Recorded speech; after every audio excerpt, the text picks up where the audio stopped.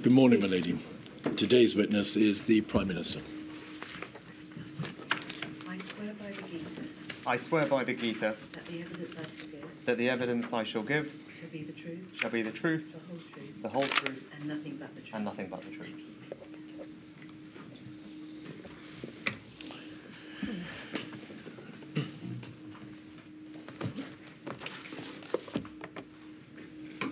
Could you commence your evidence, please, Prime Minister, by giving us your full name? Rishi Sunak. Mr. Sunak, you have provided a witness statement for the purposes of this module 263374, which has been signed in the usual way with the Declaration of Truth. We're very grateful to you for the provision of that statement. Also, the further written material from members of your team, erstwhile team in then Her Majesty's Treasury, the statements of Mr. York-Smith and Miss Joseph, all of which will, of course, be considered by the inquiry in due course. Thank you very much for providing the statement and for attending today. We understand that you wanted to say a few words by way of preface to the evidence that you'll be giving. Thank you, Mr. Keith. Yes, thank you for having me here today. I just wanted to start by saying how deeply sorry I am to all of those who lost loved ones, family members through the pandemic, and also all those who suffered in the various different ways throughout the pandemic and as a result of the actions were taken. I've thought a lot about this over the past couple of years. It's important that we learn the lessons so that we can be better prepared in the future, and it's in that spirit and with enormous respect for all of those who are affected that I'm here today, and I look forward to giving evidence in a spirit of constructive candour to help the inquiry with its deliberations. As is very well known, Mr. Sunak, you were elected Member of Parliament for Richmond in Yorkshire in May 2015. You then became, in January 2018, a junior minister at what was then the Ministry of Housing, Communities and Local Government. You then became Chief Secretary to the Treasury in July of 2019. And most relevantly for our purposes, in February 2020, did you become Chancellor of the Exchequer after Sajid Javid MP. You remained Chancellor of the Exchequer until July of 22, so after the conclusion of the coronavirus pandemic crisis, and of course you became Prime Minister on the 25th of October 2022 following the resignation of Liz Truss as leader of the Conservative Party. That is all correct, is it not? Yes, it is. Mr. Sunak, I'd like to start, please, just with some of the forensic building blocks underpinning your evidence today and the issue of the provision of material to the inquiry. In your statement, you set out how you rarely use text to communicate with colleagues. Your phone, you said, doesn't retain, and nor do you have access to text messages at all relating to the period of the crisis. And in addition, you said, although on occasion you use WhatsApp to communicate around meetings and logistics and so on, you generally were only party to WhatsApp groups that were set up to deal with individual circumstances, such as arrangements for calls, meetings, and so on and so forth. Is that broadly correct? Yes, that is all broadly correct. You don't now have access to any of the WhatsApps that you did send during the time of the crisis, do you? No, I don't. I've changed my phone multiple times over the past few years, and as that has happened, the messages have not come across. As you said, I'm not a prolific user of WhatsApp in the first instance, primarily communication with my private office, and obviously anything that was of significance through those conversations or exchanges will have been recorded officially by my civil servants, as one would expect. Evidence has been given to the inquiry to the effect that Mr. Johnson announced the institution of this inquiry in May 2021. And around that time, officials discussed the need for ministers and others to retain WhatsApps. It was a matter of debate, in fact, in WhatsApp communications between officials themselves. Around that time, April and May 2021, did nobody say to you, Chancellor, it's important that you do retain your WhatsApps, or we need to put into place measures for them to be backed up in case they become relevant to an inquiry. No, I don't recall either of those conversations that you referred to between officials, but you might have been referring to officials in number 10 rather than the Treasury. No, yes, and I don't recall anyone in my office making that recommendation or observation to me at the time. Do you happen to recall, it's probably quite a long shot, but do you recall changing phones around that time as it happened? Not around that time, as I said. I have changed my phone multiple times in the years since then, and as I said previously, every time that's happened, the messages wouldn't have come across.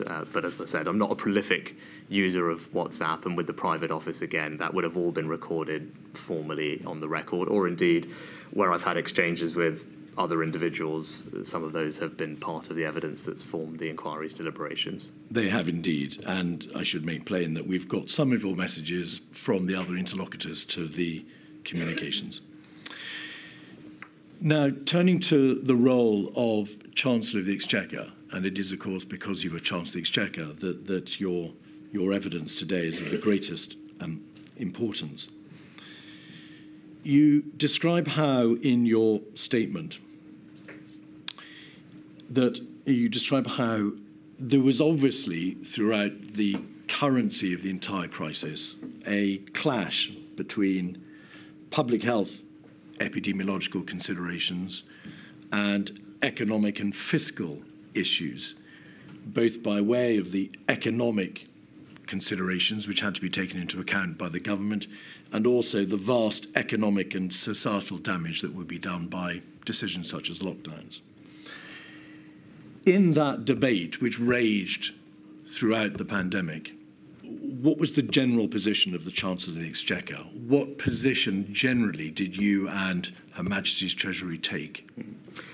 Well, I don't think I ever referred to it as a clash. I think I saw my role as Chancellor of the Exchequer as making sure that the Prime Minister had the best possible advice, information, analysis relating to the economic impact or consequences of some of the decisions that he was having to make. Obviously, the Chancellor of the Exchequer's role is to be responsible for the country's economic and fiscal policy and the financial services sector. So that was my primary responsibility in the role. And then as it pertained to the pandemic, my jobs were not just to design and implement economic interventions like the furlough scheme or support for public services and businesses, but also, as I said, to provide analysis and advice to the Prime Minister as he made his decisions. And more broadly, just touching on what you said at the beginning, Mr. Keith, as a senior cabinet minister, one of the consistent arguments or points that I made from the beginning throughout was just making sure that we collectively in the Prime Minister considered the totality of the impacts of the decisions that we were making. It wasn't, as I didn't ever describe it as a clash just between public health and economics. I think that's to think about it in far too narrow a way. As many people have alluded to, and I did at the time, there were a range of impacts, many of them socioeconomic, the impact on children's education, on mental health, on the issue in the criminal justice system, as well as the pure economic impact. And it was important that policymakers consider the totality of those, and that was a consistent point throughout. But obviously, my particular responsibility was the economy and fiscal policy. You do, I think, refer to how the issues confronting the government consisted of highly compelling competing interests. Would that be a fair summary? Yes, I think that is right. Again, as I said, none of these decisions were easy, as I think everyone has acknowledged. Indeed. And the Prime Minister's incredibly difficult job was to have to balance many competing interests and make the best decision with the evidence and advice available to him at the time. And again, only he could do that because only he saw the totality of those, with input coming from various different cabinet ministers with their domains of expertise and responsibility. We'll see in a moment some examples of the way in which the arguments were promoted by HMT, Her Majesty's Treasury. In general terms, however, was it a question of putting before the Prime Minister your and HMT's views on the likely consequences of whatever decision might be taken by him, or did you engage in the ultimate debate as to what should be done? Did you promote a particular outcome in relation to, for example, lockdown decisions, decisions to ease, decisions to institute a roadmap, decisions whether or not to have a circuit breaker and so on? Did you promote a particular position as part of your role as Chancellor of the Exchequer, or was it just a question of providing a broad advice as to the consequences?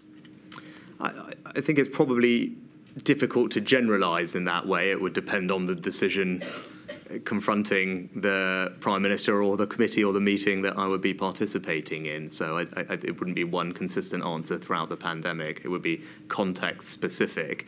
But as a general rule, my primary responsibility was to feed in advice and analysis as to the economic consequences of what was being considered. Of course, where the Prime Minister would ask for my broader opinion, I'd always be happy to give it to him if it was something that I thought I could offer on the basis of some element of knowledge. But broadly, primarily my role was to feed in the economic advice and analysis, and I can provide opinions to the Prime Minister as and when he would have requested them.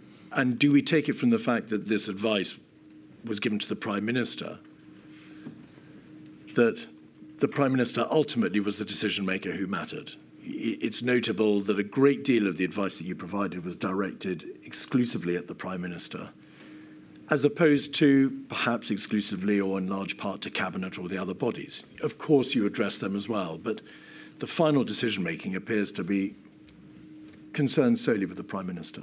Well, I think it's absolutely right to say that the Prime Minister, as I say in my evidence, was the ultimate and sole decision maker. I don't think that's particularly controversial or challenged.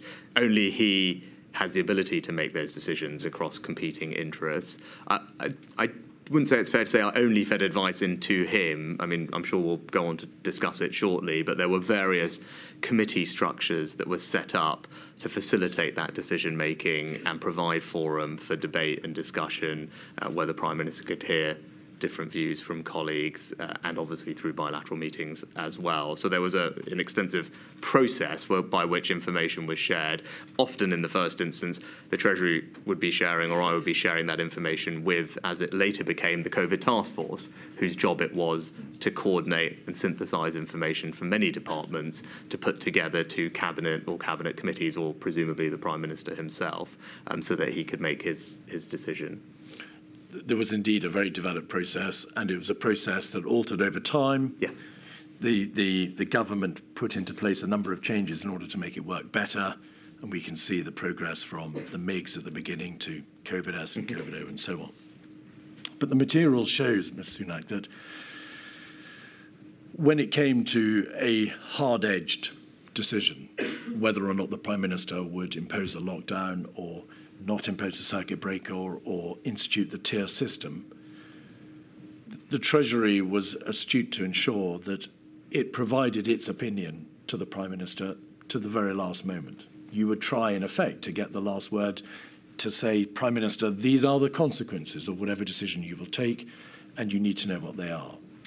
I'm not sure that's a fair characterisation. The Prime Minister obviously is responsible for setting up the decision-making structures that work best for him, and he had done that through the task force, the COVID-Os and S's, complemented by bilateral meetings with different ministers. All of that really is a question for the Prime Minister as to how he wanted to hear the arguments and see the evidence analysis from colleagues. And I participated in all of those, as was my job. And I certainly felt that I always had that opportunity. So there was no point did I feel that I didn't have that opportunity to input analysis or my point of view into the process. But in general, the way that decisions were made was through the committee structures that he had set up, COVID-O, COVID-S and Cabinet for the most part. That's where decisions were taken. Now, there may be an iterative process leading up to that final decision-making meeting. But again, that question for the Prime Minister as to how he liked to organise that. For my part, I would say I was always able to feed in appropriately and adequately into those mechanisms, and ultimately it was up to him how he wanted to hear the different views from different people. But ultimately the decision was made in one of those forums, as one would expect in the way our system of government works. And so that we're absolutely clear about this, there was never a time when you felt that you didn't have an adequate opportunity of making your views plain. Whatever it was that you wished to say about the various difficult decisions that the Prime Minister faced, you had that opportunity. Yeah, as a general observation about my reflection over the period, I don't sit here today thinking, gosh, there were many opportunities where I didn't have that opportunity. As a general rule, I always felt that I could. I mean, I saw the Prime Minister probably more than I saw my own wife for this period of time. We were working very closely together, as I was with my other cabinet colleagues, and as a general rule, I was able to participate in everything that I felt I needed to or ought to in order to get the evidence analysis to him in a way that he could use it to make decisions.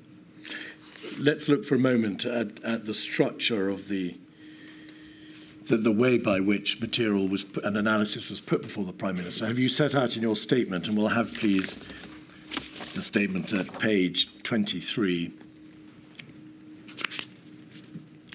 the various different ways in which HMT analysis was shared with the Cabinet Office and the Prime Minister. There were shared weekly monitoring products. There was a regular economy update meeting. You refer to particular advice on the 14th of February, a paper in March. There was then a rolling process by which HMT officials contributed to Cabinet Office advice for the Prime Minister on the reopening of non-essential retail. There were obviously publications of your own department's economic analysis. We can see that at paragraph 75.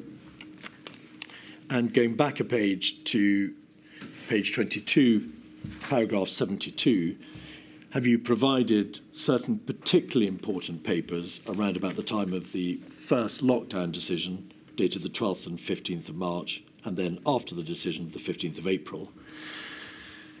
We'll have a quick look at one or two of those to see the nature at that time of the Treasury intervention. So 232069, INQ 232069. We can see here a document with a readout of a Prime Ministerial meeting on Sunday, the 15th of March, so the day before the lockdown decision. Prime Minister, that's correct, isn't it? For a meeting at 5 p.m, the PM commissioned advice on further options. It was agreed that a package of announcements would be put to COBRA on Monday the 16th. And then you can see at the bottom of the page, summary of papers to PM. And then information about the various options confronting him: household isolation, atypical settings, shielding, social distancing, and so on. If we look at page 5, you'll see HMT position, and did your department set out in relation to each of the particular interventions or social distancing measures what the consequences would be or would be likely to be in terms of impact economically and fiscally. And then if we look over the pages to 6 and 8, we can see what the impact would be fiscally in terms of a number of other particular options. So does that give a fair indication of the sort of information which your department provided to the Prime Minister? I mean, yes. All I'd say is this was very, very early on, as you said. So this was we were weeks into this, and I think what you'll see over the duration of the next 18 months is the quality and I'd say extra granularity of the information that an analysis we were able to provide improved considerably. The focus early on, as you can see, was on labour supply impacts and analysing days that would be lost through isolation policies. Obviously, as the pandemic and in the following weeks, the Treasury was able to significantly increase the sophistication with which it was modelling the impacts of things, not least because they were actually happening. It broadened the use of data that we had access to on a much more real-time basis from non-traditional sources. It procured and developed other models, particularly at a microeconomic level, on firm-level impacts on employment and insolvency, and it extensively engaged with external experts as well. So I think this is very early on. As the pandemic progressed, what you'll see is, as I said, that the detailed nature of the analysis will have improved considerably over time. Would it be fair to say that perhaps on account of the speed with which the first lockdown decision was made, the degree of fiscal and economic analysis that was placed before the Prime Minister by comparison to later was significantly different? There was a much narrower debate, if you like, about the economic and fiscal consequences at that time by comparison to the second and third lockdown decisions. I think that is fair, not least because this was so unpredictable and uncertain. Once we had entered into the first lockdown, then you actually had data as to the impact of these measures, and you could use those to forecast what would happen in the future when you were going to repeat them. But at this point, this was not something that anyone had grappled with before or modelled with any precision, so it was very hard to be precise about the impacts. And as I said, we developed more modelling capability, broadened the source of data over time, and external groups like the OBR, who is, of course, the government's independent forecaster themselves, in about the middle of April published quite extensive independent forecasting of the impact on the economy from COVID. And again, they continue to iterate that, as did the Bank of England and other external bodies. So I think there was just a considerable body of external and internal work that was done from this point onwards. But as you say, this was very early on. In terms of the other economic information that was relevant around exactly the same time as this note was the situation in the gilt markets. We'll come to that. Oh, fine, because it was around the same kind of time, yeah, just days after that from memory. In fact, the lockdown decision was the 23rd, and the debate about the gilt markets was on the Thursday before, so the 19th was the first conversation I had with him, and then followed up. But we'll look at that in a moment. Fine. Well, we'll have another look at another document, 232115. This is a document dated the 15th of April 2020, so after the lockdown decision. The Cabinet Office produced a paper, COVID-19 Social Distancing Review Summary Data Deck, and we can see from pages 5 to 7 and 9 to 11 a considerable amount of information and analysis provided about the economic impact of course, what was then the lockdown, and we can see the sort of detail into which it descends. Would that sort of economic and societal analysis have been produced by HMT? I mean, I think what you'll see from that presentation, I think it was produced by the Cabinet Office rather than the Treasury. So no doubt the Treasury would have fed into that. Indeed. And I would imagine worked closely, particularly with economic departments like BEIS or DFT, for example. And I saw them, or DWP, and I saw those departments, I think at least a couple of them referenced in some of the slides that you showed. So, of course, Treasury would have fed into that alongside those departments and would have been working closely with them to think through the impact. You've described how ultimately many of the most momentous decisions were matters for the Prime Minister. I'd like to ask you, please, about your understanding of where and when those sorts of decisions were taken.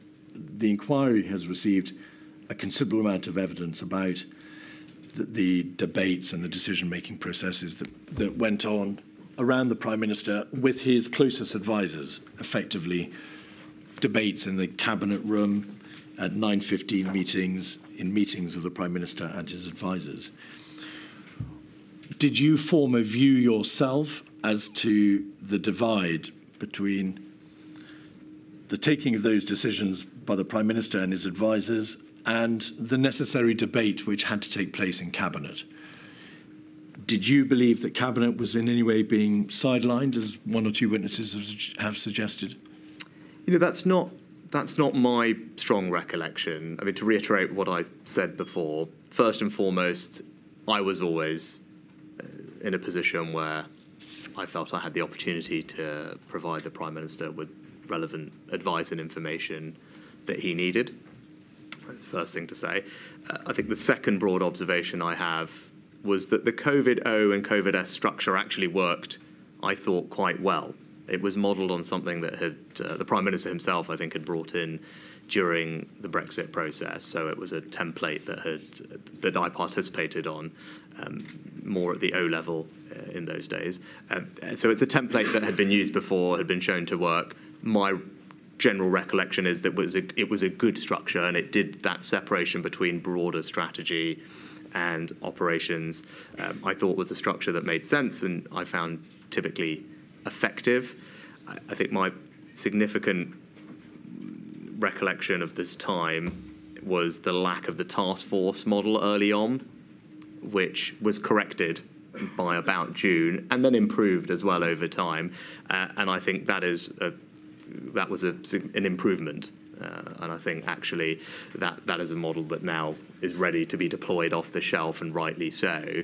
But not having a task force at the centre that I think it was described as the gearbox or the engine room that could synthesise across departments the information and analysis and advice coming in for the Prime Minister to present things in the round, together with input from SAGE, I think was a necessary and an important step in improving the quality of the decision-making and the sharing of information. And so that was not there in the first couple of months. And clearly, at that phase, it was DH were described as the lead department with the response, particularly in March and April. And I think if this happened again, one would want to make sure that that task force model was there from the beginning, day one, day zero, because that definitely improved things. It was Mr. Cummings who referred to the Cabinet Office as being a gearbox, but with sand in it. Did you, as Chancellor, take a view as to the efficiency of the Cabinet Office, particularly in those early days from March through to May, by which time, as you rightly say, the COVID-S, COVID-O structure was put into place? I think it was very difficult. I think it's obviously easy to sit here now and say task force was better. Of course it was. COVID-O and COVID-S was better. Yes, of course it was, and it improved decision making. I think those first few weeks were extremely difficult for everybody. I don't doubt that everyone was trying very hard to do the best that they could in trying circumstances, dealing with something that we hadn't dealt with before. So it's, I wouldn't sit here and say that people weren't doing the best they could. I think they were. But it's clear that the task force structure, the O and the S structures, made things, I think, work more effectively and efficiently, and they were not there right at the begining. And it's good that they were implemented, and good that they continue to improve over time. But I think the other thing I'd say is, I think there is this perception that somehow decisions are not being made in these fora. But I think they're really, my strong recollection is that they were. I mean, the COVID-Os and COVID-S were the places where an appropriate group of people came together to discuss, to deliberate, for the Prime Minister to make his decision. Now, there's obviously a trade-off between speed of decision-making and the number of people involved. I mean, it was ever thus, and I think there's probably no perfect answer. Ultimately, it's for the Prime Minister to himself figure out what the right balance between those two things is. Broadly, I thought the O-S structure did that. But also, decision-making is an iterative process. That's the reality of government. I think what would be normal is that there would be a series of potentially bilateral meetings or a small group meeting leading up to the final decision meeting. I think that's completely fine. Every Prime Minister will have a different decision-making process that works for them. That's the previous Prime Minister, I think, liked that. I think nothing wrong with it, quite healthy. It allowed him time to digest the arguments. So I don't think there's anything wrong with there being a series of meetings considering the same topic before a final COVID-O, COVID-S or cabinet meeting to take the final decision. Your answer, at least at the start, Mr. Sunak, was heavily predicated upon the existence of COVID-S and COVID-O. But in the earlier period, particularly around the time of the first lockdown and those decisions in March and April, the evidence from a number of witnesses is to the effect that there was a circumvention of cabinet governance, a certain level of dysfunction, and I emphasise it's only evidence and these are all matters for my lady in due course. But the witnesses have spoken about dysfunction in number 10 in the Cabinet Office and how the system around the Prime Minister was not working well, to put it neutrally. That must have been something that was apparent to you as the occupant of number 11. You could not have seen how number 10 was responding to this unprecedented crisis.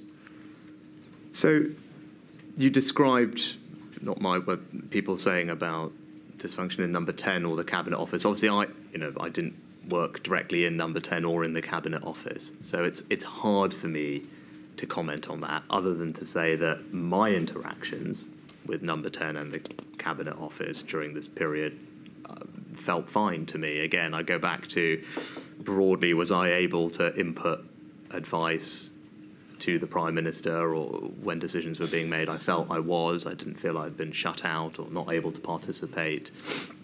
And my recollection of that period, that early period, was a series of, I think as it was then, as you say, not COVID-O, COVID-S, they were probably COBRA meetings, which involved groups of people considering these things. So lots of people were around the table, was my recollection, at the key moments on the 16th of March, the 9th of March. As far as I can remember, at all of those points, there was a COBRA meeting. I was probably at it. There were minutes that were circulated, or SAGE minutes that had been circulated that formed part of the advice pack. Deliberations were made, decisions were taken quite quickly and acted on in all of those key moments. So that's my general recollection of the period. You're absolutely right, and as I've said, the formal task force structure and the O and the S structure hadn't been established at this point, but things were moving so quickly, and largely, as I'm sure we'll get on to, the government, the Prime Minister, just largely acted on the advice that was put in front of him from SAGE with regard to what interventions to implement at what time. I mean, that's my strong recollection of this period of those 3 weeks in March, 2 weeks in March. The public health considerations took primacy. Absolutely. In effect, yeah. Which is why, although the arguments about the likely impact of lockdown were made, they didn't assume anything like a comparable strength in terms of the overall. Yeah, you've said that before, and I agree. It was the Department for Health were very clearly, as per all the evidence, the lead department leading the response. My strong recollection of this period is the advice would come in from SAGE. Obviously, that advice changed over the weeks, which I'm sure we'll get into. But largely, my recollection is the government acted on the advice it was given with regard to interventions, and the economic advice, as you pointed to, was provided. I'd say not just for information, that's to downplay it, but it was not driving the conversation, and that's right in the way that you've described it. In your statement, you describe how you would, in addition to these formal procedures, see the Prime Minister informally, but that no decisions of significance were made in those situations, and you state all major decisions were made within formal structures. But presumably, during these informal debates, COVID was at least part, if not the predominant part of the debate, and how economically and fiscally there were issues to be debated. Yes, I think when I was talking about that, I wasn't referring to this period. I mean, obviously, I didn't know the Prime Minister particularly well at this point in time when I became Chancellor. Obviously, that relationship grew over time, and both of us living in the same building. So this went on for almost 2 years. So over the course of that period, as we got to know each other better, there's clearly more opportunities for, we might be sitting in the garden together at the weekend or something. So as is completely normal. So it wouldn't just be COVID, because by the point those types of conversations were happening between us, there were other things as well. Not just COVID, but of course always with an economic or fiscal bent to it. That is, of course, what your role was. You were the Chancellor of the Exchequer. Yes, I would say all our conversations were work-related. We were also able to talk about things that were not work-related. But I'd say my conversations with him on policy would obviously be predominantly based on the economic and fiscal considerations of what we were doing. There were debates about the matters which were of the greatest concern to the government at that time. That is why, of course, you were discussing them with the Prime Minister. I ask. I mean, I'd say, Yeah. yes, I think there is a distinction. I think you just work with colleagues, and if you happen to be neighbours, it's impossible not to see each other outside of a formal COVID-S meeting. That's just the practical reality of being neighbours and sharing a garden and living in the same building. So it would be weird not to have had conversations about life, family, friends, work at the same time.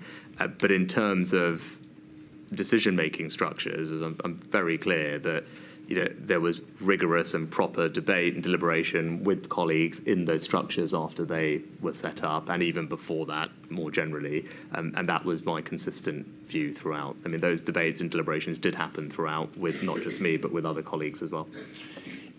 I ask, as you know well, because of the article in The Spectator, Rishi Sunak on What We Weren't Told, dated the 27th of August 22, in which the author of the article says that you said that you tried not to challenge the Prime Minister in public or leave a paper trail. I'd say a lot of stuff to him in private.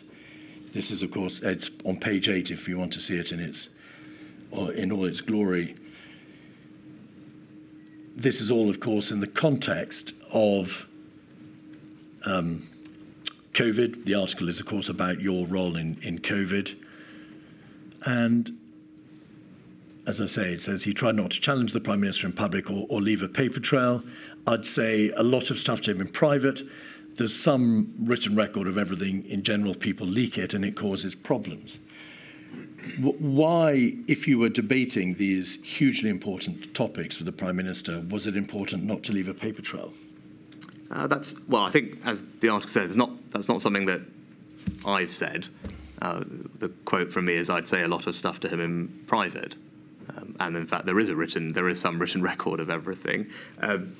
So, I mean, of course, I had conversations with the Prime Minister. As I said, you share a garden, your neighbours, you live together. Of course, there'd be conversations I'd be having with him. And in terms of written records, I mean, I'm sure we'll get onto it. At multiple moments, I would write to him with just so that he could have it in one place, a set of thoughts or analysis from me with regard perhaps to exit roadmaps or the 2 metre to 1 metre, and there'll be others, or travel. So there's there is actually, in fact, lots of different bits of evidence that you have and that we've provided of when I did actually write to him formally at particular points where I thought it made sense to lay out a set of arguments from me to him. And we will look at some of the bilateral. There are many, many bilateral meetings where formally your officials and yourself and the Prime Minister and his officials met to talk about COVID-related issues as well as all the other economically related issues you raise. It's just that what is the inquiry to make of the suggestion here, to which you do appear to lend your support, that there was a form of communication between the Prime Minister that was not recorded and was obviously of significance?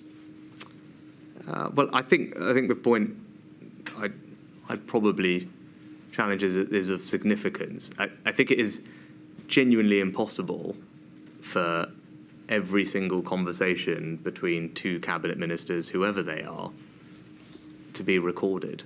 I mean, there aren't civil servants following cabinet ministers through the division lobbies on a typical evening where they might be chatting about something, or if I was having lunch with my family in the garden at the same time that the Prime Minister was on a typical weekend in Downing Street, and we'd obviously be chatting as we were barbecuing or something. I mean, it's clearly impractical to think that every single conversation between two cabinet ministers can be recorded in that way, but I think everyone would accept that. But I think that's obviously fine, because what is happening is when there are formal decisions to be made and formal conversations to be had, those are happening with officials, they are minuted, they're happening in cabinet committees or COVID-Os or COVID-Ss or in cabinet itself or in bilateral meetings, and the decision itself is made in those forums, and that's ultimately what matters, is the decision and how it was made and who fed into it, and that's all a matter of public record and recorded correctly. I mean, I think it's implausible to think that every single conversation between two cabinet ministers could be recorded in that way. I mean, that's not just not, it's not practical or plausible. All right. Page 3 of the same article, and maybe you've got something to say about what should be taken from this article generally, but on page 3, you refer to the, in general terms, you refer to the conversations that you had with the Prime Minister and to the debate that went on constantly around the Prime Minister as to what decisions should be taken. You say a cost-benefit calculation, a basic requirement for pretty much every public health intervention, was never made, or at least that's what the journalist has said you were implying. I wasn't allowed to talk about the trade-off, says Sunak. Ministers were briefed by Number 10 on how to handle questions about the side effects of lockdown. The script was never not to ever acknowledge them. The script was, oh, there's no trade-off because doing this for our health is good for the economy. We need to be quite clear, don't we, that the reality was that the Chancellor of the Exchequer, yourself and HMT, took every opportunity to bring to the attention of the Prime Minister the potential consequences of the lockdown decisions and the fiscal and economic harm that would be done. That's very apparent. Would you agree with that? Yes, that was my primary responsibility, and that's what we did. And if we look at 182359, this is an analytical note which expressly refers to it being a trade-off between continuing COVID-19 social distancing and minimising foregone economic activity and other costs. Was this a document produced by HMT dated the 22nd of April, provided to the Quad group of ministers, that's to say the group of yourself, the first Deputy Prime Minister, Mr. Rabb, Mr. Gove and Mr. Hancock, whilst the Prime Minister was ill? So a Treasury document that expressly addresses the trade-off between continuing social distancing and economic activity. I'm not familiar with that document, so I don't know if it's clear who you may it's not come know from. the individual document, but... Well, I do recall, because of the person who wrote it, I worked with him in a previous guise, and I don't think he did work at Treasury. I thought he was in a different department, so it's not obvious to me that the document does come from the Treasury or not. So I can't say that it does come from the Treasury. My point, though, referring to the quote you had from the Spectator article previously, was not about the substance of the discussions that were happening in government, which, as you rightly said, and I was making the point about some of the consequences. Again, not just economic, but the other impacts in all other walks of life as well. The point was about the communication strategy. And I can certainly sympathise, actually, with a communication strategy that wanted to simplify things, because we were dealing with something that was, again, unprecedented. We didn't know how people would respond, behave, comply. And so the sense was a simpler communication strategy would be better for achieving that objective, and it was just better to focus on the health impacts, and because that would be the way to improve compliance. And I have sympathy. That's a reasonable argument to make, but that argument that was made to achieve that aim came at the cost of not having from the beginning a broader conversation about the other impacts and other walks of life. And again, impacts that may not be felt immediately, but would be felt down the line. And I think that was the approach of the communication strategy. That's what I was referring to in the Spectator article. And again, it doesn't mean that it was wrong, by the way, because I think it's a reasonable position to have taken that it was better to have a simpler communication strategy that didn't talk about all those other things, because we wanted people to comply with what we were asking them to do. Reasonable position. I was making the point that, I think you could have said, actually, we could have had a broader conversation from the beginning about some of these things. That was the point I was making in the article. But this document, as I said, I don't know or recollect. The article itself makes no reference to this being a comms issue. It simply quotes you as saying the script was not to ever acknowledge them. The script was there's no trade-off because doing this for our health is good for the economy. But you say that was just a question of communication. Yes, because I think if you can bring it back. Page 3 of 280042.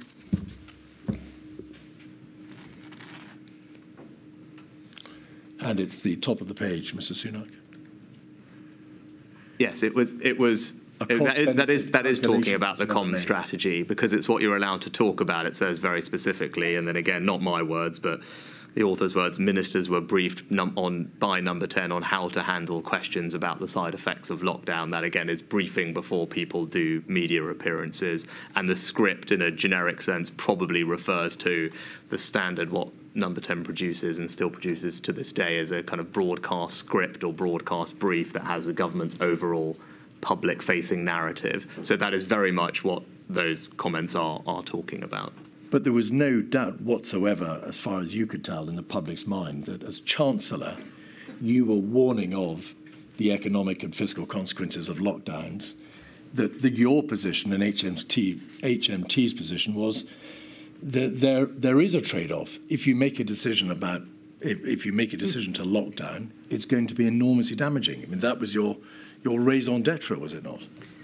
I think that, maybe I wouldn't quite put it like that, but my, I'd say, almost constitutional responsibility as Chancellor of the Exchequer was to make sure that the Prime Minister had the economic, well, the analysis and the advice relating to the economic and fiscal implications or consequences of the decisions that he was considering. Of course, that was my job, and of course, that's what I did. And I don't think it's controversial, and indeed, even I see now in the evidence that's been submitted to the inquiry by many of the scientists from SAGE acknowledging that the benefit, I think the Chief Science Advisor at the time former Chief Science Advisor said that the benefits of imposing lockdowns had to be balanced by policymakers against the social, health, and other economic detriments that they would cause.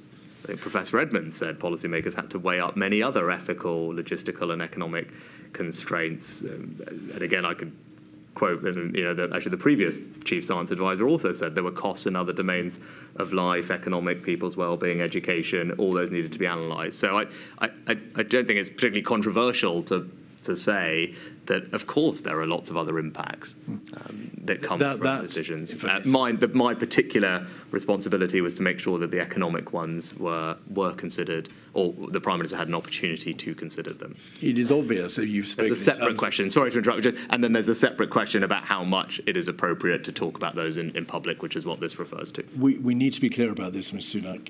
You made no bones about the fact that there was a trade-off, that there were huge, it's self-evident, devastating economic and societal consequences from the lockdown decisions. That is obvious. The whole country knows that. The Chancellor of the Exchequer yourself made no bones about it. The Treasury raised quite properly, perhaps constitutionally, all the concerns that needed to be raised. But you reject the suggestion, which appears to be given by this article, that full debate, the nature of the trade-off, wasn't properly identified, or at least wasn't properly ventilated by you, perhaps because of briefings by Number 10. And I want to ask you whether that was in fact correct. Sorry, I'm not sure I understand the question. Did ministers brief you, or rather did Number 10 brief you, that you couldn't raise the obvious issue of the economic and fiscal harm that would be done by a lockdown decision? Was that not, in fact, a debate that was obvious to everybody, and it was a debate in which you played a full part? As I said, that debate was certainly something that happened in the deliberations. As we've previously been discussing, it didn't happen particularly extensively for the first lockdown because everything happened very quickly at that point and was driven, as I said, largely by the public health advice. Over time, that debate became I'd say more a feature of the discussions, particularly because we started to have more understanding and evidence of the impact on the short term, at least, of what lockdowns were doing, or the MPIs were doing in other domains or other walks of life. So that was the kind of evolution of the debate inside of government. As I said, from a comms strategy, very understandably, as I said, reasonable people can disagree. Simplicity of message is often important, and the simpler message was just to focus on the public health side of it earlier on. And again, I think that evolved over time. And if you compare what was said in press conferences in the autumn, for example, when these debates were happening, it had evolved by that period of time. Earlier on, It was certainly not a feature. I think you can just see that if you watch all the press conferences. And then when you get to the autumn, you have, I think, in the press conferences, a much more open discussion about the fact that there are all these other things that policymakers have to take into account. These aren't easy decisions, they're balanced decisions. They're all different types of impact. You had, whether it's Chris Whitty or Patrick Vallance saying all the things that I've just said in press conferences in September and October. I don't think you would find those that type of communications or forming part of the message earlier on in the pandemic. I think that's probably fair to say. Right. Can we have 236586, page 1, please, which is an email from your principal private secretary, Elizabeth Perelman, dated the 6th of June 2020. The subject, Prime Minister, is read out Friday bilat. Is bilat a shorthand for the meetings that you had bilaterally with the Prime Minister? Yes. On NPI, non-pharmaceutical easements, non-pharmaceutical intervention easements, no actions for teams, just for info only. Your principal private secretary says, following the inconclusive strategy meeting, the Prime Minister, Chancellor met and discussed the plan for NPI easements on Friday. No other minister included, shows the strength of the Chancellor's voice in these discussions. This email, did you see this email after the event? Did you see the readout? Do you recall? No, I wouldn't typically see these readouts. She does appear there to be referring to how, as the Chancellor, because of your ability to meet bilaterally with the Prime Minister, your voice carried a particular strength. Would you agree? I'm not entirely sure. I would agree in any disproportionate sense. It's completely normal for the Prime Minister to meet with the Chancellor bilaterally. I do the same now in this job. Previous Prime Minister did the same. I mean, that's unsurprising. So that we're not at cross purposes. There is no suggestion, any impropriety, meeting with the Prime Minister bilaterally. You are the Chancellor. He is the Prime Minister. It's a vital relationship to the workings of government. But I want to ask you to assess the strength of your voice in those discussions on the issues which directly concerned the pandemic because of the debate about SAGE and the NPI easements and so on. As I've already said, I felt I always had the opportunity to convey my thoughts and provide advice to the Prime Minister. I said that early on. And that happened in a range of forums, whether in these bilateral meetings or through the smaller group meetings or the COVID-O or the COVID-S. I've been, I think, consistent in my evidence that I always felt I had the opportunity to provide the Prime Minister with advice. Indeed. I wouldn't read anything particularly into the fact that I had a bilateral meeting with him. I'm sure he was having bilateral meetings with other ministers as well, all part of how he would like to make decisions, and that ultimately is a question for him. But from my part, of course, I had the opportunity to feed in. If we look at page 2, we can see a reference to next steps. And after a list of next steps or actions which are envisaged to be taken, your principal private secretary says this: on Monday, I'm just going to check where number 10 have got to and ensure on track for Tuesday. Until announced, you never know. That would appear on one reading to be a reference to an understanding held by her that there was a degree of backing and veering or change in position or perhaps just debate within number 10, which meant that until decisions were actually announced, there was a risk they might not be adhered to. Would you agree? I think I touched on it in my responses earlier, that decision-making is a process. And every Prime Minister will have a different process by which they want to make decisions. And that would just be different depending on the personality style of the person in the job.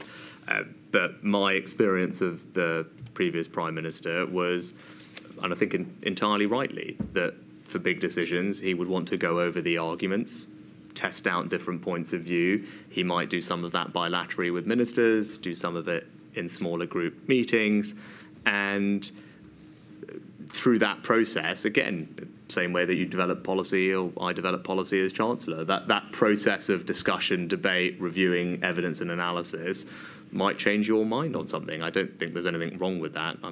Over the many policy development processes that I've personally been involved in as Chancellor, it might well be the case that you come to a question with an intuitive view of what you think is right, and over the course of a policy development process, going over the analysis, the evidence, hearing from people, that you think, well, I did think that, but it's clear now, having reviewed everything, that that wasn't right, or we should do it a different way. I think that's entirely normal, particularly when you're dealing with something that is uncertain and unprecedented. It's not surprising that that happens, and I don't necessarily think that it is a bad thing. I think it shows that someone is engaging with the process and hearing from different people before you get to a final decision meeting in the right format, COVID-O, COVID-S, cabinet, etc.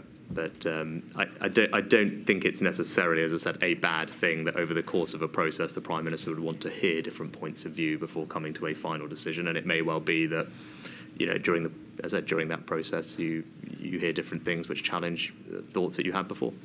236594, page 1, is another email from Elizabeth Perelman to various recipients in the Treasury. We can see at the bottom of that first page, the Chancellor in particular wanted to thank you, the economic team, the health team and the COVID team for all the work. The briefs and information meant the Chancellor was well armed to challenge and scrutinise the proposal. I should say this is dated the 9th of October, Prime Minister, and had a level of detail beyond the rest of the room which allowed us to make and land our points with a great result. An outline of the wider discussion is below, but afterwards there was a smaller Prime Minister-Chancellor huddle, and the upshot is no final decision has been taken on the MPIs. And then over the page, please. However, the Prime Ministerial steer is that he's not minded to agree to the Cabinet Office proposal. His preference is either to do nothing or close pubs only. And then, under the bulleted points, clearly there is a high risk that this is unpicked over Friday the weekend. So 2 questions, please, Mr. Sunak. Firstly, the reference to the fact that there was a huddle between yourself and the Prime Minister after the general debate appears to suggest that with this Prime Minister there was an ability to get the last word in, to meet with him and to be able to influence his ultimate decision. And secondly, the reference to unwinding and unpicking a position which appears to have been agreed suggests that this wasn't an open-ended debate which led to a consistent decision. There was the ability to be able to unwind or unpick a position which had already been reached. Do you agree with both those propositions or neither? Well, obviously I didn't write the email, no. So I don't know precisely what it refers to. And is it possible that I might have had a chat with the Prime Minister once a meeting wound up on my way back somewhere? Of course that's possible. He might have said to me, that was interesting, I'm thinking X as a result of it. I don't think anything particularly wrong with that, right? I mean, I don't call it huddle or not. It might be just that he might have just giving me a sense of where his head was at that particular moment in time. And again, I don't think there's anything particularly untoward about that, to be honest. And as I've talked previously about decision-making processes, and ultimately there would be a final decision taken at an appropriate forum. It might well be that there had been an iterative process leading up to that. But again, I don't think in and of itself that is necessarily a bad thing. And again, I'm not entirely sure what this specifically refers to. You refer to the fact that there might be an issue as to where his head is at, where the Prime Minister has reached in terms of his thinking. And I need to ask you, because of the evidence which has been given by his former cabinet secretaries, his former chief advisor, his former director of communications, also by privately his chief scientific advisor, that he had a tendency to back and veer, to bear the impression of the last person who sat in him in terms of the debates which were raging in Downing Street, and that this led to a degree of chaos, or to use Sir Patrick Vance's words, operational inefficiency. Were you aware that his closest advisors had seemingly unanimously taken the view that there was a lack of efficiency? The administration is described privately as brutal and useless, or criminally incompetent, or operationally chaotic. Was any of that known to you? No, I don't think any of those comments were shared with me at the time. You made a point, though, Mr. Keith, is that debates raged. I don't think that is necessarily a bad thing. No, indeed. I mean, it's right that there was vigorous debate, because these were incredibly consequential decisions for tens of millions of people in all spheres, whether it was health, whether it was education, whether it was economic, whether it was social, whether it was the long-term impacts. These were incredibly big decisions, the likes of which no Prime Minister had taken in decades, if ever, like this. So the fact that there was debate and that people were passionate about it and they had different points of view is I think, A, unsurprising, and B, good, because it would be worse if we were having this conversation and all the commentary was, well, there was no debate about any of this whatsoever. It was all just signed off straightforward. Someone put a piece of paper, someone checked, and that was the last we heard of it. I think that would actually be far worse, quite frankly. So it's good that there was debate about these things. Now, in terms of operational inefficiency, again, there is no perfect amount of deliberation versus speed. That's a trade-off that only the Prime Minister can make. Again, and it will be context dependent, it will be decision dependent, so it's hard to generalise what the right amount of deliberative time is. But as I've talked about the process, I don't think it's a problem that the Prime Minister gets advice from different people, mulls over it, tries out different arguments, assuming there is the time to do that before coming to a final decision. I think it's a good thing that there was debate, because debate was required when you're dealing with consequences of the sort that we were.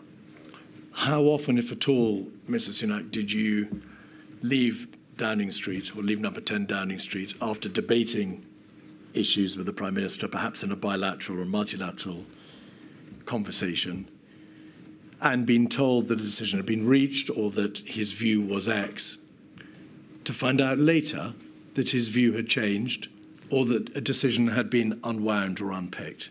Can you recall any such instance of that happening over this particularly fraught period from March through to October? I'm sure it did. I mean, we've had to make so many decisions over the course of 2 years. We know which decisions are the most important. We know the momentous decisions, Mr. Sunak. Did he change his mind when you had been given to understand that he had reached a view on the decisions which you and his closest advisors were debating at such ferocious length?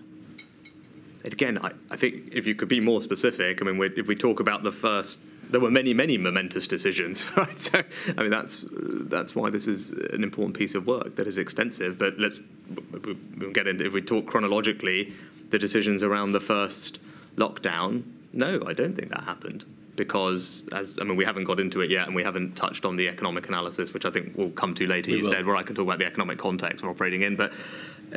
My strong recollection of those few weeks in March was that advice was put to the government, to the Prime Minister from Sage, and advice was followed pretty much imminently on the same day in most cases, if not all cases, during that period. The advice changed from Sage during that period, but the government, when the advice changed, the government acted. The Prime Minister didn't say, I'm going to do this and then I'm going to change. We were sitting there, we got the advice about when we should implement self-isolation, household isolation, originally not to close schools, not to ban mass events. Things changed, particularly on the 16th of March. That's when the advice from Sage changed considerably about the speed of implementation. But again, Prime Minister reacted. Schools were closed on, I think, that was announced on the 18th, because that was put before the committee at the time, and again, that was just acted on immediately, I think the same day, both on the 16th and the 18th. I think the Prime Minister stood up the same day and announced those decisions. And again, even up to about, I think, the 19th of March, the view from Sage, the view from the Chief Medical Officer was that the existing measures that had been announced, if there was in their words, 75% compliance, they should do the trick, right? And again, then it was clear that compliance maybe wasn't high enough and further interventions had to be put in place. But my strong recollection in that period of all those decisions is there wasn't a we do one thing and then change our minds. It was just the government responding to the advice from their scientific advisors. The scientific advice changed, and then the government obviously changed with it. But there wasn't not. I think that's not. Again, that's what the government did at that time. It followed the advice from the scientists and didn't change its mind. And may we take it, because you've referred to the first lockdown decision by way of your answer. May we take it that the same position took place, the same position was reached in relation to the later decisions, for example, roadmaps and easements, circuit breakers, package A, tiers, and so on and so forth. Are you saying that there was a consistent, clear position adopted by Downing Street after the debate that obviously took place, and decisions weren't made, which were then unpicked, or that there was a consistent approach adopted? I mean, for those later periods. I mean, you just named, I think, almost 6 different decisions, all of which probably merit, and I'm sure we will have a fulsome discussion on each of them. But so I'm asking you just generally, your impression as the Chancellor. Were you a Chancellor in an administration in which there was an absence of clear, consistent decision-making following full and robust debate? Or was it your impression that the decisions were being made properly, that there was a proper opportunity for everybody to have their say, and then the Prime Minister took decisions and stuck to them? Which is it? So I can only answer for myself in terms of, did everyone have the ability they wanted to feed in? Ultimately, because I'm not, I don't know the extent to which other cabinet ministers felt that they were sufficiently included or fed in or met the Prime Minister. It's a question for them. I've been consistently clear. For my part, I did have that ability from the beginning and throughout to feed in to decision making. And as I said, throughout, it's right that there was debate and discussion and debate. That's my general recollection. There weren't decisions that were made by fiat. There was good debate and discussion about decisions as we went, and unfortunately we were just dealing with an unpredictable situation which people hadn't experienced before. And so did things have to iterate as we went along? Of course they did, and we'll get into that, I'm sure, when we address each of those individual decisions that you mentioned. Now, in each of those, of course, there would have been a period of iteration where we adjust the circumstances or facts as they changed. Don't think that is wrong, and I think it's hard to generalise, but what we should do is go into each of those things in detail, as I look forward to doing, and I'm sure we will over the course of today. We will. The first lockdown decision was taken on the 23rd of March. In your statement, you relay, as you said this morning, your general impression that the recommendations which were being made in public health terms were strongly supported, and there was a sense of the sooner the better that they were implemented, because the majority of the advice, indeed the vast majority of the advice that the government was receiving in those weeks of the 9th and the 16th of March, focused upon the public health considerations, the exponential nature of the growth curve, the damage that would be done and the ultimate collapse of the NHS, and of course on the number of deaths, the mortality that would ensue. Can you recall, Mr. Sunak, your take on and your recollection of the robustness of the data underpinning the proposition that the NHS would collapse? It was obviously debated by you and others at the meeting on the Monday, the 23rd. It was debated at all the COBRAs and the cabinet meetings hitherto. What was the understanding that you had? Was it undoubtedly going to be the case that the NHS would collapse, or was it a question of it's in peril, there are very grave concerns as to whether or not it'll be overwhelmed or overtopped, but we've got to see to what extent surge capacity and the heroic efforts of the NHS itself could save the day? Where was the final line reached? You know, I can't I can't specifically recall the analysis that was presented. My overall recollections of this period, which may be helpful for context, were obviously we were starting to get information coming in about COVID internationally.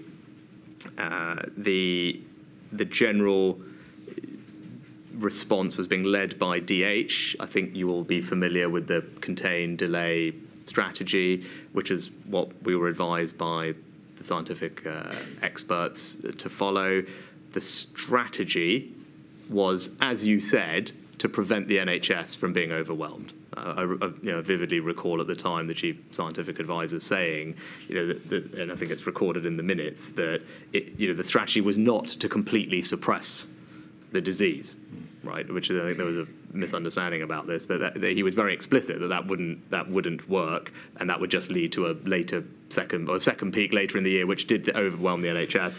So what they wanted to do was flatten the curve, change the epidemiological shape, and they were very concerned about going too early. Right, the general advice from them was they were worried about implementing these things too early. They said that in private, but also in private in the meetings, but also in public in the press conferences. But you're right. Increasingly, it became, well, the advice we were getting was the NHS was imminently in danger of being overwhelmed.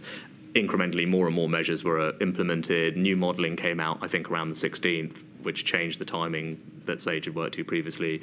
Government acted on that, acted again on the 18th. And as I said, I think Chris Whitty on about the 19th was clear that the decisions we'd made, having closed schools at that point, were announced. So if there was good compliance, should be sufficient. That turned out not to be the case, and obviously subsequent measures were implemented. I don't remember the specific analysis that we were shown about the NHS being overwhelmed. I don't think I would have been in any position to challenge it if it was coming from the NHS at that moment. But and how much of the debate on that Monday revolved around an understanding of what the impact on the NHS might be?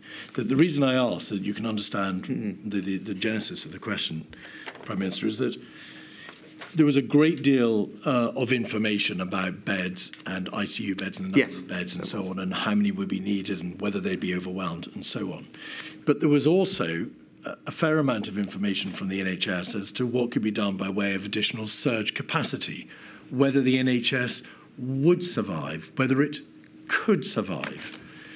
And given that ultimately the decision to lock down rested, at least in part, on what the impact on the NHS would be likely to be if that decision were not taken, we need to know to what extent the actuality of the impact on the NHS was debated.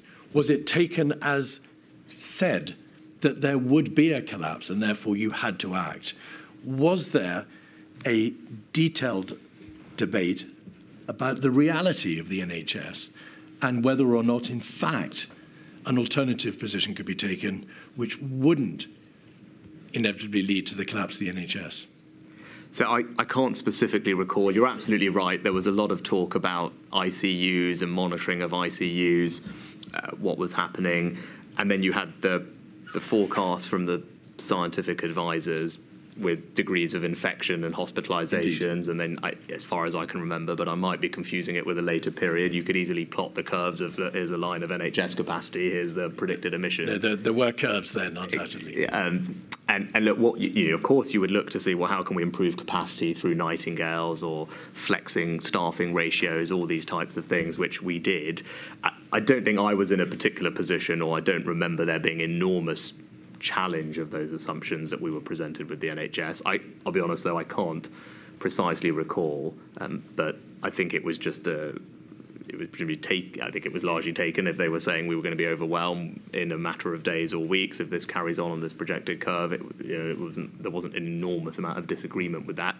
Regardless, we should do everything we can to increase capacity, and I think we did, investing in Nightingales in particular, and changing staffing ratios was the other thing that helped. But I don't precisely, as I said, recall the data that was presented and the debate that was had around it. But you are right that was what was driving everything. I said it was not a total suppression, and I think this is where this issue of herd immunity came out. So sorry to interrupt. Can we address herd immunity and the other strategic or the conceptual issue separately? Sure. Just finally on this question of the NHS, in hindsight, Prime Minister. And you've looked back at the documentation from that weekend, of course, and on the Monday, and the Cobra meeting on the Monday at 5 p.m. and the Cabinet meeting, which took place afterwards, after the public announcement on the Tuesday. Are you surprised by a relative absence of hard data as to the direct impact on the NHS and on the amount of debate which was directed towards working out what really would happen to the NHS if, by contrast to taking that further ultimate step on the Monday, the government had simply waited to see whether or not the measures imposed in good faith the previous week should be given more time to work? So one of my more general reflections on this whole thing, but particularly on this period as well, is about data and access to good data. I think it's very clear that early on there just wasn't the quality and timeliness of the data in all areas that you would have liked in order to make decisions. I think that's clear. Now, that improved over time, I think. So the good news is, I'd like to believe if this happened again, actually we now know the data that we need and are able to get it in terms of monitoring the progression of the virus or what's happening in the economy or the testing, all these things, including the NHS.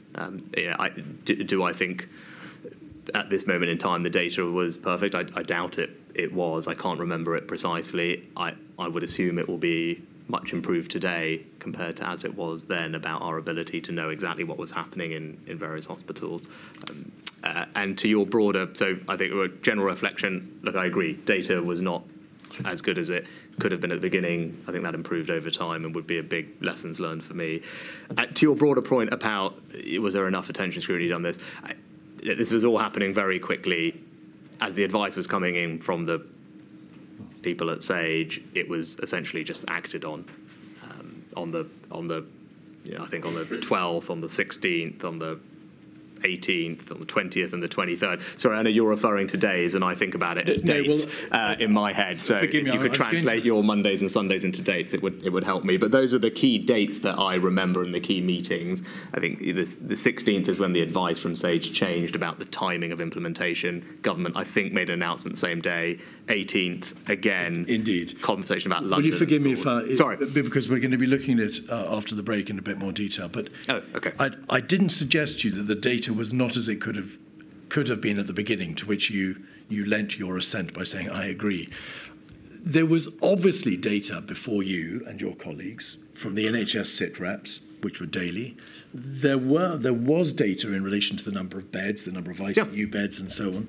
There was data in relation to the infection fatality rates, the hospitalisation rate and so on. The broad position was plain as a pikestaff. You knew what the position was in the NHS, and you knew what the position was in terms of hospitalisation and fatality rates. My question to you is, are you surprised at the relative absence of debate in those final ultimate decision-making meetings as to what really would happen to the NHS if you decided not to impose a mandatory stay-at-home order? I mean, as I remember it, I think actually you have to remember there were all these scenes. What people talked about a lot was Lombardy, right? I think people it was in Italy, that region of Italy. There were these scenes of the hospitals being overwhelmed, and I think that was very much in people's consciousness at the time, was the scenes from Lombardy, what happened in Lombardy, and needing to avoid that happening in the UK. So I think that was the kind of emotional backdrop to these conversations. And you're absolutely right. Of course, the NHS presented all the data on ICU and all that, and it was based on the combination of the scientific modelling of what was going to happen to hospital admissions and the NHS saying, well, obviously, if you have admissions up here and capacity down here, it's a pretty poor outcome for everybody. I don't remember the degree of scrutiny over those assumptions of saying, no, you guys are just being very conservative. Clearly, you can treat 5 times as many people as you think. I don't remember those precise conversations. They may well have happened. I wouldn't have any particular ability to challenge them, I don't think. I mean, if the chief medical officer and the head of the NHS are telling you this is the amount of staff we've got, this is how many are going to be off sick themselves, this is the maximum number of people or the ratio we can have of ICU nurses to a bed, even if we flex it, it's probably hard for me to say, well, you're wrong, right? I mean, I could probably say, well, they've done this over here or done this over there. But again, this is not my lane, so to speak. But this was, of course, one of the most momentous decisions in the history of this nation. A great deal of water was passed under the bridge. The decision taken at that 5 p.m. meeting. On what when you say the 5 p.m. meeting, what date? Monday, the 23rd of March, the decision to impose a mandatory stay-at-home order, followed by the Prime Ministerial announcement, and then the Cabinet meeting the following day. It all revolved around that decision. My suggestion to you is that debate just didn't take place, or if it did, it didn't take place to the degree to which it should. You know, I can't precisely recall that particular meeting, but as I said, the track record of all those meetings, 16th, 18th, 19th, or 20th and 23rd, was the government following the scientific advice that was put in front of it about the right MPIs to implement and at what time. Based on protecting the NHS, as you said. Thank you. Milady, is that a convenient moment? Certainly. We'll break till 12:05. All right.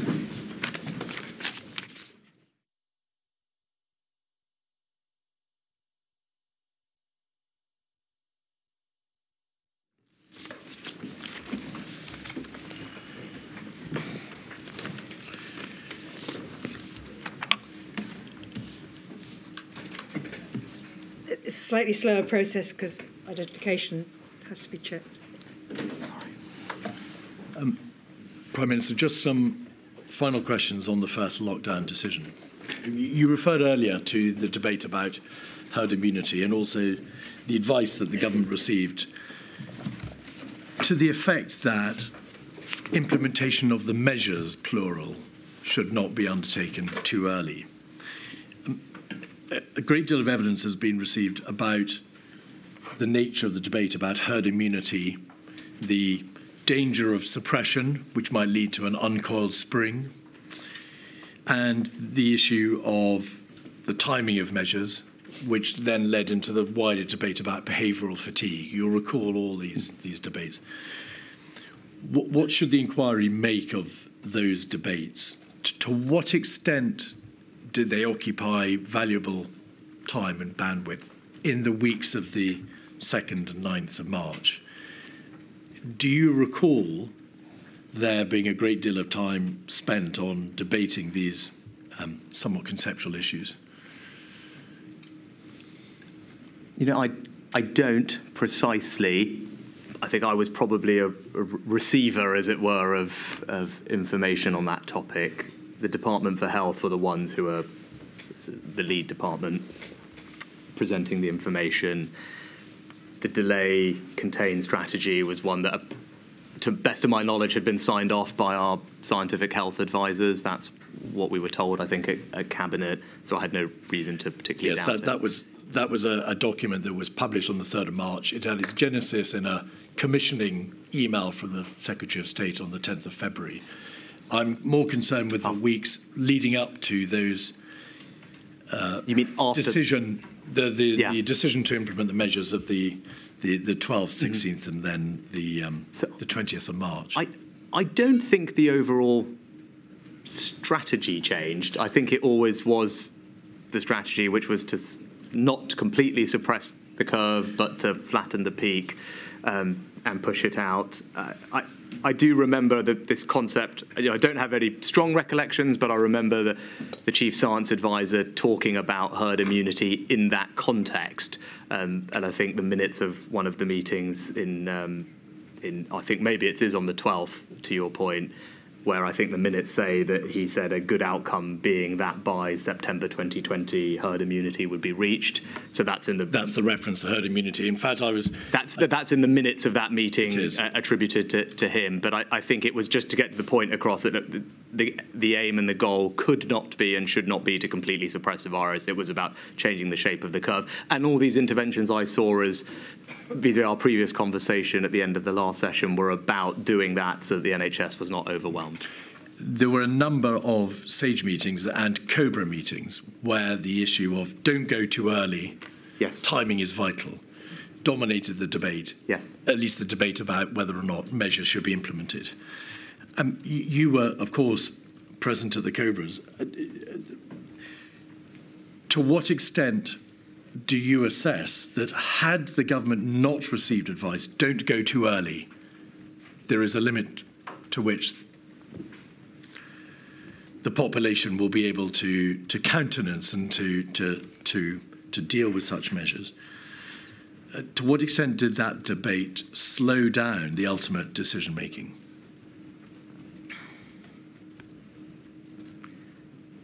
Okay, my strong recollection from this period is that the government acted, I think, almost immediately on the recommendations from SAGE. But SAGE didn't, with respect to make specific suggestions. It could only recommend that more stringent interventions would be applied, and then they would produce papers showing what the consequences would be of any particular intervention. But they also advised on timing. They did, ultimately on the 30th. Both on substance and timing. So I think on the 9th of March, from memory, I have to check, was the meeting where they said, look, here are 3 things that we think you're going to need to do, but we don't think you need to implement even the first one until later in the month. And here are 3 things that you definitely don't need to think about now, including banning mass events or closing schools. So that was a meeting I remember vividly. Now, that was on the 9th, I think. That was the week of the 9th of March. And then what happened then they came back with timing advice, which on the 12th was more specific, and the timing advice on the 12th said you don't need to implement the first of these until, I think, the 20th, and the other 2 later. Then that all changed on the 16th. Well, there was a 13th SAGE where they said don't allow a concern about the timing of implementation to delay anything you might wish to do. So there was a change on the 13th in terms of material from SAGE, and the evidence is quite clearly that there were dramatic changes in the approach over that weekend. I think the 16th is the meeting that I remember, which is where, and I think the imperial modelling had come out at around the same time. SAGE themselves said at that moment in time, and it's recorded in the minutes, that their view had changed just in the past few days.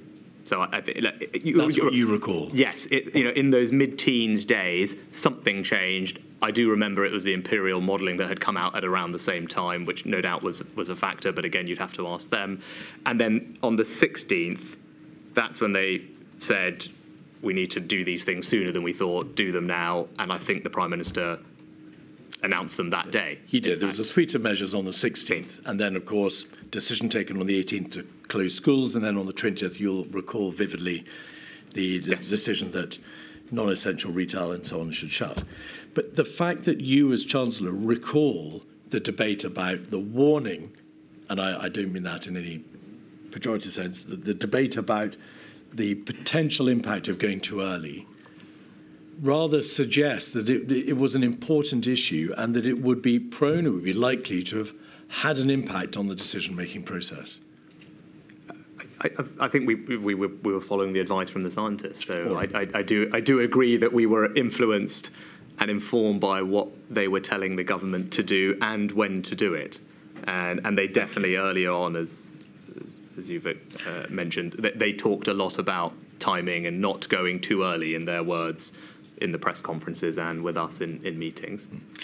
On Thursday, the 19th of March, WhatsApps between Mr. Cummings and Mr. Keynes showed that there was an emergency, or at least a debate, that had to take place in front of the Prime Minister concerning the fear that the bond market, or I suppose the gilts market, as we would call it, might collapse, or at least a concern as to the extent to which the government might be able to fund itself.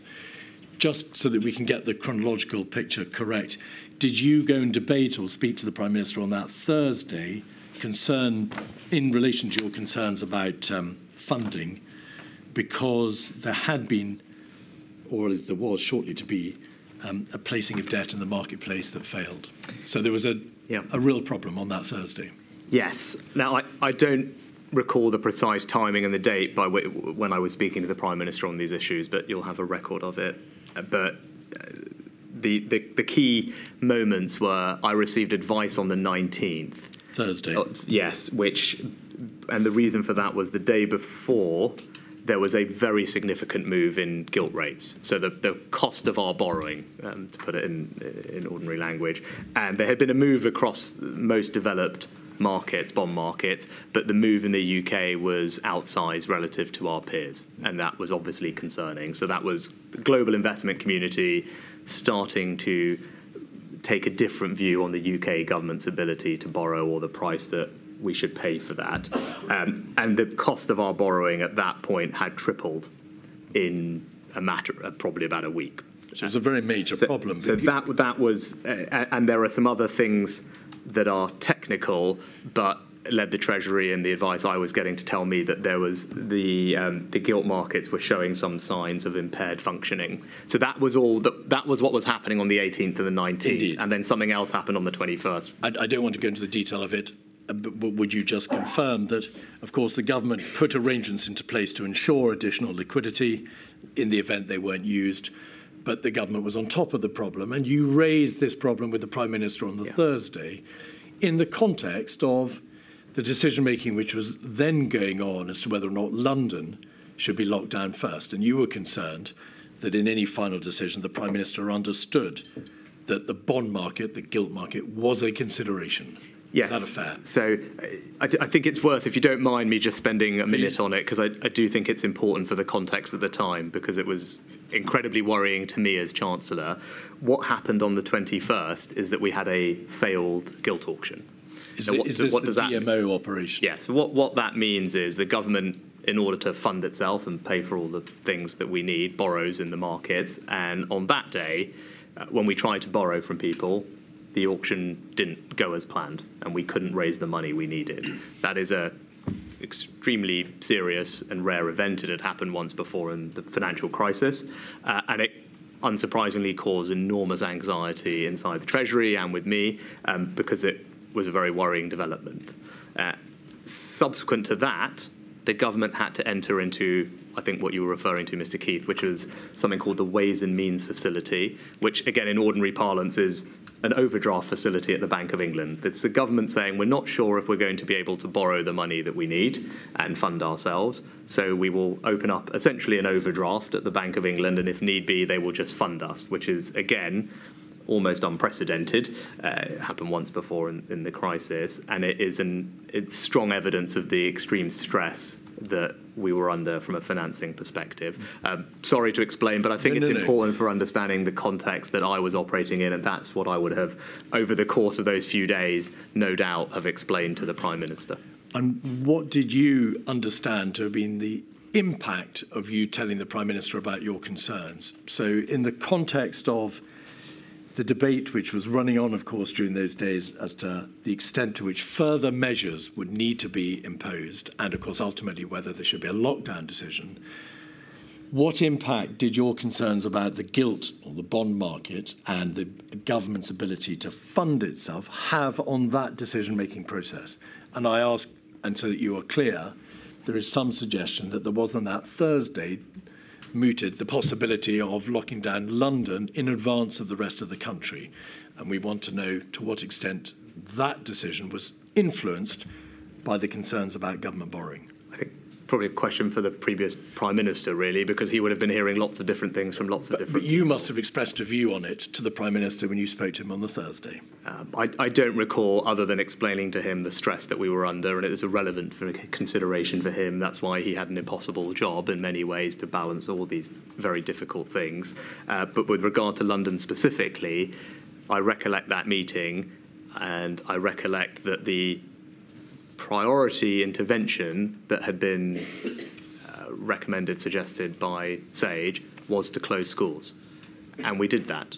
The Prime Minister announced that, I think, on the same day as the meeting, on the 18th, not just in London, but nationally. Yes. So in terms of the substantive, here are these set of options for London, the one in the papers that it says would be most effective was closing schools. That was announced the same day by the Prime Minister, acted on. What debate did you have with the Prime Minister about whether or not locking London was an advisable step to take in light of your concerns about the gilt market? I don't recall a specific meeting or conversation about those two things.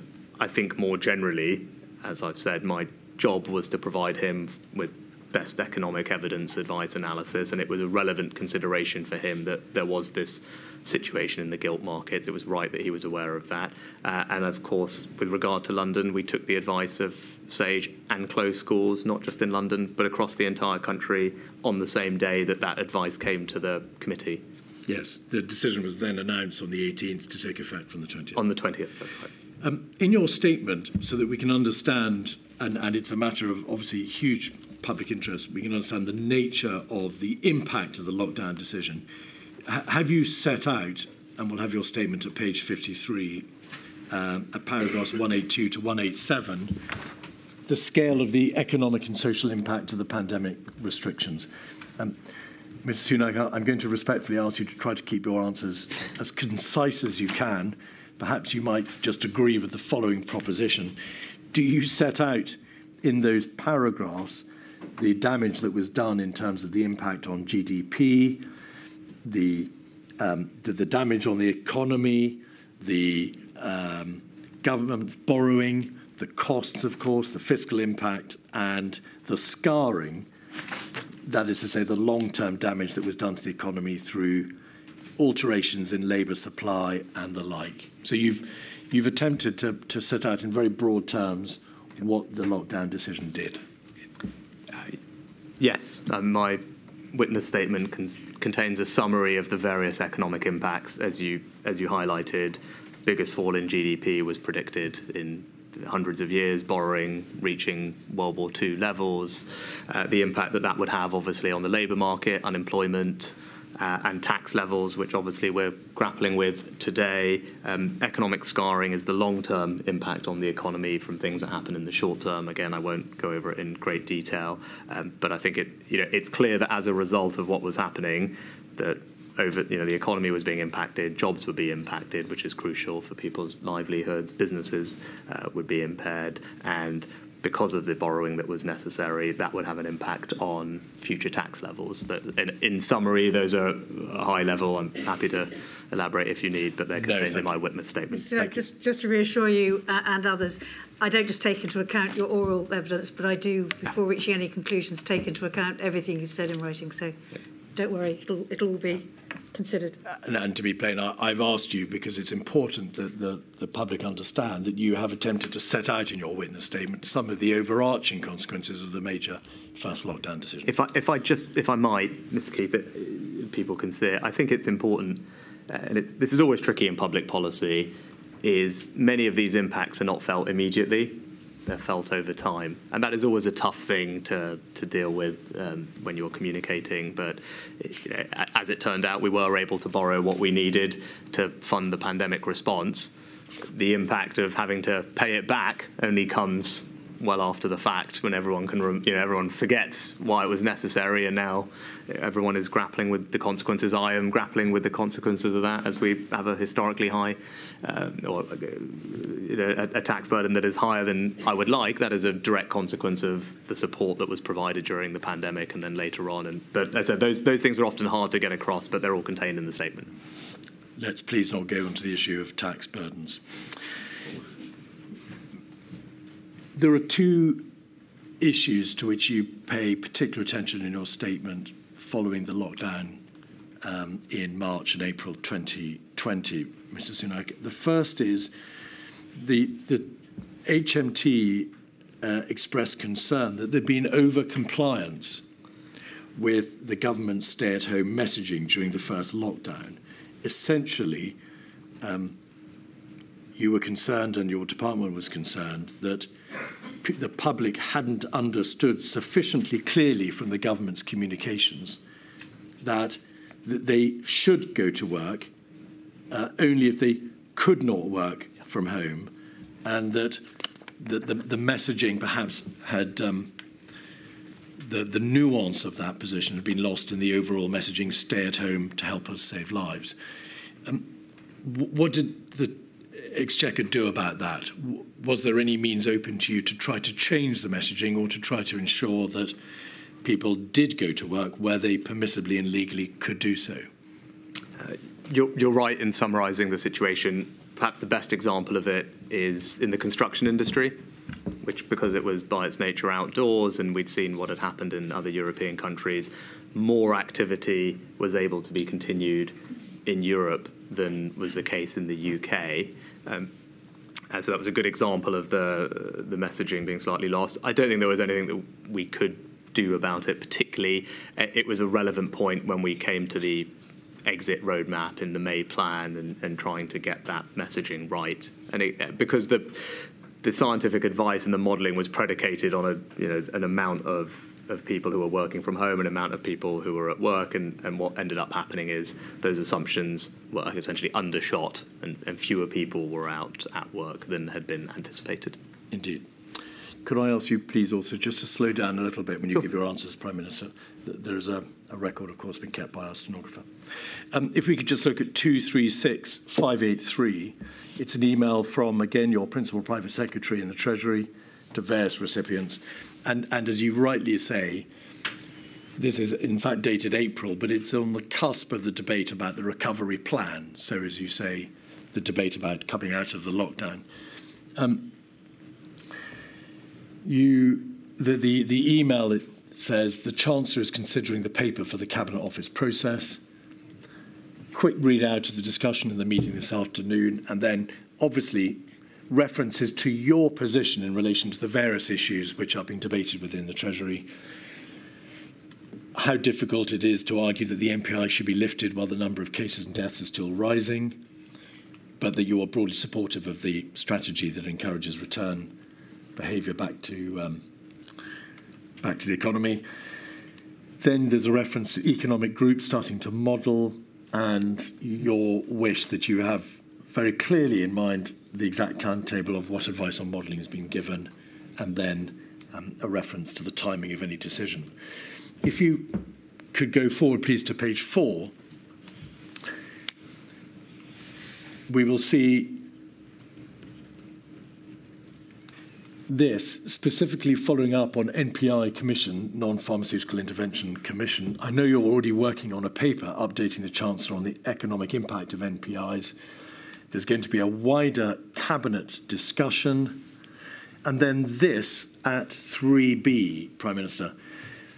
I propose the following as a next step: a paper that we can share with the Prime Minister ahead of the bilateral, an opportunity for the Chancellor to set out his views and the economic analysis of the Prime Minister without it being watered down by the Cabinet Office process.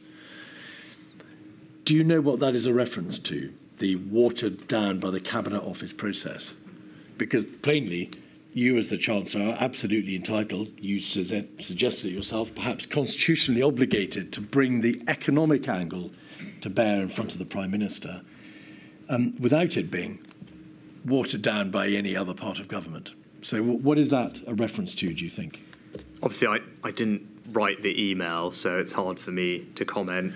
And if you flick back to the earlier bit of the email, I think, actually, as you can see from that, it clearly mentions a Cabinet Office process. Yes. Which is right and appropriate, but also, even when it talks about modelling on sectors, to bring that together with CMO thinking on the health impacts. But I think even in that email you can see, as I said, I didn't write it, so I'm not sure entirely what it's referring to, but it's clear that there is a Cabinet Office process that we are feeding into, CMOs feeding in, and that's the right way for the Prime Minister to receive. There is no suggestion but that there shouldn't be a process. There has to be a process. The Cabinet Office will synthesise to some extent what is contributed by other government departments.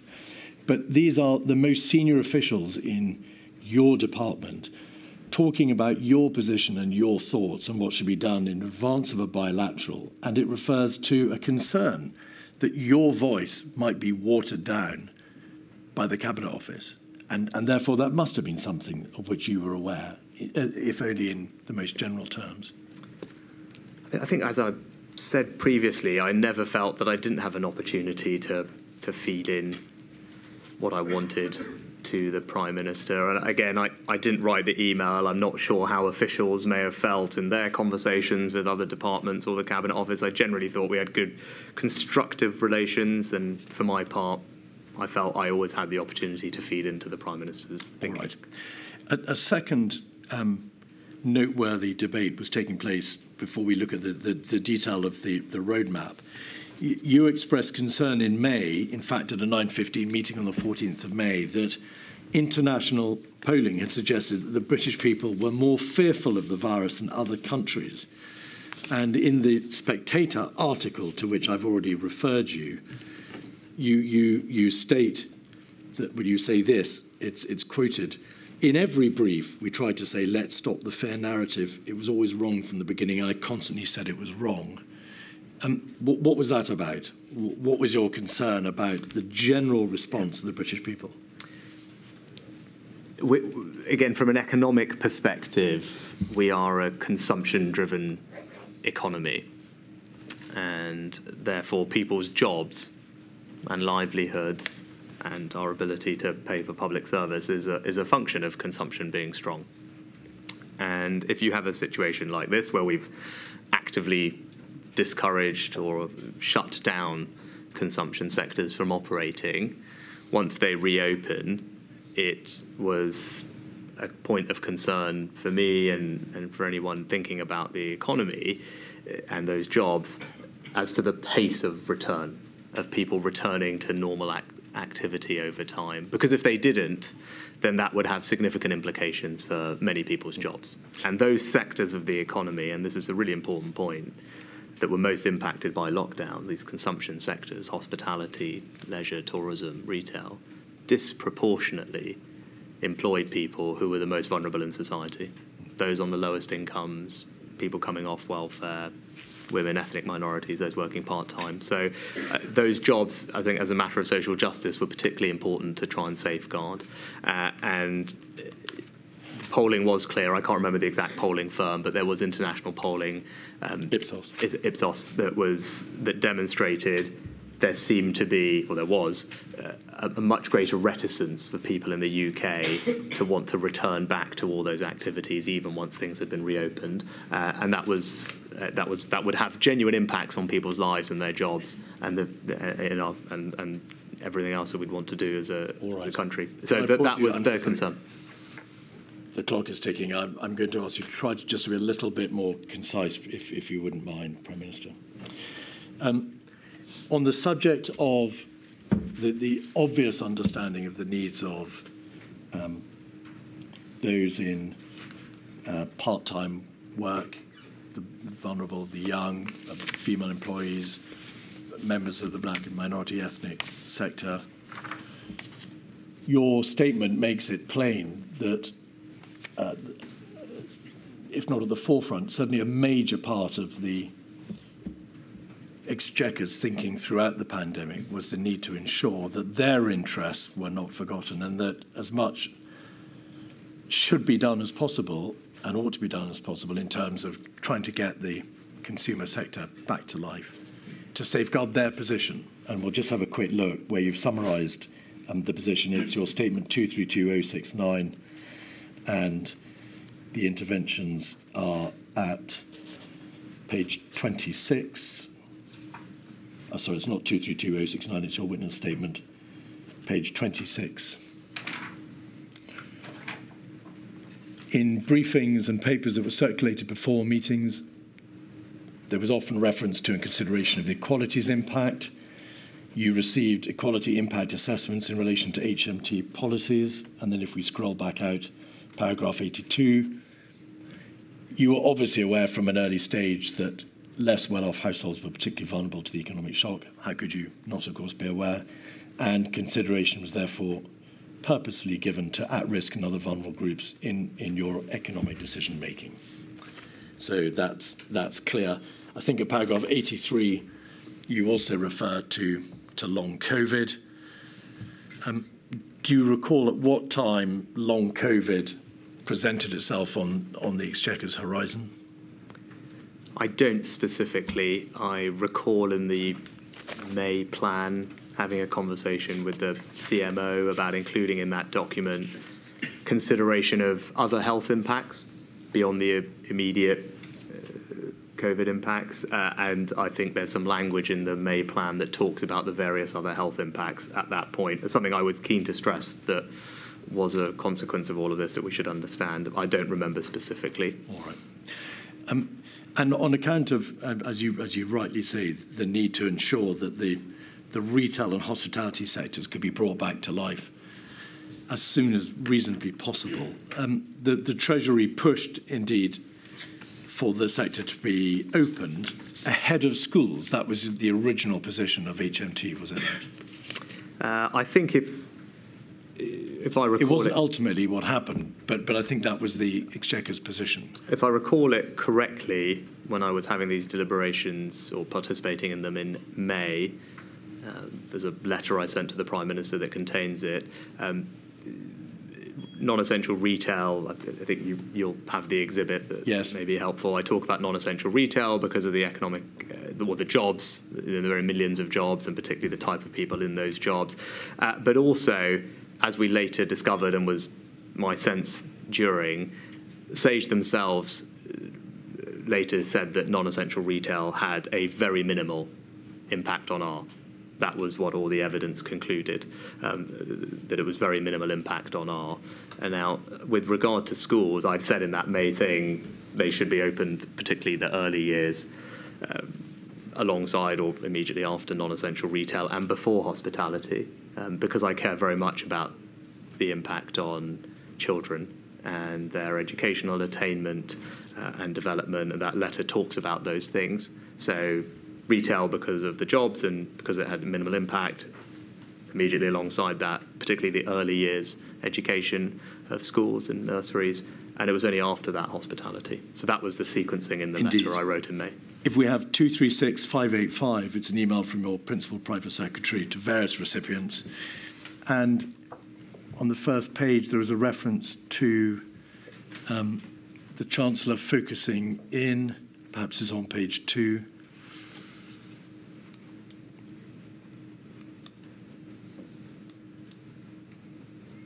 yes, the second bullet point. Therefore, need hospitality open in the summer, July, and to, here's this, and to stage things, this means open sectors now, schools early June, and non-essential between the two in mid-May.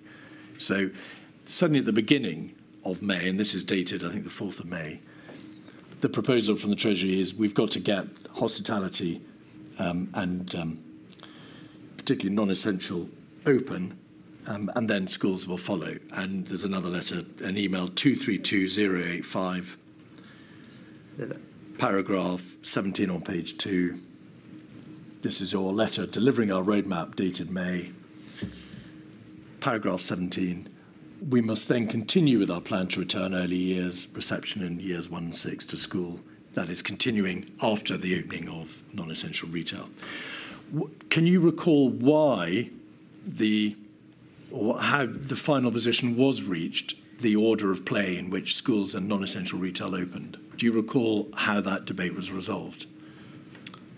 No, not particularly. I think you said previously, Ms. Keith, that hospitality was before schools, which is, as you said there, it's not. It was retail and education pretty much together, one after another, and hospitality later. That was the position that was reached, yes. But that was also what that email said. Right. The one that you had previously popped up also had hospitality in July and schools and retail before then. You called in according to the email from your Principal Private Secretary dated the 4th of May, she says open sectors now, then schools early June and non-essential between the two. So open sectors now, then non-essential, then schools. But it says hospitality thereafter. It says hospitality. I don't have it in front of me, but it had hospitality. Let's have a look. July. 236585. On my reading of it, if you look at the months, I don't think between the two makes sense. Well, I mean, I think it's if you have the second page up. Yes, it's the second page. I think it said need hospitality open in summer brackets July. This means open sectors now, schools early June, and non-essential between the two mid-May. So non-essential is coming in before schools. Yes, just a couple of weeks. But I think what you'd said, that hospitality was also coming in. I just want to reiterate that was never the case. Between the two doesn't make sense. Yeah. It's first. It was retail and schools. This was your policy, Prime Minister. All I'd say is that the point was to do retail and schools a couple of weeks apart in May, June. Hospitality was always summer because it was the last thing. Retail because, as you see from the letter that you had up in May, the jobs and the people particularly employed in those jobs, again, people who are more vulnerable work in retail on lower incomes, and actually those jobs therefore have, I think, a broader social purpose or benefit as well as the job itself. And in schools, as far as I remember it, again, not obviously my particular responsibility, there was actually a real concern that it would be very difficult to get schools to come back. And I would imagine you've taken evidence on that point. But my recollection was that there was quite a lot of resistance from the sector about schools coming back. I think there was parents were also concerned, and there was an issue that many school teachers were themselves either isolating or impacted. And actually, it would be very difficult to have schools open in full. All right, so all that was part of the mix. That was part of the mix. I've suggested to you that this wasn't exactly how it panned out, but it was quite clear that consideration was given to these various competing factors and reasons why schools could only be open when they were. Again, a question probably for the Education Secretary and the Prime Minister. I'd say from an economic perspective, or the only input the Treasury would have into that deliberation or the Cabinet Office would be the labour market impact. And that's why, from a purely economic perspective, again, it would be the Education Secretary who would talk about children's attainment, although I cared very much about that, as you can see from the letter I sent, and it's there because I've long had concerns about that. But from an analytical perspective, what the Treasury could do is explain, I mean, unsurprisingly, if you open early years and children and primary school children, that it has a disproportionate benefit on the labour market because it means their parents can return to work in a way that you don't necessarily get that benefit from older students. But all right. Around the same time, in fact, on the 7th of May, you expressed to a COVID-S, Mr. Sunak, your concern that unless the economy was reopened at perhaps a somewhat faster speed than some other cabinet ministers were advising, we would be at risk of placing the United Kingdom at a competitive disadvantage. And you referred to international comparative data, in essence, how other European countries were showing, you said, how reopening the economy can be done. Can we just look very briefly at the issue of comparative data? Did the Treasury, throughout the whole crisis, refer repeatedly, of course, to what other countries were doing, what their data was demonstrating, what ultimate decisions they were taking in light of their own particular positions? And was that something that was at the forefront of the debate when these arguments came to be ventilated in front of the Prime Minister? I think it's probably too much to say it was at the forefront, but certainly right to say it was another piece of information that was helpful and worth taking into account. Yes. All right.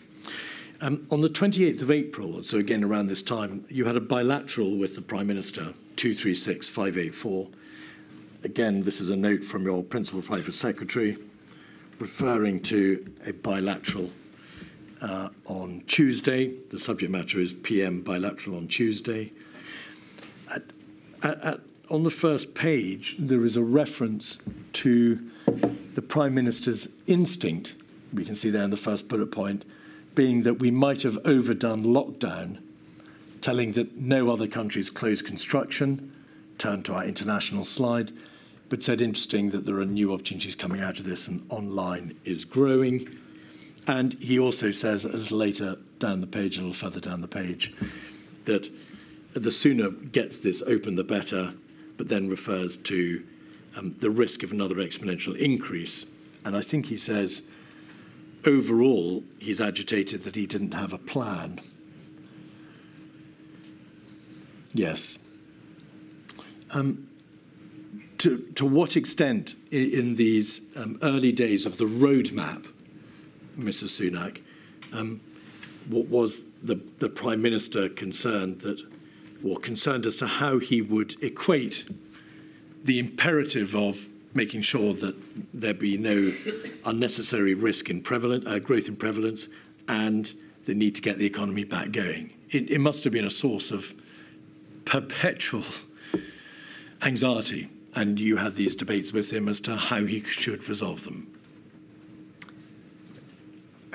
Again, probably better addressed to him, but we recapped previously the economic impacts. By this point, we had a much greater sense of what they were because we were, I don't see the date of this email, but I think, did you say May or end of April? Yes, it's the end of April, 28th of April. The government's independent forecaster, the OBR, had published their reference scenario, I think perhaps a week, 10 days before this, so that would be in the public domain. It was pretty stark. I won't recap it all again, but that was then out there, and we were collecting real-time data on the number of people who were furloughed, the businesses that were shut, et cetera, et cetera. So it would be unsurprising if that wasn't something that he was considering.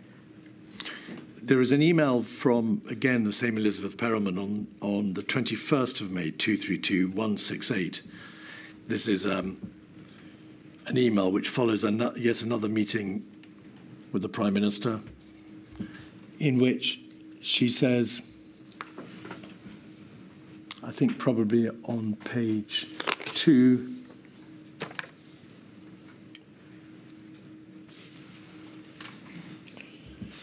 no one can say that HMT has not given gold standard economic advice to the Prime Minister, Chancellor. But perhaps there might be an element of marking one's own homework there. But the Chancellor has not eloquently and authentically put these points across. So there could be no question but that you've eloquently and authentically put these points across. But once again, he was a lone voice, and it was a tricky meeting where sense was they were trying to appease him. Do you recall what that is a reference to? No. Was it, do you think, a reference to the fact that in this particular meeting you had argued for an opening up of the economy, but the majority of the room had expressed its combined view that the risk of opening up too fast would have terrible consequences further down the road? Was that not the debate that was going on at the time? I can't comment on the particular meeting because I don't recall it. In general, I was making the points at this time about the economic impact, what was happening internationally, the fact that we were investing in test and trace and the Joint Biosecurity Centre as new institutions that would allow us to manage an exit. And I was also concerned at this point in time about the data that we were receiving on transmission and admissions. And I think it was exactly around this time that it was clear that we had probably been overestimating R. That's something that SAGE themselves acknowledged a bit later. And also the issue of nosocomial transmission, where a large amount of the transmission that was happening not in sectors of the economy that were open or closed, but in hospitals or care homes, which requires a slightly obviously different response. Those weren't well understood issues earlier on, but it was clear that they were starting to become issues. So those were the types of conversations that I was having at that moment in time. Do you recall in June how an HMT official who attended SAGE provided a readout which referred to the fact that the CMO, Professor Sir Chris Whitty, and the government's chief scientific advisor, Professor Sir Patrick Vallance, began to warn that the package of measures for reopening, in particular the beginning of July, was at the riskier end of the spectrum and therefore had the potential to increase R above 1. Do you recall that warning being relayed to you or to the Treasury at the end of June? You know, I don't. What I do recall, though, and perhaps should have started with this, is that this May plan, I'd say two things about it. One, that it was conditional, so there were various tests that were set out to unlock each stage, and indeed it was delayed at one point, which shows, I think, the flexibility, decision-making and responsiveness to the health concerns. Yes, step 2 was delayed from the 1st to the 15th of June. Yes, that's right. But I think it demonstrates the process working and the conditions working. And the second, and perhaps most important thing to say is, you know, the May plan was developed with scientific and epidemiological input. And it was modelled at SAGE in early May. I remember the CMO, and again, this is recorded in the minutes of the COVID strategy meeting at the time, saying that this package of measures should not push R above 1. That was my strong. What date was that? That was in the COVID strategy meeting, I think, I haven't got the exact date in front of me, in May. I'm happy to send it. It's in my witness statement. By June, Mr. Sunak, wasn't the scientific evidence, the epidemiological evidence from SAGE and from the CMO and the GCSA, was that the measures which had been agreed, first proposed and then agreed, were at the riskier end of the spectrum? And I'm specifically asking you about the stage which had been reached by then, late June, which was step 3. Were you not aware that the scientists were beginning to question the speed at which the roadmap was operating? Do you recall that being brought to your attention? No. I think they always thought that from the beginning. I think they thought it was consistent with R not being above 1, but I think from the beginning they thought it was, at that end of the spectrum, it was closer to 1 than it was to 0.1, if I could put it that way. But they were involved and modelled the package of measures that was announced in May. I think that's important. Well, they didn't model the package, Mr. Sunak. They gave advice through SAGE on what the consequences would be of the package. And then it was for the government, the Prime Minister in particular, to decide what consequences would flow from whatever he decided. So that's, again, I don't have a perfect recollection, but I thought in May, either on the 2nd or 5th, around that time, that SAGE had modelled the impact on R of the various measures under consideration. And at the meeting, I think on the 6th, the CMO and CSA, the minutes record, were broadly content. That was, I think, in relation to the broad roadmap, which was itself dated the 13th of May, and step 1, which of course was the first step. The second step, which was 15th of June, and the third step, of course, came later. And by the end of June, the 23rd of June, the CMO and the GCSA were warning that the package of measures was at the riskier end of the spectrum, with the potential to increase R above 1. Should we have a look at 232181? It's a readout of SAGE from your principal private secretary. Valence noted the heavy trailing in the press of the measures the government has now announced it will relax. He and Whitty had made clear to the policymakers that this package was at the riskier end of the spectrum, with the potential to increase R above 1, and that they needed to be prepared to reimpose measures if necessary. Noted also this package reduces the space for doing other things like bringing schools back in September. If schools are to return, policymakers may have to reimpose restrictions in other places like retail. The government had obviously made the various decisions that it made in relation to the 3 steps in the roadmap. But by the end of June, the Treasury was, of course, considering the voucher scheme that became Eat Out to Help Out. Was that not something that was being contemplated at the end of June, with a view to its implementation in August? Yes, I mean, I don't recall seeing that email, so that didn't come to me. As I said, the exit plan was developed and hadn't changed, and I strongly recall it being modelled in terms of the impact on R, and people broadly being comfortable that it did just about keep things at that level. And I think the other thing, as I said, that was relevant consideration at this time was that in June, probably actually 3 days before this email, the SAGE minutes record that there had been errors that meant that for some time they had been overestimating the rate of transmission, making it look artificially high. Well, so there was an issue about hospital data, was there not? Yeah, I mean, I think in the SAGE minutes from the 20th of June, it's very clear that SAGE, because there were errors in the data collection, so it meant that all the numbers we were working off were artificially high. There was also a separate conversation. Forgive me, just so that we don't lose track of where we're going. Yeah, but I think it's a relevant consideration. Well, if you just bear with me. Of course. In the same email, in the middle of the page, there's a bullet point which refers to that very issue. The NHS have looked into the serious concerns raised by the modellers about the hospital admissions data and claim it's causing no more than a 5% error in that data stream. So there was a debate about the significance of the error and what its impact was, but the NHS appeared to say there was no more than a 5% error. But be that as it may, whatever the position was on the data, the CMO and the GCSA were raising a general alarm at the end of June about the risk that the transmission prevalence would go up and that the package which had already been agreed was itself already at the riskier end of the spectrum. So the question for you is, to what extent did HMT understand at the end of June that whatever it proposed to do thereafter came with significant risk? That's just not my recollection of it. I mean, my recollection was that we went over a set of things that could be done. It was conditional. It was delayed at one stage on the advice from the scientists. So I think that shows that the process was working.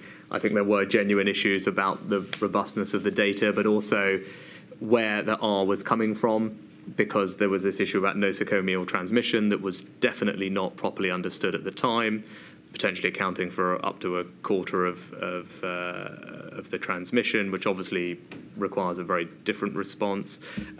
But also, I think analysis has been done subsequent to this that I wasn't aware of at the time, from I think professors of medicine and economics at Imperial and Manchester, that applied a Quayle analysis to the first lockdown and its duration. And their Quayle analysis, which you'll be familiar with as a tool of health, public health analysis, suggested that the lockdown in its severity and duration is likely to have generated costs that are greater than the likely benefit.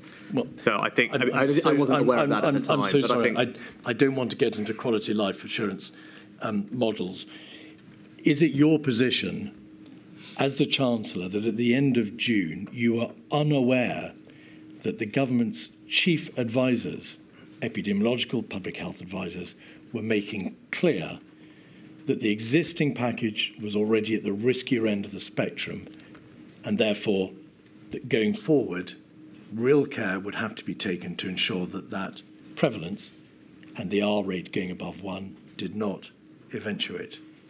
I was always clear that schools was something they viewed as a big risk factor, which I think is alluded to in that email. Did you know that the package in place was at the riskier end of the spectrum epidemiologically? I don't precisely remember that, but I do remember it was modelled and designed to keep R at or below 1. All right. And as I said, I'm sure it was closer to 1 than it was to 0.1.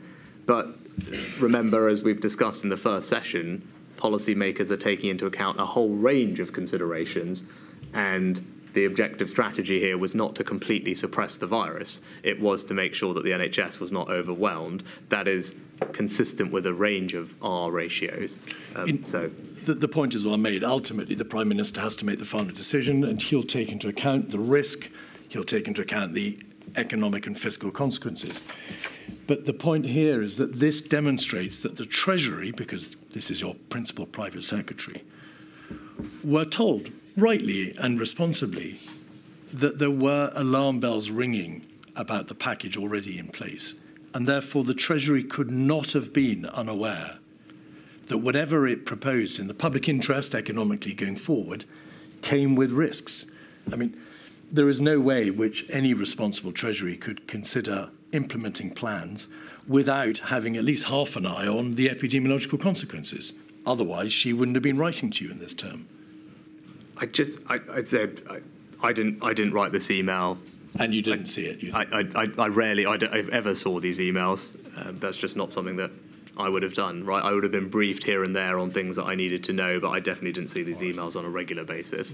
Questions like risk and whether or not Treasury plans would have an impact upon prevalence and an increase in transmission and ultimately hospitalisation and death were obviously issues which were brought to your attention.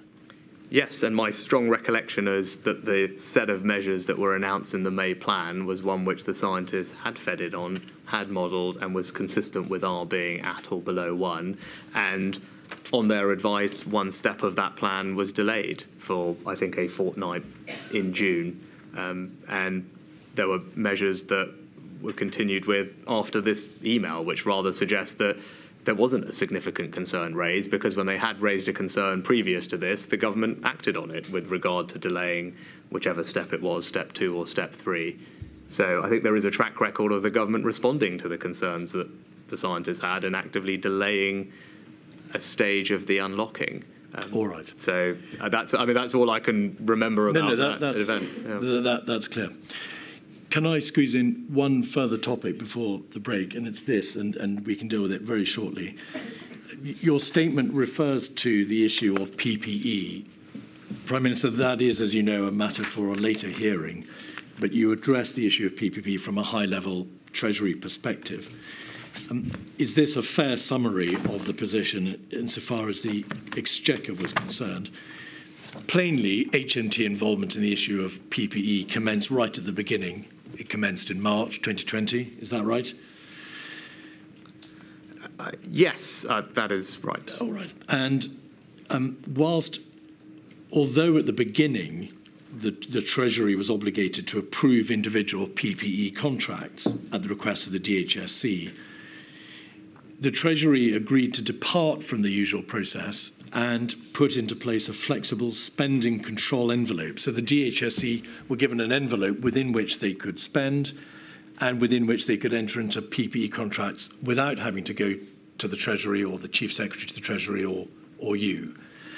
And that funding envelope started, I think, at £100 million on the 25th of March, but by the 11th of April, it was £1 billion. Is that a fair summary of the envelope position? Yes, it's probably worth me expanding on it. Well, only if you think that we'd be greatly assisted by it, given that there is another module looking at it, but it may or may not be the case. You'll have to give evidence in that module, and I'm trying to cover the possibility you might not, Mrs. Sunak, by asking you just to agree with my general proposition now. I think that the first thing to say is I wasn't involved in it day to day because it was led by the Chief Secretary. Yes. Generally, we aim to move at pace given the urgency of the requirements.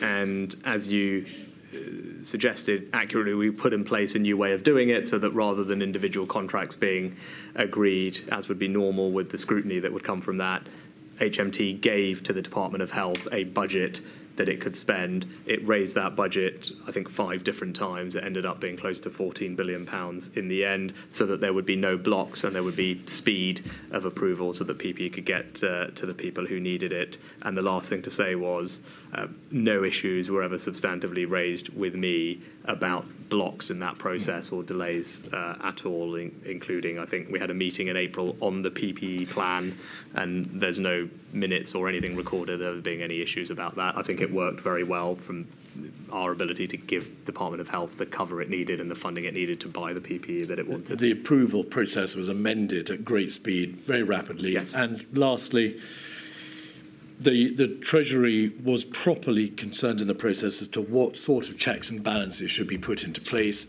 and that was something then that was negotiated between yourself and the DHSC. So you might suggest, well, these are the sorts of conditions which you need to apply when you enter into individual PP contracts.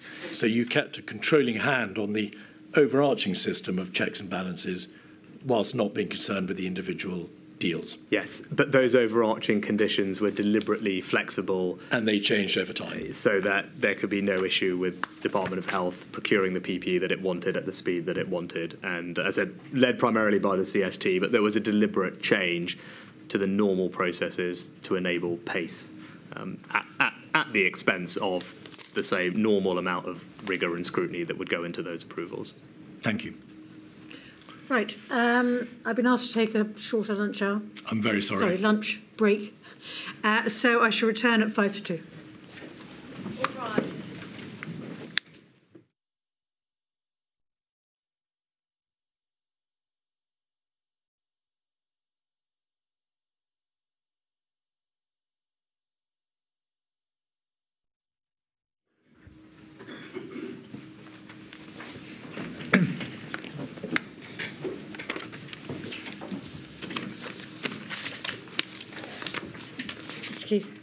Prime Minister, the reduction from the 2-metre rule to the 1-metre rule, very shortly. On the 2nd of June, Cabinet decided that the rule needed to be re-examined. You'll recall. On the second... Take it from me, please. Okay.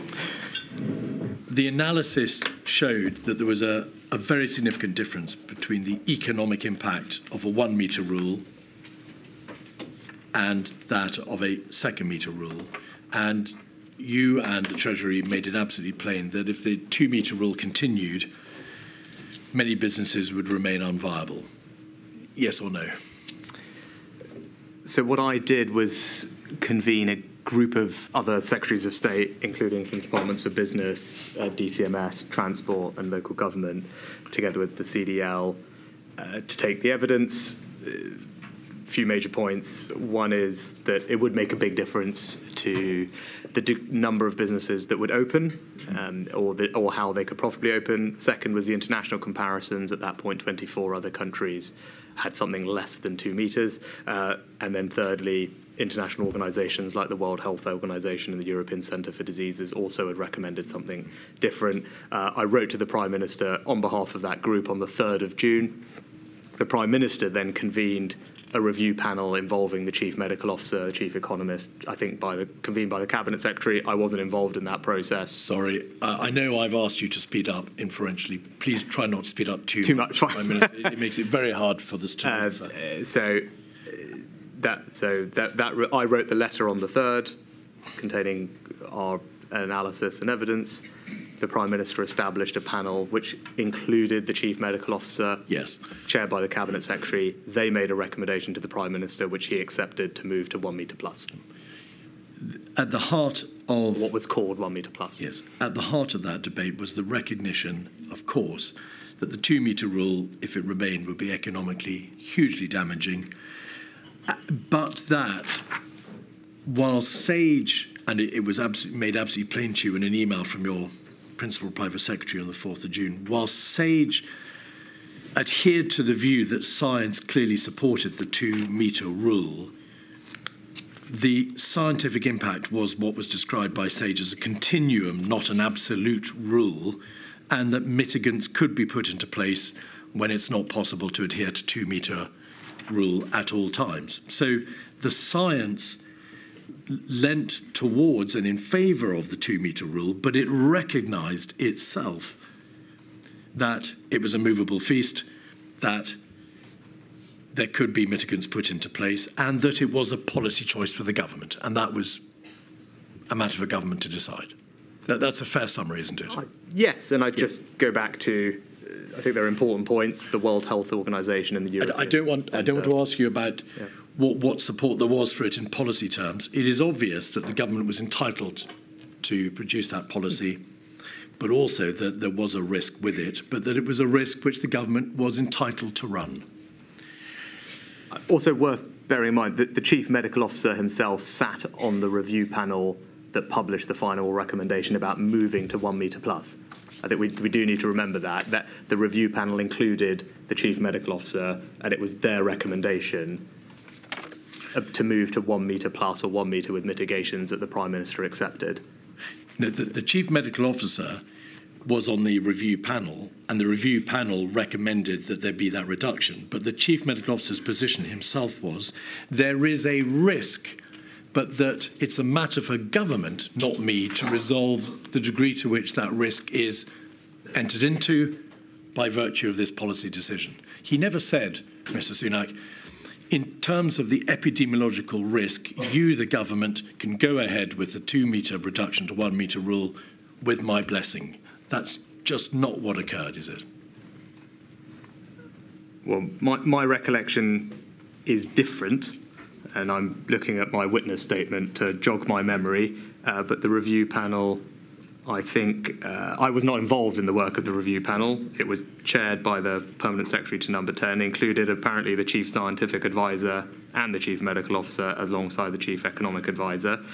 It says here, and again I assume I'm quoting from the report, the guidance should change to state that 2 metres or 1 metre with risk mitigation are acceptable, and that businesses should set out the mitigations that they will introduce in their risk assessment. The review was a policy review which the government was entitled to implement. That is common ground between us, surely. It was a policy decision which the government could take and did. Of course it's the government's, but I think this is an important point. My recollection of it was the Prime Minister deliberately established a panel to bring together, as and he would like to bring together the input from the scientific advisor, the medical officer, as well as the economic analysis, consider them together to come up with a recommendation. And I said, I'm quoting from it, I think the report or the summary of its conclusions said that the guidance should change. So that is a recommendation jointly from the panel as I read it, which obviously is different to what you said, but I'm just quoting from the panel's summary recommendations. In that debate, an important part, perhaps as equal as the economic considerations, was the question of risk. And the SAGE meeting and the COVID-S meeting and in particular the COVID-S meeting, the 22nd of June, made plain that obviously in that decision was a balance between the transmission risks and the economic consequences of not doing it. And COVID-S, to which you were, of course, a party, you were present on that meeting, was made aware that the potential for higher occupancy affects risk. It's an obvious point. The question of transmission and risk was something that had to be debated, and it was resolved in favour of the economic opening up. Do you agree? Maybe it would be helpful if we may. Can we just bring up paragraph 257 of my witness statement? But by all means.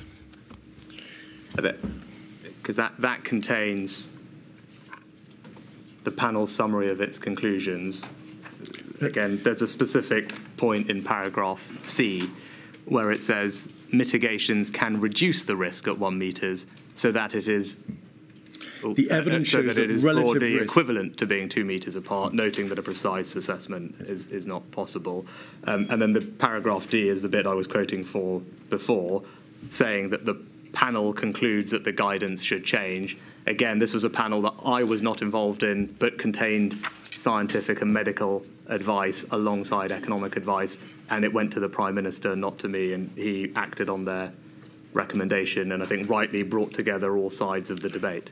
Mr. Sunak, there is no doubt that the review panel made a policy recommendation and it was instituted. The point is a different one. In making that decision, the government was assisted by expert scientific advice on the risk. In the very nature of that decision, there was a balance between the transmission risk and the economic consequences. That's what the debate was all about. So I simply ask you to recognise that in that debate, an important consideration, but ultimately not the winning consideration, was what risks are attendant upon such a social distancing change. Do you agree that? I wasn't privy to the deliberations on the panel because I didn't sit on it. All I can point you to is a letter that I sent to the Prime Minister, which you have in evidence, which explained my admittedly specific point of view about the economics. I understand that. But your very own witness statement at 257C makes plain that the panel considered the risk. Risk was an important consideration. That review, of course, took place, as you know. It was published on the 24th of June. On the 8th of July,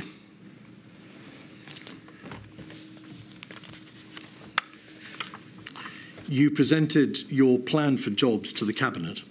And Mr. Hancock said in evidence, when he gave evidence on the 30th of November, that it was at that Cabinet meeting on the 8th of July that he heard about the Eat Out to Help Out scheme for the first time. The scheme was announced, you'll recall, on the same day, the 8th of July, as part of the plan for jobs. Given that the Eat Out to Help Out scheme encouraged the coming together of different households in indoor spaces, which it did, of course, in restaurants, why was that plan not put by the Treasury in front of SAGE, in front of the Secretary of State for Health and or the Chief Medical Officer for their consideration of the very same issue of the absolute risk of transmission?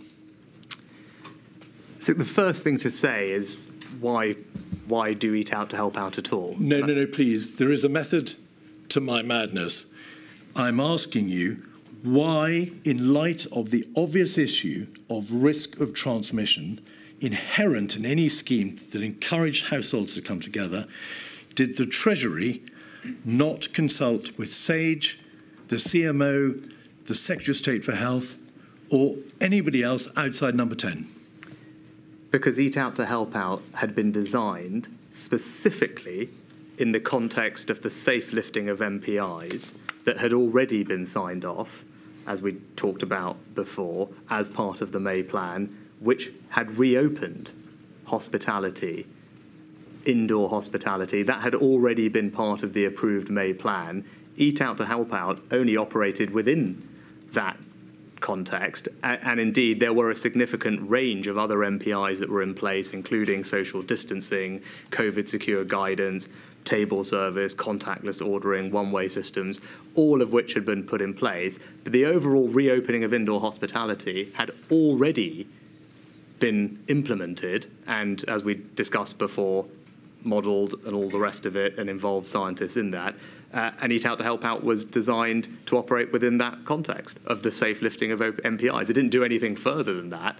This was a micro policy to make sure that that capacity, which the scientists had already said was part of an overall package which could be safely delivered, was actually used.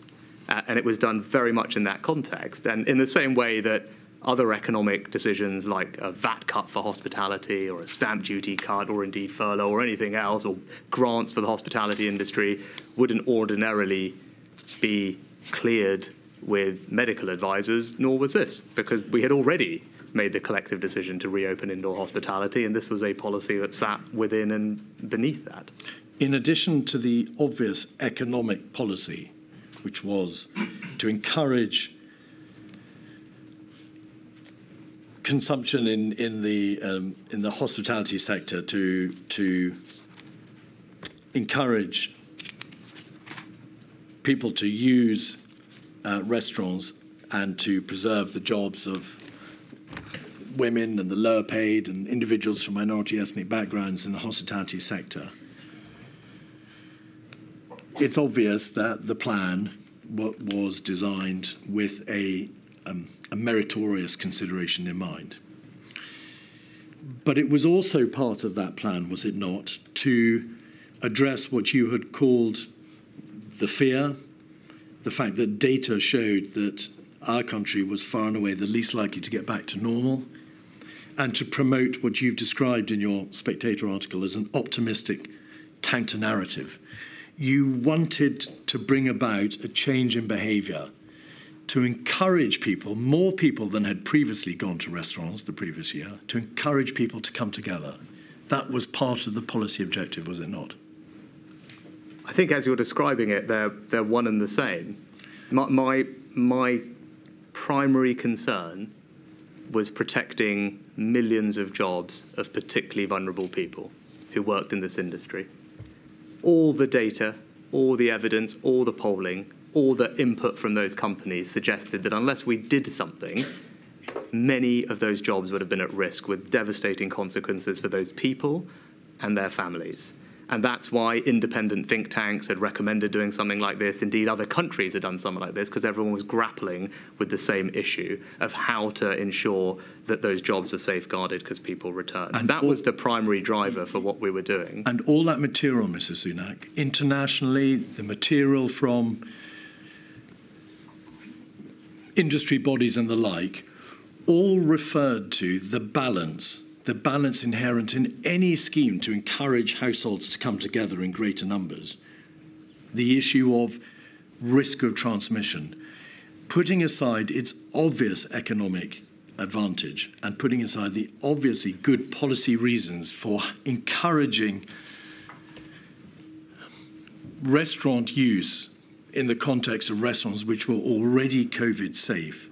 There was no getting away from the fact that an issue for you in the Treasury was, will it nevertheless have an impact on transmission? It's the elephant in the room. It couldn't be avoided, could it? Well no, because you made the point in your remarks. It was about COVID secure openings.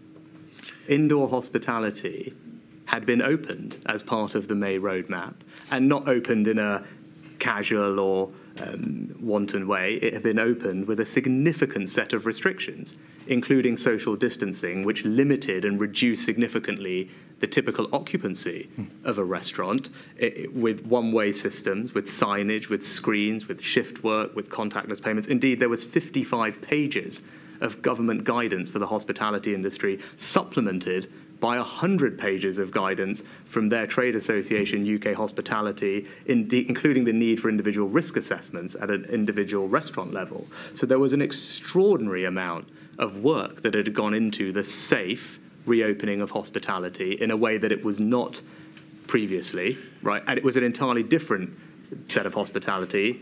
And within that context, this policy was designed to ensure that the capacity that was available, that had been deemed to be safe, would actually be used in order to safeguard the jobs of some vulnerable people.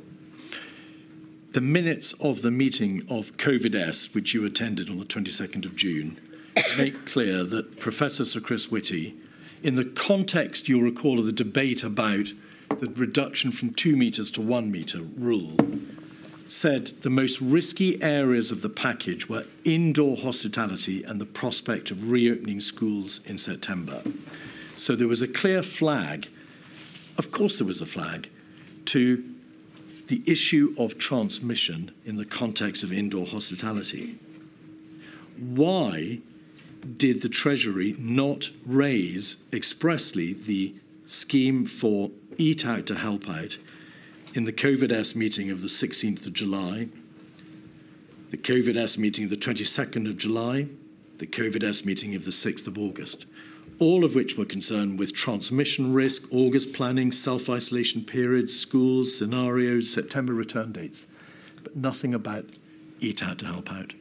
Why was that? But I think that exactly illustrates my point, because I think what people have missed in this conversation is that there was almost a month between the announcement of Eat Out to Help Out and its commencement. A month. A month for people to raise concerns that they may have had. And actually, it's precisely in those 3 meetings that you mentioned. COVID-S on the 16th of July, the Chief Medical Officer in the minutes talked about 2 significant risk moments, schools and winter. He did not mention Eat Out to Help Out. On the 22nd of July, if I could just finish because it's important, on the 22nd of July, the agenda item is August planning. And again, it was not raised by the Chief Scientific Advisor or Chief Medical Officer. On the 6th of August, the COVID-S meeting that you acknowledged, again, the minutes show that returning to schools was the single riskiest element of the government's plan. Those 3 meetings all happened after the announcement of Eat Out to Help Out. All of them involved the Chief Scientific Advisor and the Chief Medical Officer. They considered specifically the forthcoming risks, and in none of those meetings was it raised by them as an issue. Indeed, the PPS to the Prime Minister has also been specific in his evidence to this inquiry that he doesn't recall representations being made to them to revisit the policy. So I know there's been a lot of commentary on this point, but there was almost a month between announcement and commencement.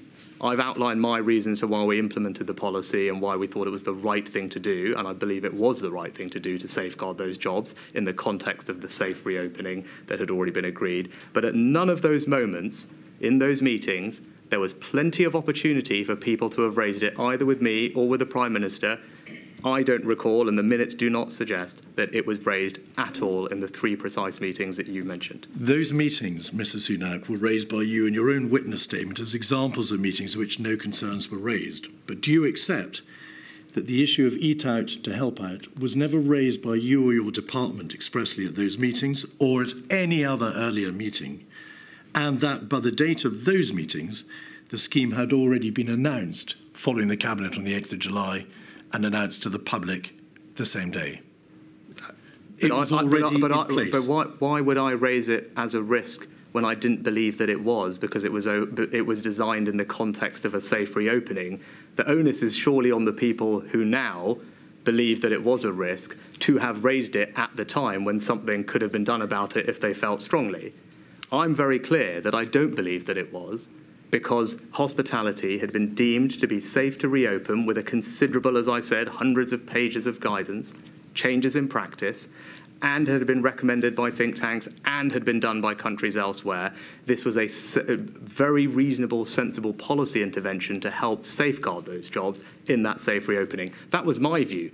I didn't believe that it was a risk. I believed it was the right thing to do. But if others are suggesting that they didn't, they had ample opportunity to raise those concerns in forums where I was or where the Prime Minister or others were, and they didn't. Why didn't you tell the Secretary of State for Health in a public health crisis before the 8th of July that you were planning on announcing, once it had gone through Cabinet that day, a scheme to eat out and help out? Why didn't you, bearing in mind that this was a scheme to encourage households to come together, and you'd been debating at the very same time the reduction in the 2 metre to 1 metre rules, say to the CMO, we have this plan.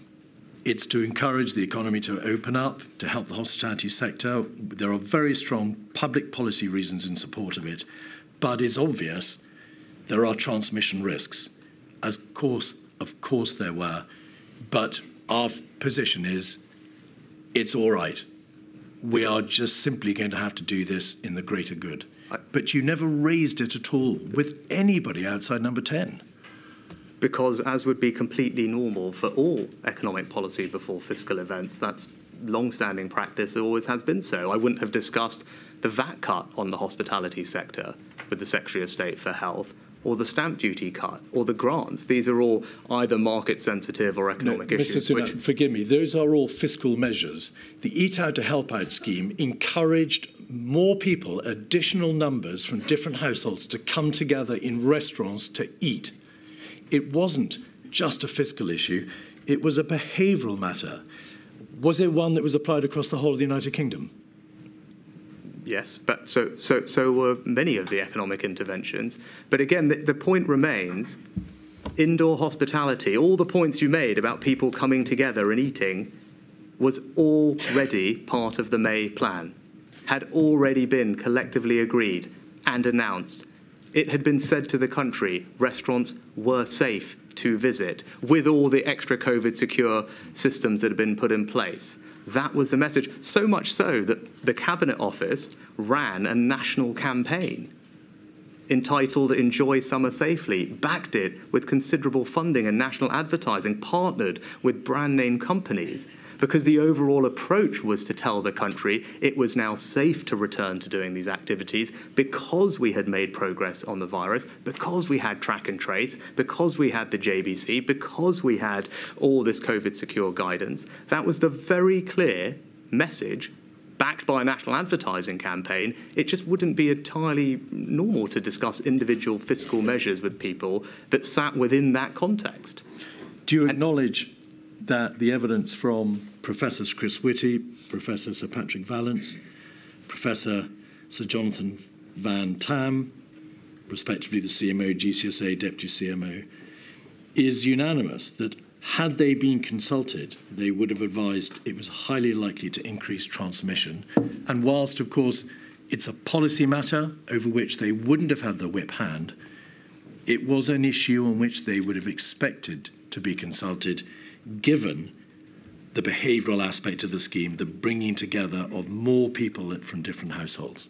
Do you acknowledge that?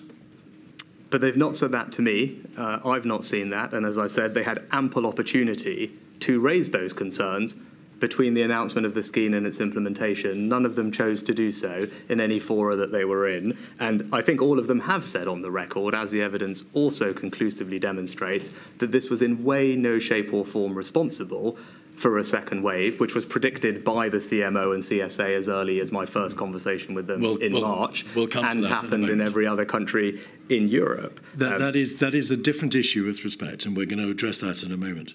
The scheme itself, was it brought to the attention of the devolved administrations? Did you ask for their input or consult with them in any way before the scheme was imposed and introduced in the other four nations, the other three nations? Again, that wouldn't have been ordinary policy. It wasn't on things like the furlough scheme or other support that we did. These are competencies of the UK government, are competencies of the UK government, and they are announced in the normal way. Now, on the question of impact, it is absolutely right that you make plain that whilst there is some slim evidence to suggest that there was a correlation between the take-up of the scheme and new cases of COVID. There is other evidence, primarily in fact a paper prepared by HMRC, to suggest that there was no correlation. Some local authorities with very high Eat Out to Help Out take-up had relatively low levels of new COVID cases. Some other local authorities with high take-up had higher take-up of the COVID virus. So the evidence doesn't significantly support the proposition that there was an impact on infection rates. Nevertheless, why was the scheme not extended? Because it was always designed to be temporary. A submission from HM Revenue and Customs titled Eat Out to Help Out Extension, dated the 26th of August, said, "This is a submission concerning the possible extension of the Eat Out to Help Out scheme. There have been some concerns that opening up the hospitality sector has contributed to the rising rate of infection that have led to local lockdowns." So was one issue, one concern, at the time that debate was had around the extension, that there was in fact, or might have been, an impact on infection rates? No, the primary motivation was that it was meant to be a temporary intervention, because in order to elicit, and this is standard economic policy, in order to elicit a behavioural response, by definition what you want is for something to be temporary and credibly temporary, because otherwise you don't elicit the behavioural response that you are hoping to achieve. And as a general rule, the Treasury was always wary, as it should be, of temporary things that cost money becoming permanent, because that comes with significant fiscal implications. So the idea was very clearly to have something that was temporary to elicit the behavioural response, and that was always meant to be the case. So it was about behavioural response in part. It wasn't just about the fiscal support for the sector. You've just said. I mean, that's exactly right, because in order to safeguard the jobs of 2 million people working in the sector, you need people to go and use those businesses. And all the evidence analysis and general view of everyone was that it was unlikely that that was to happen, because people were not likely to return to those old behaviours, and this was designed to help encourage them to do so in a safe way. I mean, that is the explicit purpose of it. You can't safeguard those jobs without people being at the businesses so that they have the money to keep those jobs and employ those people. That's the whole point. One codicil to this, please, Mr. Sunak. Mr. Hancock told this inquiry that he'd received feedback that the scheme was, quote, causing problems in our intervention areas. And he said that he'd told HMT about those concerns. And that must have been because from the time that he said it at the end of August, in the context of the debate about whether or not there should be an extension. Are you aware that the Secretary of State for Health, who, by your own word, didn't know in advance of the Cabinet meeting, the 8th of July, of the promulgation of the scheme, expressed concerns latterly to your department about the risk of transmission? No, I'm not sure I have any record of that, but I do know he has said that there has been undue focus on this one item and is evidence to the inquiry. Excuse me? You're suggesting that he said this isn't a matter of some importance? I think he said himself that there's been undue focus on this one item, was his words to the inquiry. And he certainly, I have no recollection of him raising that, nor do I have any record of him doing so with me at the time. Well, it's a matter for my lady, but matters as to whether or not they are of importance, this inquiry, are for this inquiry. Scientific advice. It is obvious, Mr. Sunak, that throughout the pandemic, SAGE, which consisted of highly distinguished expert contributors, gave enormous time and energy over hundreds of meetings in the service of the government. Do you agree that? Yes, and I make that same point in my witness statement as well, and I'm grateful to them for everything they did. You say in the article in The Spectator that a lady was planted on SAGE. You said the SAGE people didn't realise for a very long time there was a Treasury person on all their calls. And in the article, you describe how this meant that you were alerted early to the fact that the all-important minutes of SAGE often edited out dissenting voices. It's difficult to know how much of that is journalistic flourish, but would you accept that everybody who attended SAGE, or the identity of everybody who attended SAGE, was known to SAGE and the Secretariat that ran SAGE, because, of course, they all had to give their identities and their phone numbers for the purposes of the calls that took place? Well, as I said there, it wasn't apparent to me in some conversations with them that they did realise, but I mean, it's almost by the by. The point was there was someone there who was feeding back information which is incredibly helpful, and you've shared some of it before, summaries of which were often given to me verbally. Vanessa McDougall, who was a member of your department at that time, was encouraged to attend. In fact, Sir Patrick Vallance had encouraged the attendance of somebody from Treasury on SAGE in correspondence with Sir Tom Scholar. Was Sir Tom Scholar the permanent secretary in your department? Yes. Right. In that same article, you also say, for a year, UK government policy in the fate of millions was being decided by half-explained graphs cooked up by outside academics. That wasn't a reference to SAGE, was it? No, sorry, where is that? It's page 6. UK government policy in the fate of millions was being decided by half-explained graphs cooked up by outside academics. Those aren't my words, just so we're clear. Why would they appear in an article with you exclusively devoted to the issue of your performance during the pandemic crisis? That's a question for the journalist, I think, Mr. Keith. Would you accept that whilst the science was highly complex and uncertain, and obviously not susceptible to clear outcomes, that the advice given by SAGE was, over the entirety of the pandemic, given in good faith and at the upper limits of all their professional abilities? Yes, I make that same point in my witness statement. But having considered this, and there's again some reflections looking back at this time with regard to SAGE, I think there are a few things that I've reflected on over time that I probably was less focused on at the time. I think the first one was, and this is the point that I was getting at in the article, SAGE's views were presented as a consensus or a single view. I think there was definitely not an accurate perception of the degree of debate and perhaps lack of consensus within SAGE. I think that is how it was presented. Again, not to take away in any way from them, but it was presented as a more singular view when in fact there was more debate within SAGE about most things. I think secondly, can I ask you to pause there and just ask you about your views on that first point, Mr. Sunak? Okay. Evidence has been given to the effect that indeed the consensus minutes were relatively short, designed to allow people to read them. Evidence has also been given as to the extent to which they were read. But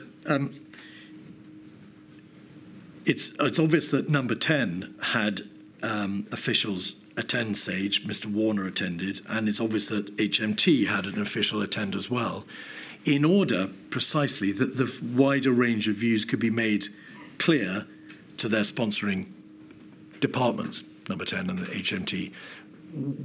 Did that not suffice?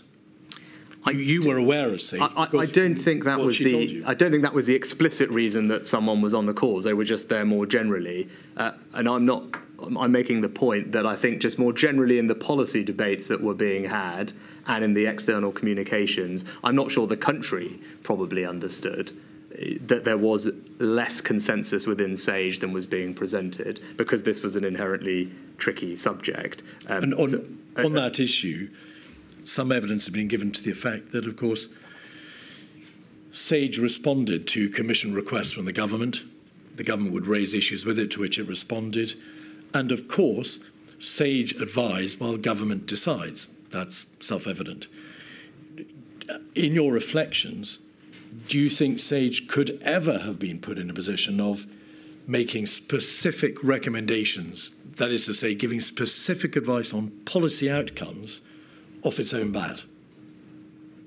No, I think they're conflating two different things there. The first is, even on the advice, not the specific policy recommendations, even on the scientific advice that they were putting, I think as many of them have now said, that they themselves were deeply divided over the scientific evidence. That's from one of them that was there at the time.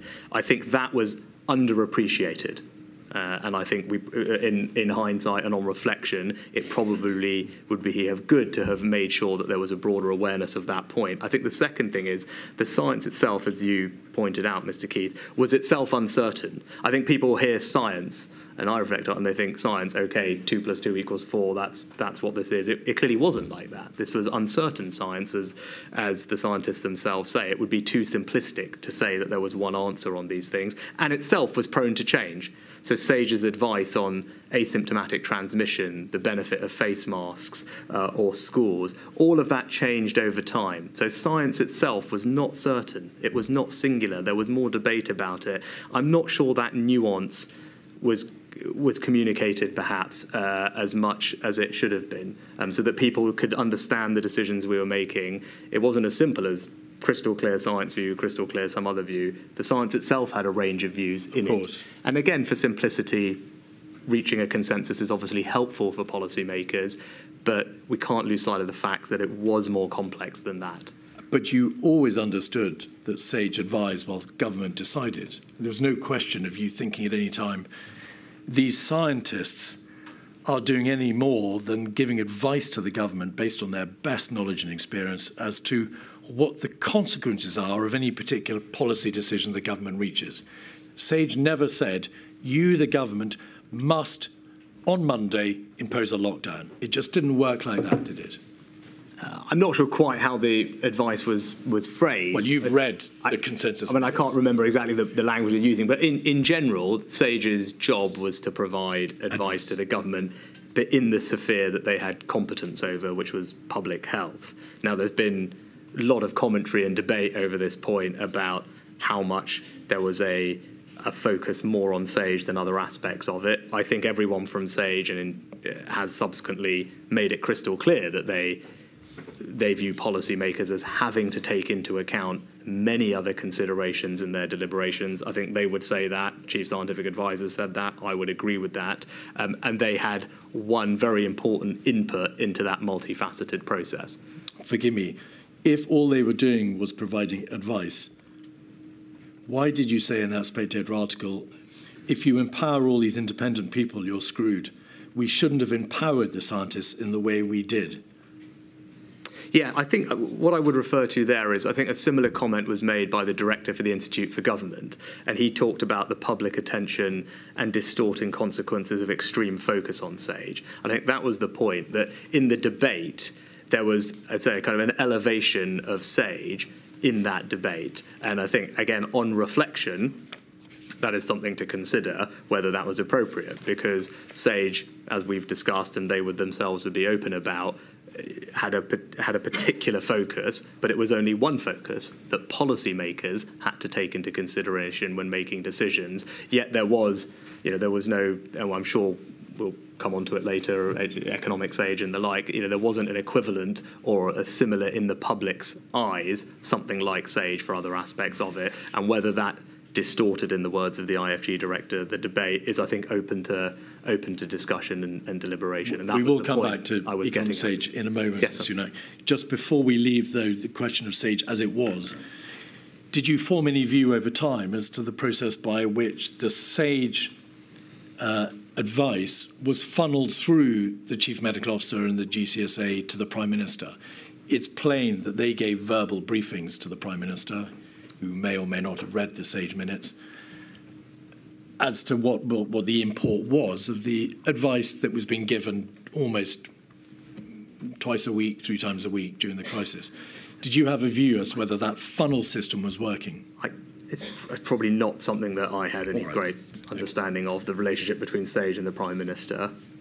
I said I had, I think, a more granular understanding of what was happening at SAGE because, as you pointed out, someone was there able to relay to me where it was relevant a slight nuance or where there were debates and disagreements. That was helpful for me when I went into meetings, knowing that there may be more debate within SAGE than was necessarily being presented in the summary of their discussion. All right.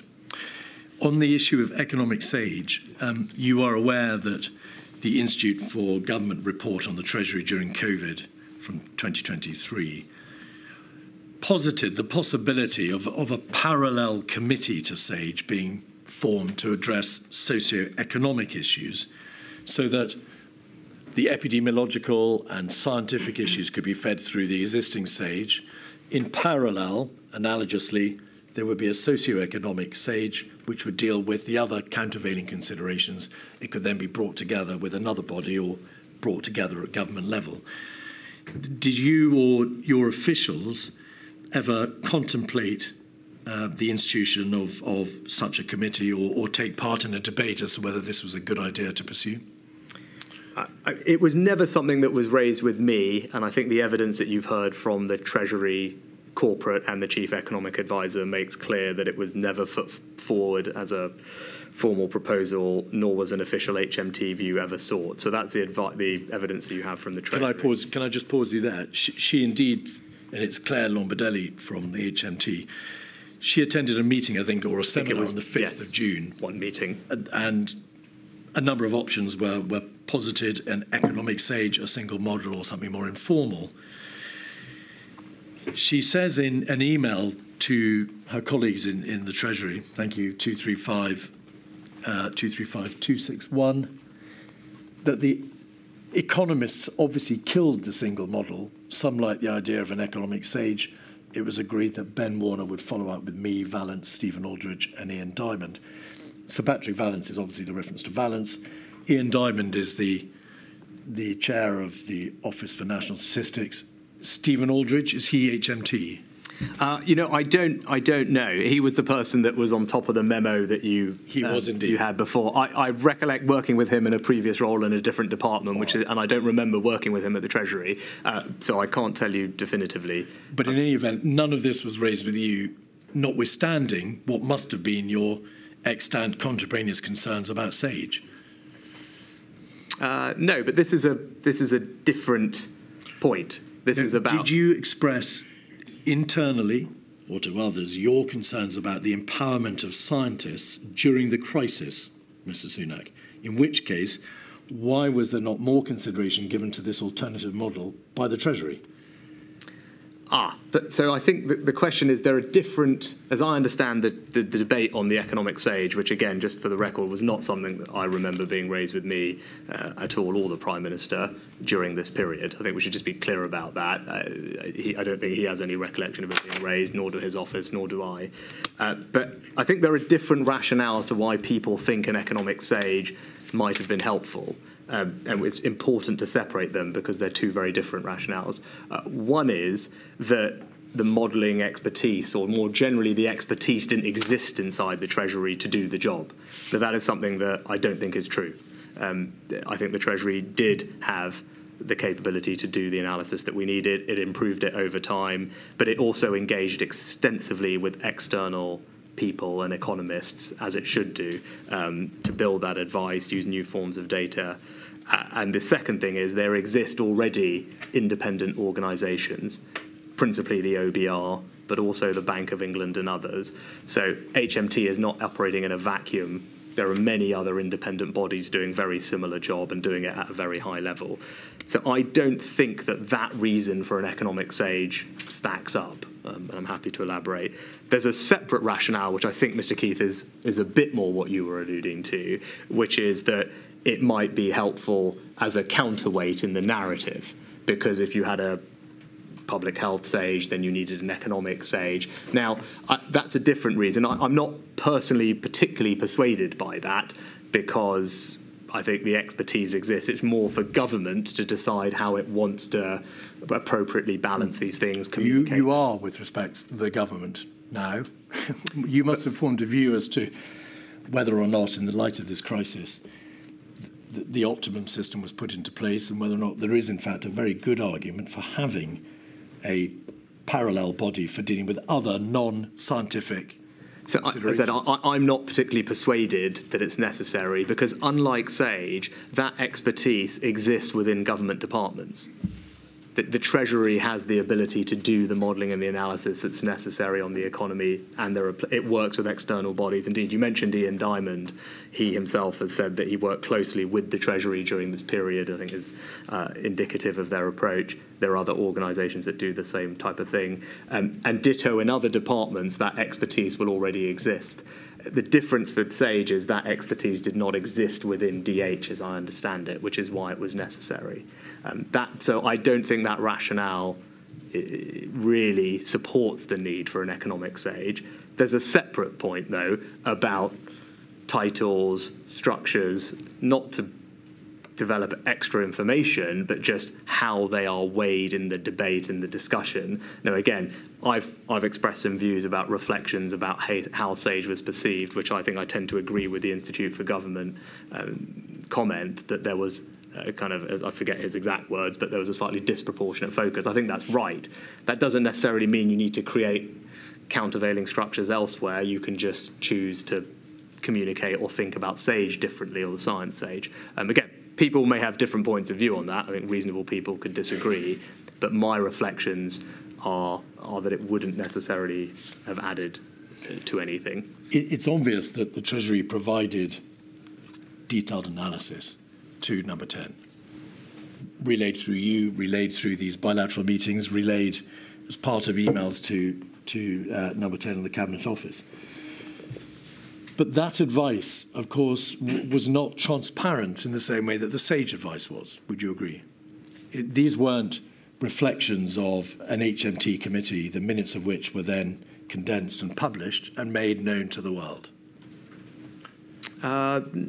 Yes, I think that is... Well, actually, it's not quite right, because HMT did publish a considerable amount of information. Of underlying data. But the data, the information, the advice and the analysis, which was given directly to Downing Street by HMT, was never itself published, was it? I think that is... I mean, that's entirely normal, but yes, I mean, I think that's the same goes for every department, by the way, including Department for Health and everything else. Yes, but of course we are examining this issue in the unique circumstances of the ultimate decision-making process that the Prime Minister was forced to engage with, which is how to balance economic, societal, and the many other considerations in a way which would command confidence and bring, of course, the government and the public with it. But again, I think even if the precise advice itself wasn't published, there was considerable information in the public domain put there by HMT alongside all the fiscal events that I did, of which there were many during this period, but also by the government's independent forecast. So you have to remember, for over a decade now, the government has had an independent forecaster, so it doesn't mark its own homework in the OBR. They published extensively on the impacts of all these things, as did the Bank of England, who contain probably more people engaged in forecasting and modelling the UK economy than anyone else. And then again, you had the IMF, the OECD, investment banks. So I don't think there was any... I'm so sorry. Yeah. Could you slow down a little bit? Sorry, I was taking your steer to move along. Sorry, I misinterpreted the signal. I didn't tell you to go so fast. We can't keep up. So I think my point would be there was considerable information about the economic impacts on the economy in the public domain, not just from HMT, but many other independent expert bodies. So even if this specific advice on a micro point wasn't published, there was a lot of evidence out there. Look, is it possible that HMT could have published even more? Perhaps. I think you bemoan in the article in The Spectator the absence of cost-benefit calculations. You say a basic requirement for pretty much every public health intervention, but this was never made. What did you mean by that? Again, I think I'm just agreeing with something that one of the epidemiologists has subsequently said, that the cost benefit in a precise way wasn't done. I think you talked about it, Mr. Keith, in our early conversation about March, where it just was happening very quickly.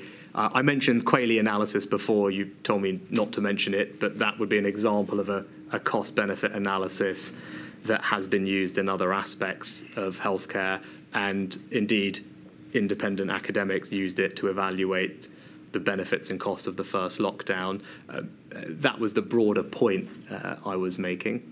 There was, it appears from the evidence of Claire Lombardelli, at the beginning of the pandemic, no pre-existing model of how a pandemic would affect the economy. There was no material showing what the estimated costs would be likely to be, of course. But during the course of the pandemic, did you instruct the Treasury to start preparing cost-benefit calculations on account of your view that those sorts of analyses were simply not there? I think that would be more a function for the Cabinet Office and the task force, and that's exactly what you would expect the task force to, over time, be able to do, which is to synthesise the different things from different areas and try and bring them together. So that's really what the task force over time was able to do a better job at. Mr. Sunak, the HMT is a wizard in the field of fiscal and economic matters and cost-benefit analyses. You can't bemoan in The Spectator, on one hand, the absence of any calculation along those lines, and then say that it's something that you expect the Cabinet Office to have done. Why didn't the Treasury say the government would be hugely assisted by calculations that bring together the cost-benefit thinking about future lockdowns? Let's do it. Because I think it's an incredibly hard thing to do. I think we shouldn't just assume that it was available off the shelf to just do. These are incredibly complex decisions, and in many cases very hard to quantify. I mean, many health decisions are trade-offs. I mean, how do you think about quantifying? Well, we do it with drugs, often with Quayle analysis, but the moral dimensions to these things is very complex. My point is the Cabinet Office, the task force is the right place to bring together different aspects of it. Now, actually Treasury seconded 10 people to the task force, particularly to help with all of this. And again, I think a reflection on all of this for the future is if someone has developed a better way to integrate these things, then that's something that expertise one would ideally like to have next time around. But I'm not sure that it's that straightforward. I think you can do illustrative cost-benefit analyses, as indeed the academics who produced the Quayle paper did, but we shouldn't pretend that you could reduce all these things to a simple number that the Prime Minister can just see and then make a decision based on it. It will never be that straightforward. Well, indeed. And I don't think anybody has suggested that. Could we now look, please, at the winter strategy briefly and September, October? The winter strategy document of the 19th of September made plain that the infection was spreading rapidly. The 7-day average of confirmed cases had risen from 1,077 in mid-August to 3,598 today. That's the 19th of September. And is on a sharp upward trajectory. And there are references to what the hospital admissions might be if no further measures are implemented. As a general rule, and I'm sure you would accept this proposition, the Treasury briefed you. We can see a briefing for a COVID Strategy Committee, COVID-S meeting on the 21st of September, to oppose a circuit breaker. Obviously, a proposal for circuit breakers was what was being discussed, on the basis that the Treasury feared that a circuit breaker of perhaps 2 to 3 weeks wouldn't itself be enough if that was the route that would be pursued. And also there was a risk that if it was only 2 to 3 weeks, the government might find itself in the awful position of coming out of a circuit breaker whilst the number of deaths is still going in the wrong direction. So there were good arguments to be made against circuit breaker. You made them, did you not? Yes, I was never particularly persuaded by the circuit breaker, as indeed others weren't either. And it's fair to say that at the meeting of COVID-S on the 21st of September and also the COBRA and Cabinet meetings on the 22nd, you presented analysis from HMT showing how a circuit breaker would hit the hospitality sector incredibly hard with consequential damage to its vulnerable workforce. That's all very obvious. In the course of Professor Sir Chris Whitty's oral evidence, he said this in response to a question: had there perhaps been a circuit breaker in September and perhaps a tier-level system introduced earlier and had time to work over a longer period of time, would there remain the possibility that the second lockdown might not have been necessary? He said yes, or might have not been as long. And he says, I think most people would say that's the case. So that we're absolutely clear, there was nothing wrong with opposing a circuit breaker. The government was in a very, very difficult position, and the arguments were extremely finely balanced between damage to the economy and the public health considerations in terms of rising infection. Is that obvious?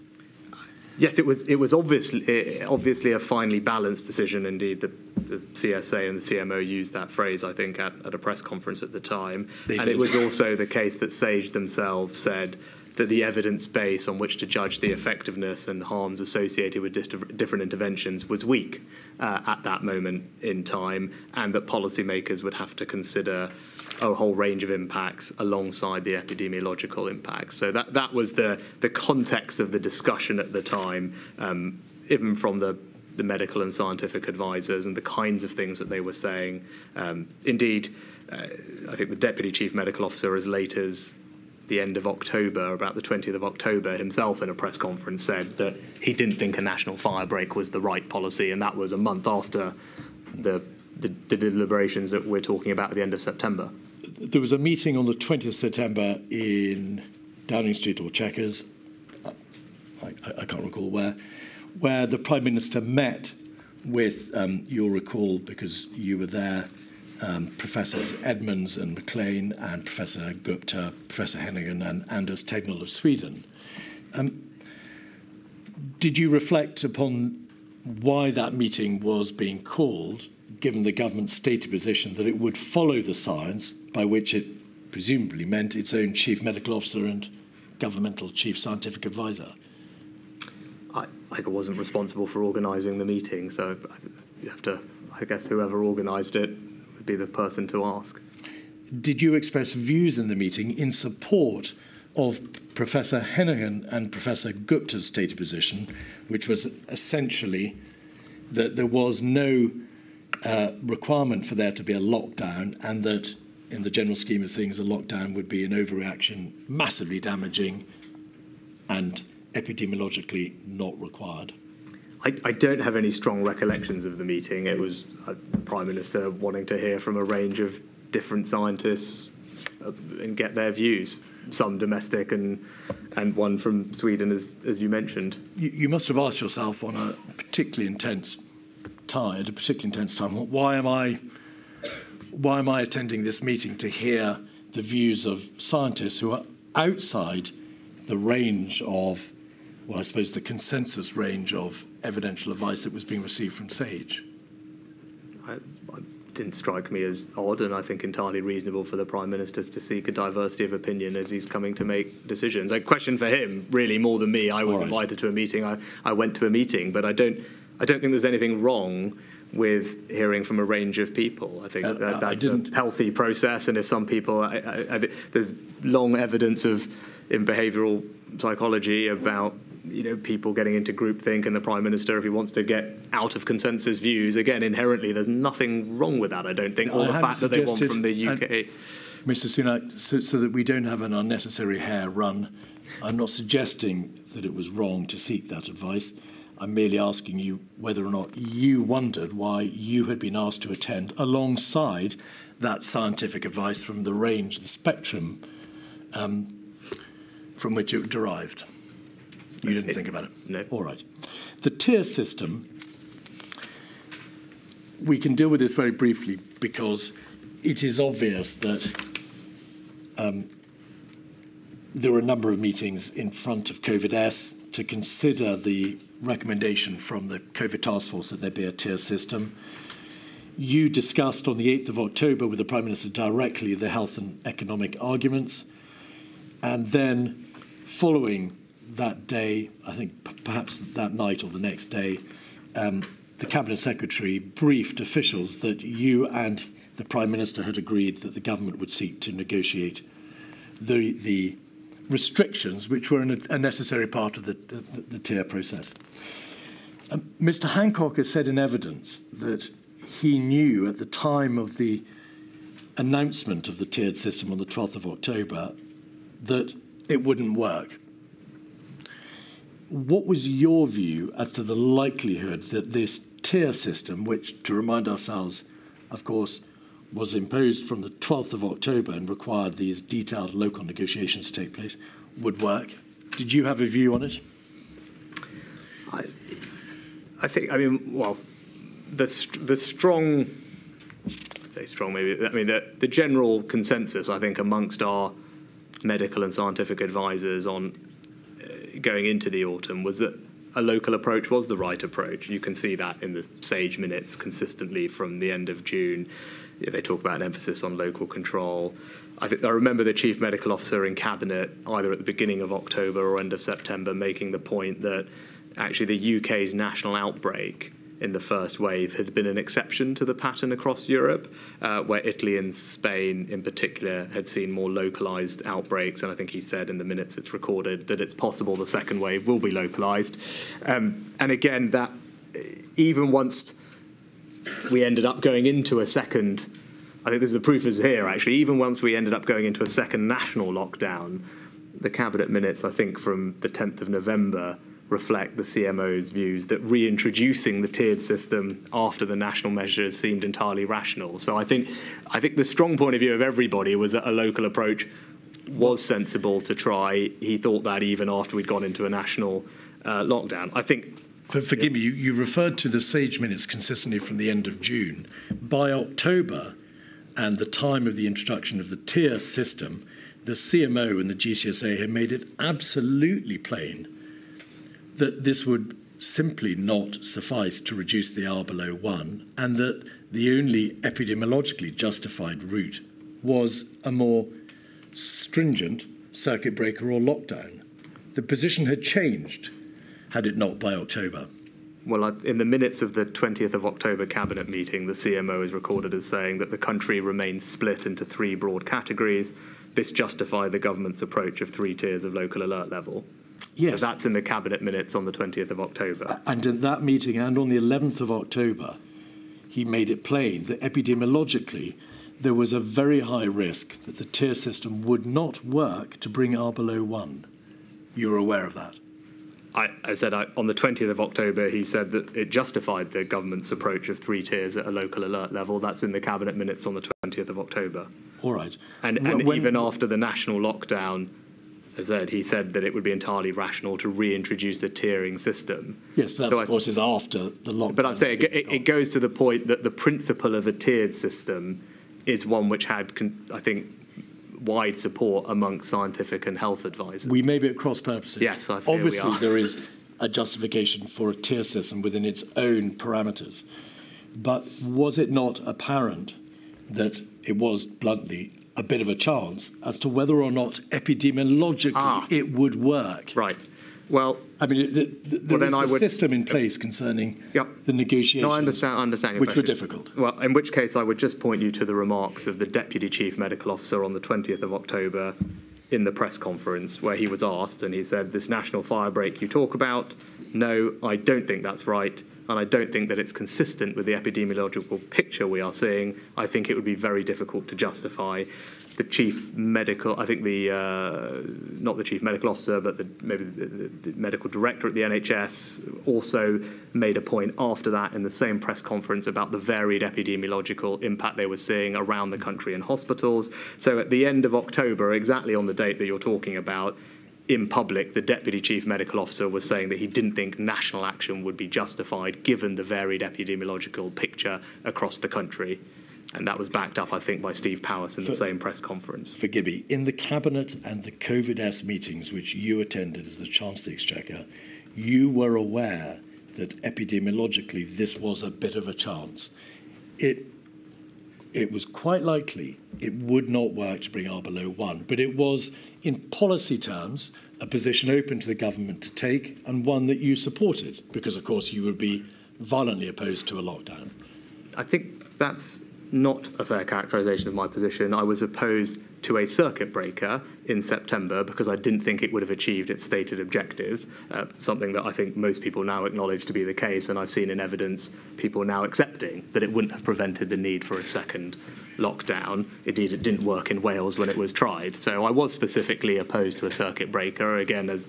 I think violently opposed to lockdowns is not an accurate characterisation of my position at that time. I was opposed to the circuit breaker on its own merits because I didn't think it would work. Now, at the end of October...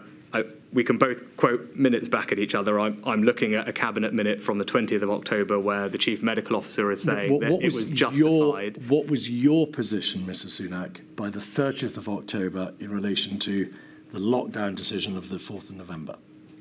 As the minutes show, that I didn't oppose it at the end of into November. I didn't oppose that lockdown, but what I can tell you that it was reasonable to believe at the end of October that the regional approach may still work. That was a reasonable belief. Now, obviously, it turned out not to be right with the benefit of hindsight, but when you have the Deputy Chief Medical Officer themselves saying at the end of October that he doesn't believe that national action is warranted because it wasn't consistent with the varied regional picture we're seeing, that demonstrates to you that reasonable people believed that the regional approach may still work and it was worth trying. Now, clearly, in the event, it didn't. But as we discussed earlier, these things were finely balanced, lots of things to think about. But was it a reasonable approach at the time? I think so, and it was extensively debated. So in terms of thinking about the decision-making process, even if the decision might be one that in hindsight people would revisit, I don't think there was any failure in the process because it was extensively debated in government. Do we take it from that you had every opportunity to dissuade the Prime Minister from the ultimate decision to impose a lockdown in November 2020? You were heard, your voice was listened to, but ultimately the Prime Minister, in effect, decided that there had to be a lockdown.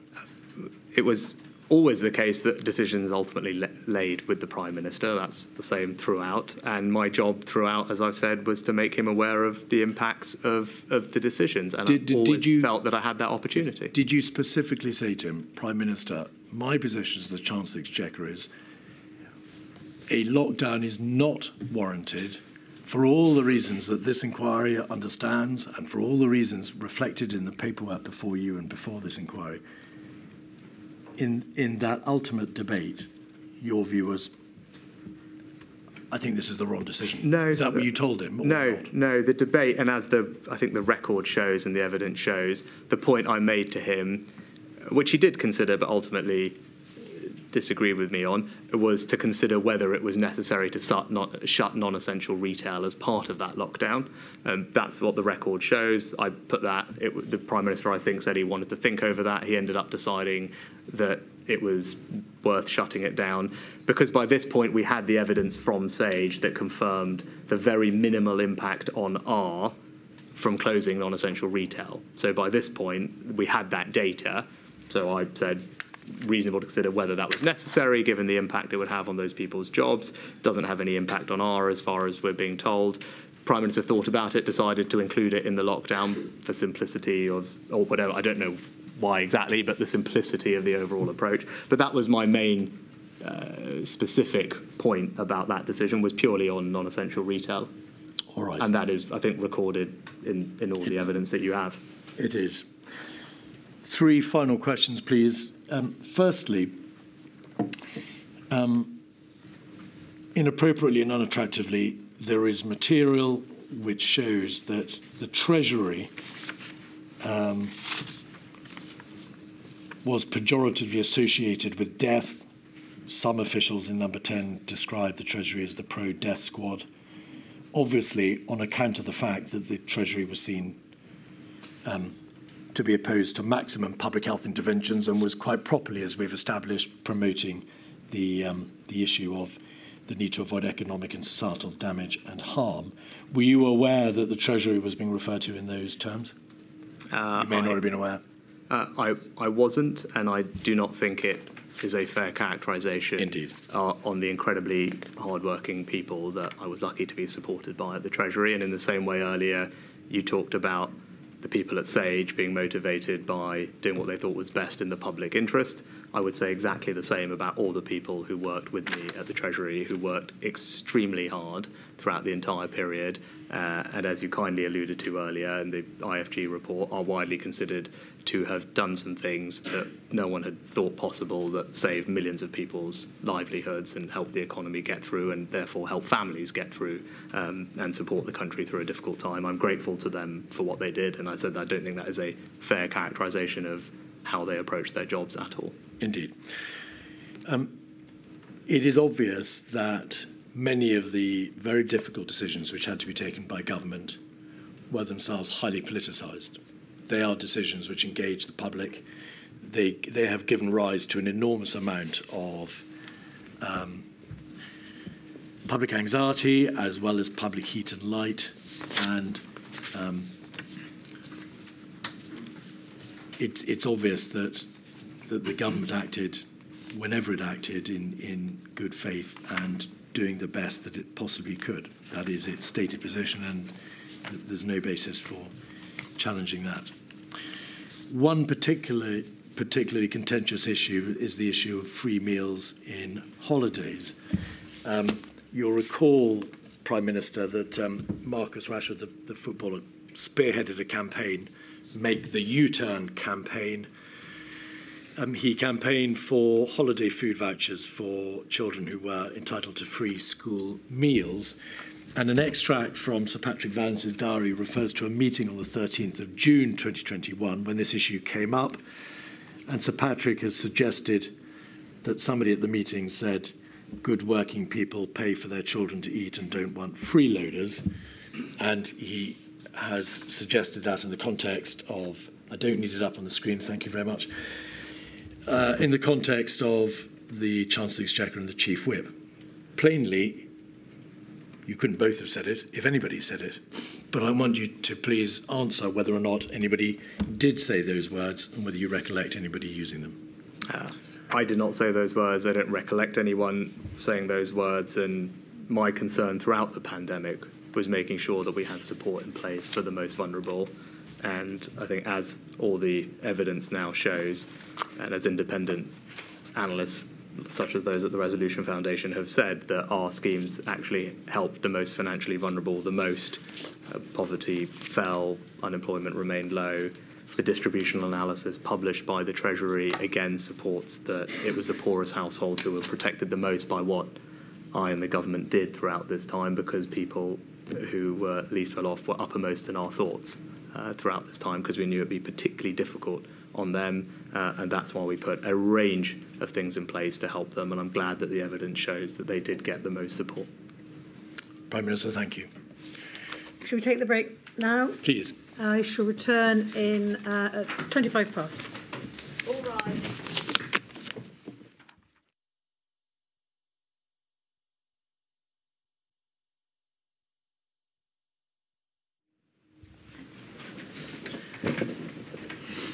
Given the time and obviously the Prime Minister's other commitments, I'm afraid I'm going to have to be particularly tough on call participants questioning this afternoon. First of all, Mr Weatherby. It's not Mr Weatherby, it's Miss Morris.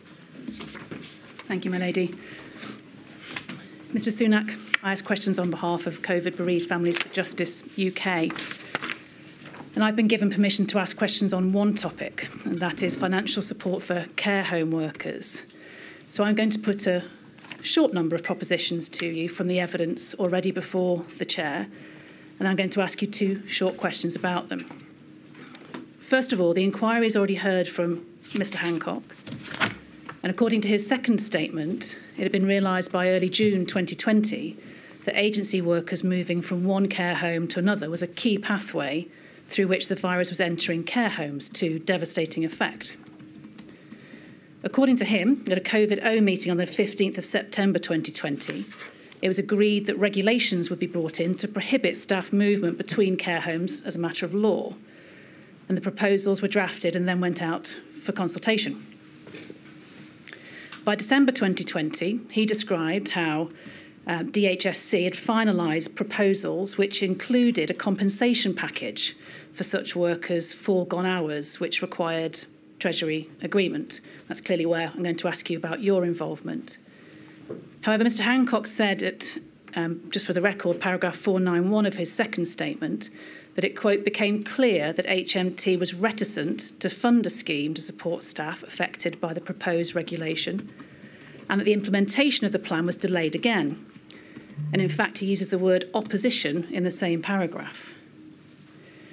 According to a later DHSC submission to Mr Hancock on the 5th of January, this time 2021, it noted that HMT ministers decided not to fund the compensation scheme, saying it was the wrong mechanism, but they are open to options to support increased staff supply. And Mr Hancock described how in the event the proposed regulations to restrict the movement of workers were not brought forward due to the lack of compensation and workforce shortages at that stage. So my first question is, what was your involvement in this process, Mr Sunak? And what was the reluctance and reticence? Well, the first thing to say that, in particular, from the beginning of the pandemic, I was cognizant that this would have an enormous impact on the NHS and social care workforce, family and organisations, which is why we put an enormous amount of funding in place to support them. Now, obviously, for social care, that largely goes through local authorities. So one of the earliest things we did was provide billions of pounds extra for local authorities in unring-fenced grants so that they would have extra funds to spend on the things that they needed to at the time. And that was done, I can't remember exactly what date, but relatively early on in the pandemic. Now, with regard to social care in particular, I wasn't, and I don't have any strong recollection of these sets of conversations. I wasn't primarily involved with them to the best of my knowledge. I think you referenced in advice that said HMT ministers. Ministers, yes. Yeah, the person responsible, which I think is clear from the documented evidence, was the Chief Secretary to the Treasury. And he's the minister responsible for spending. And he was the one that was going back and forth with the Department for Health on the various options that were available. I think in the Department for Health advice, I haven't got the exact date, it says CST considered funding an alternative proposal, not convinced the policy will achieve its aim. And also the DH advice was that whether to proceed when we nearly have the vaccine was already in the balance. Yeah. So I know that there were conversations happening between the Chief Secretary and the department. They were not ones that I was cited on or involved in. So in short, did it cross your desk? Not to my recollection, and having reviewed best I can some of the evidence at the time with the Treasury, has said these specific two proposals on compensation mechanisms and things were dealt with by him. In the event, I think a general fund was established at some point for the social care workforce specifically around this time, but again, it wasn't something that I was directly involved in. The question I have is specifically aimed around this period between the end of 2020 and prior to January 2021. And my second question is this, that given that staff movement was a primary contributor to care home infections, and according to the Department of Health, still a key infection prevention and control concern at a time of increased incidence, why was there still no mechanism to incentivise and or to compensate care home staff to confine themselves to working in one care home by January 2021? Well, I think if I check the details, I think there was some new funding announced on the 16th of January, and the CST had considered a proposal from DH about a general fund to boost the social care workforce, and had approved it. And it was precisely to support providers to restrict staff movement between care homes and other care settings, etc., etc. So I think that those conversations were happening and a fund was announced, as far as I can tell. But again, it wasn't something that I was directly involved in. That was the Chief Secretary to the Treasury's primary responsibility. And you'd agree from the documents that you're referring to and that I'm referring to that wasn't in place before January 2021, despite the conversations taking place between the departments and the Chief Secretary for the Treasury? Yes, I don't remember these conversations, again, happening until immediately before then anyway, having reviewed this pack from the Treasury. It sounded like those conversations were predominantly happening in and around December, with an announcement in January. Okay. And I think there's another point that's worth making, that in the end, I think key system partners no longer supported it, and that's something that I think the Secretary of State for Health and his officials have also said in their evidence. It wasn't just the funding, it was actually the mechanics of making it work, I think, weren't, as I said, key system partners no longer supported it, was the conclusion they had come to as well.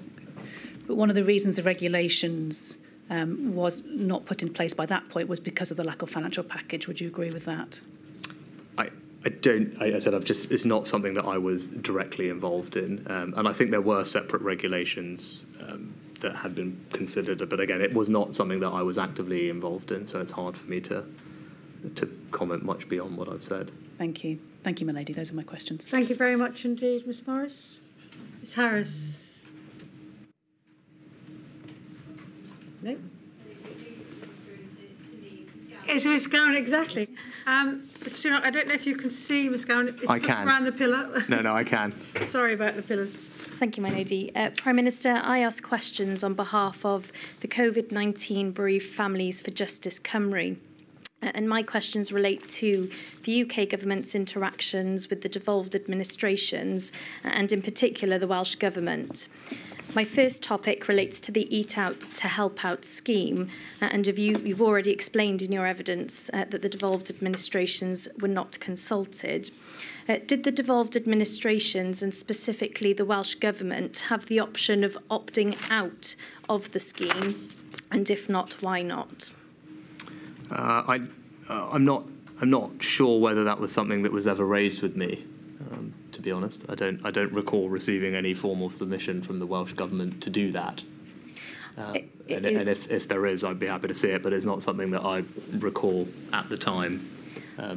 So if you have it, I'd be happy to have a look at it, but I don't recall them ever making a formal submission to opt out of the scheme. Was that not indicative of the lack of consultation with them in the first place, though? No, because, as we have a devolution settlement where obviously the UK government is able to make policy on matters that are reserved, and devolved governments make matters on policy which is devolved, right, without, I wouldn't expect them to consult me on things that they were doing that were within their devolved competence every time they were making a budget decision. Ordinarily, again, they wouldn't expect to consult the UK government on that. That's how our devolution settlement works. But I said I don't recall them ever, after announcement of the scheme, and as we've discussed, there was almost a month between announcement and commencement, them formally saying to me or the Treasury that they wanted to not participate in the scheme. I don't think they ever did that. I don't recall them doing so. I think, Prime Minister, you've answered my second question on that topic, but did the Welsh Government have the opportunity, in your view, to raise concerns if they had concerns? I think that they always have an opportunity, and they frequently do. So if that was something that they wanted to raise, I'm sure they would have raised it through the normal channels that they had.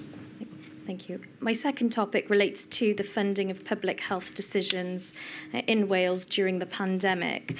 And I'm going to put two particular paragraphs that are contained within the first witness statement of the First Minister for Wales, Mr Mark Drakeford's statement. This is Exhibit 273747, page 40. Before we turn to Mr Drakeford's statement, it's important to set out two points of context that you set out within your witness statement. You say in your statement that the UK government provides most of the devolved administration's funding with quantum to be determined by the Barnett formula. And you also say that the UK government provided the devolved administrations with an upfront funding guarantee in July 2021, and that was further uplifted on 3 occasions to enable the devolved administrations greater flexibility to respond to the pandemic. And with those important points of context in mind, and turning to Mr Drakeford's statement, at paragraph 136 of the statement, he says this, and I hope that it's on the screen in front of you. On the 23rd of October 2020, the Welsh firebreak came into effect.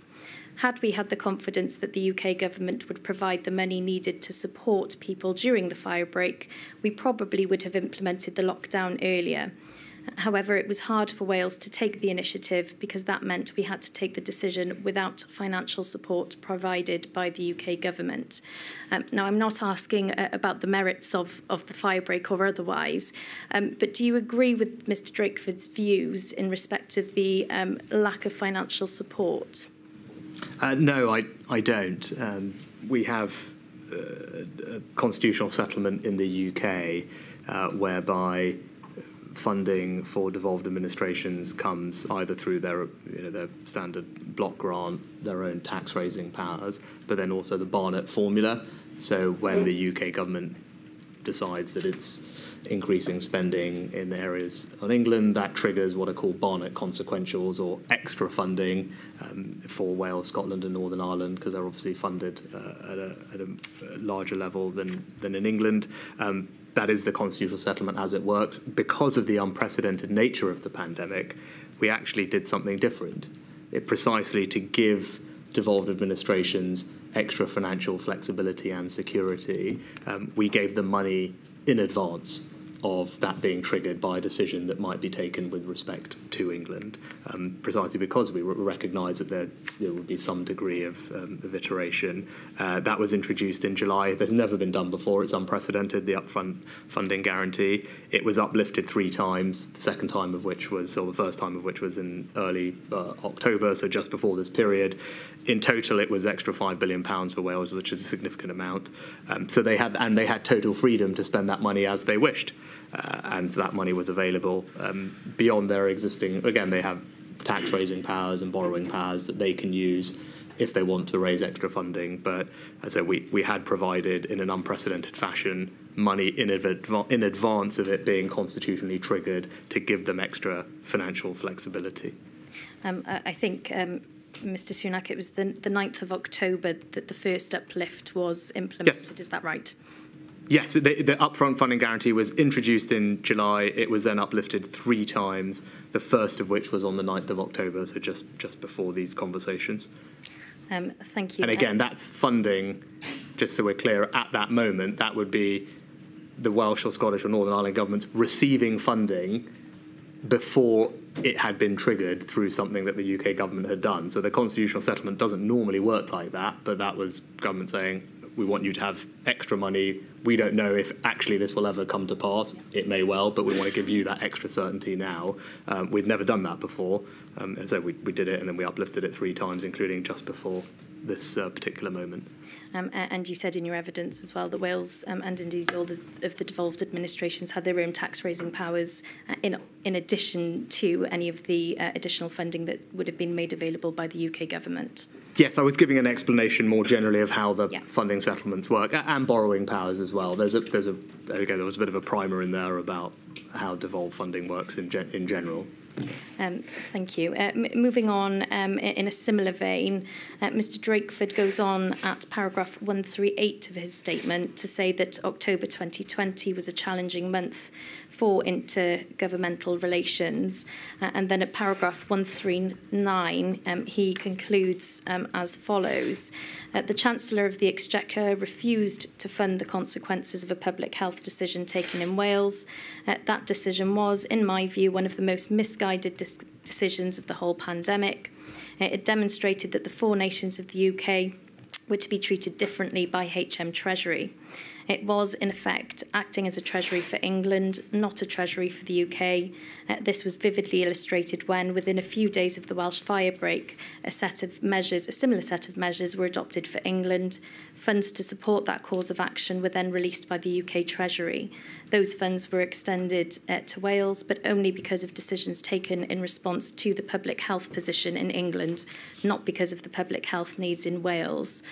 So the same question, Mr Sunak, do you agree with Mr Drakeford's views? Is he being fair? No, I don't. It's the same answer I gave before. It precisely had funded extra money for Wales in early October in advance of that being triggered, as is normal. And I think actually what the UK government demonstrated through the pandemic, that there was incredible benefit to the people in Wales and indeed Scotland and Northern Ireland of being part of the United Kingdom, because the UK as an entity had the balance sheet strength to fund what were unprecedented interventions like the furlough scheme, which benefited, I haven't got the exact numbers in front of me, but a considerable number of people in Wales and indeed in Scotland and Northern Ireland. That was just one of many UK measures implemented, indeed the increase in universal credit, much of the support elsewhere extended through the welfare system, all of which benefited people in Wales. So that was the UK government delivering for people across the UK, and as I said, money was made available for Wales in advance of need.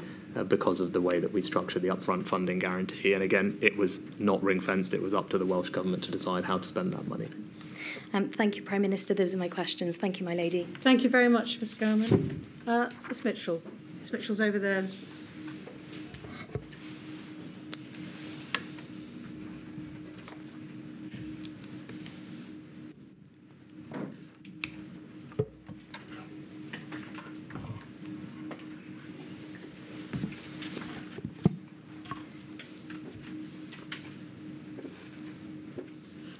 Prime Minister, I appear as instructed by Amar Anwar and Company on behalf of the Scottish COVID bereaved. You've given evidence this morning in relation to the difficult job of balancing economic consequences of the pandemic with the decisions that have to be taken on health by those who have to make those decisions. Health obviously being a devolved matter, the First Minister of Scotland was tasked with that responsibility, and the funding of that matter rested with the UK Government. Can I have inquiry number 217057 up, please? This is a letter from the then First Minister Nicola Sturgeon to the then Prime Minister Boris Johnson. At page 1, just for the date, we get that date on 23rd September 2020, and can we go to the top of page 2?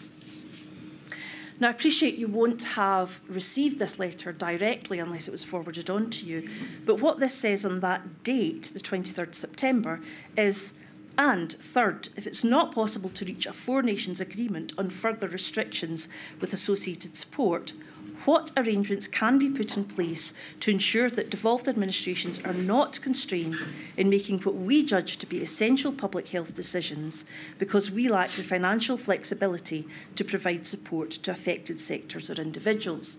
Now, you've already touched, obviously, on that issue with my learned friend who's already asked you questions. The first question I would like to ask you about this was, were you made aware either by Mr Johnston or Mr Gove as to the concerns the First Minister had at that time? Yeah, I can't recall this specific letter. You may not recall the specific letter, but were you made aware of concerns either by Mr Johnston or Mr Gove about that particular concern of the First Minister? Not in a specific sense. I think in general there were conversations throughout the pandemic about points of difference with the DAs, but I can't remember any specificity around those conversations at this particular time or more generally. Yeah, because I'm keen to explore the timescales that you've identified, because I think you mentioned July 2020 in your answer to my learned friend, and I'm wondering if July 2020 is the correct time, because it seems both Mr Drakeford and Ms Sturgeon were expressing concerns much later than that the issue hadn't been raised and dealt with. The reason I mentioned July is because July was the first time that the upfront funding guarantee was put in place. So it was as early as July, in fact, before these conversations, that the UK government had decided to do something unprecedented, which is to provide extra funding to Scotland, Wales and Northern Ireland in advance of that funding being triggered constitutionally through the Barnett formula. And then that funding was uplifted 3 times subsequently to that. The first of those uplifts was in October. Indeed, it would appear, though... I mean, so shortly, I think shortly after this letter, by the look of things. Yes, actually. Indeed, it would appear, though, notwithstanding what you've told us about, there were still concerns in relation to both the Scottish Government and also the Welsh Government in relation to this particular issue. What I'm saying is that after the arrangements had been put in place that had been made, were you aware of these further particular concerns in relation to the quandary that Scotland and Wales found itself in questions of making decisions on public health that might require additional public funding, for example, funding that might be different from that? I'm not sure I agree with the sequencing. I thought the date, if you can flick back to the first page of the letter. That letter can be placed up on the screen.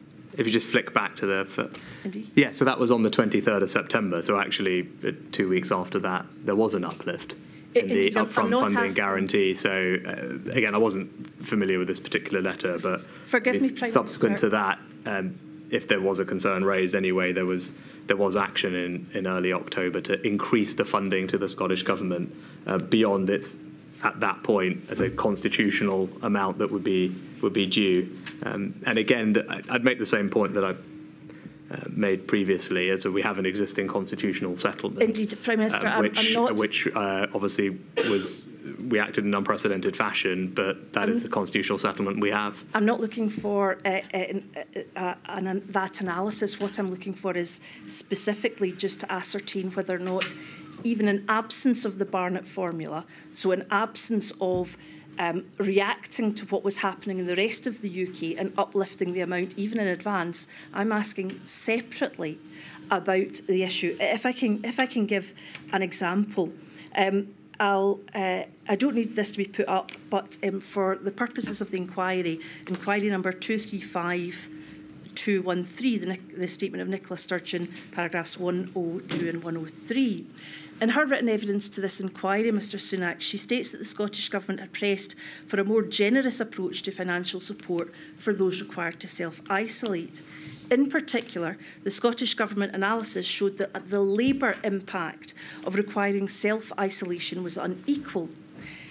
People who were able to work from home were unlikely to lose income as a result of complying with self-isolation, but people who were not able to work from home were more likely to face a loss of income if they self-isolated and did not attend the workforce. Firstly, I would like to ask you about this. What conversations did you have with the Scottish Government in relation to whether a more generous approach to financial support from those who could not work from home but required to self-isolate? You said you wanted to think about this relationship absent the Barnett formula. Yes. I genuinely think that's hard to do. The Barnett formula is the way that UK government spending in reserved areas translates into devolved areas, translates into incremental spending in the devolved administrations. It's hard to abstract away from that. That is the entire basis of our constitutional financial settlement. Indeed, and we operated it in a way that was more generous than it normally works in order to provide extra funding in advance to the devolved administrations for them to use as they wanted, on top of their own ability, if they wanted, to raise more money or indeed borrow money. They have flexibilities that were available to them to do that. And actually, in the Scottish Government's case, on more than one occasion, with the Barnett formula consequentials that they received from the UK government, they were able to implement policies that were more generous than those that had been implemented in England, because they were obviously making different choices, or that money was enabled them to do that. So I think that is important. Mr. You can't abstract away from it. I think that's the entire basis of how it works. Well, that is the basis of how it works, but I think the difficulty was that in a pandemic, the First Minister was in charge of health and was asking the Prime Minister, what assistance can we get, rather than waiting for the rest of the UK if we want to... And my point was the upfront guarantee was put in place precisely so that they didn't have to wait. The whole point about it was funding in advance of that funding being triggered by something consequent down the line. So it was precisely because of that the upfront guarantee was put in place and increased regularly. My question, which was, what conversations did you have with the Scottish Government in relation to the issue that was raised about the unequal labour impact of requiring self-isolation to those who could work from home and those who couldn't? I don't recall any specific conversations. Most of the financial engagement with the DAs happens via the Chief Secretary to the Treasury, and there's a standard Finance Minister's quadrilateral that happens at that level between the DA, Finance Ministers and the Chief Secretary. That happened, as I believe, regularly during the pandemic, which would be the forum for those discussions. Were you aware that such analysis was done? As I said, more generally, the UK government did implement a scheme for self-isolation payments, and right at the early part of the pandemic, I introduced a scheme to support those who are self-employed. Yes, but I'm asking a specific issue of inequality between those who could work from home, who self-isolated, and those who couldn't. Were you aware of that inequality, and were you aware of that problem? I think it's I guess self-evident that there would be an inequality between those things. And I would just, by definition, if you can work from home, obviously you would be less impacted by self-isolation requirements. And was there anything done in that regard to try and equalise that inequality? As I said, we introduced extra payments for people who are self-isolating.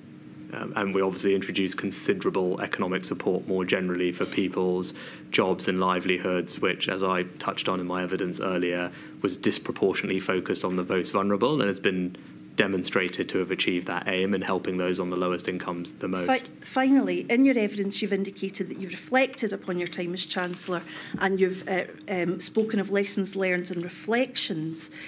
We know that prior to this pandemic, we've not heard any evidence of prior economic pandemic planning, despite it being highest risk on the National Risk Register. What provisions do you think should be put in place to allow the devolved administrations in the event of the next pandemic to access additional funding, to allow schemes, for example, such as furlough and those that we've talked about, to be put in place when they're required in those parts of the UK, but not required in England, i.e. when the Barnett formula isn't triggered? I think that speaks to our overall constitutional and devolution settlement, and I think it's quite hard to completely unpick that. It may speak to it may speak to a need to do more things on a UK-wide basis next time around. The upfront guarantee system, I actually think, worked relatively well in providing that funding in advance to devolved administrations. And as I said, at broadly, over the course of the pandemic, most things happened at similar places at similar times.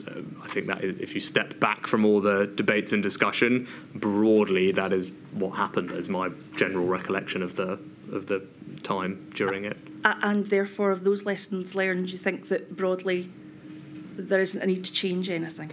I said, well, obviously the inquiry will no doubt have helpful suggestions, but from an economic support perspective, which was my role at the time, I'm confident that the economic support that we put in place achieved its objectives. It protected millions of people's jobs, livelihoods and businesses, and it did so in a way that disproportionately benefited the most vulnerable across the United Kingdom, and that's something that I'm proud of, and I'm glad it worked. Obviously, I'm sure there will be helpful suggestions as to how to improve on it in the future. But you yourself don't have any helpful solutions that you could give the inquiry?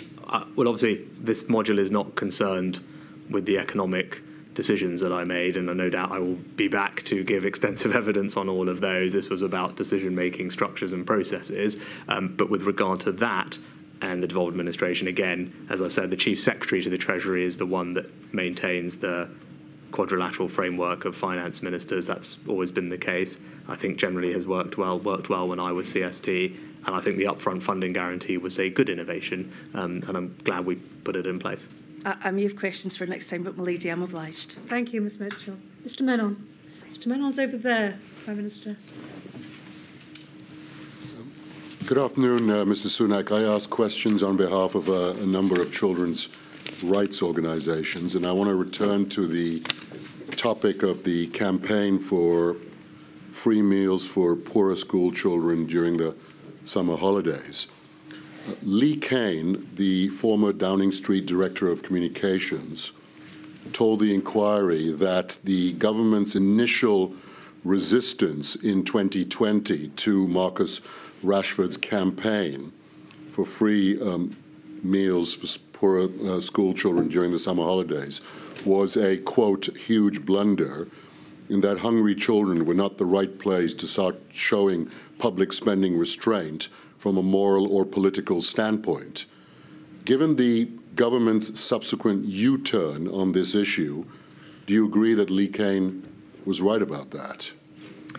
Well, I can't remember the exact decision-making around that in any great detail, other than to know that ultimately the government spent, I think, about £500 million over the course of the pandemic funding free school meals.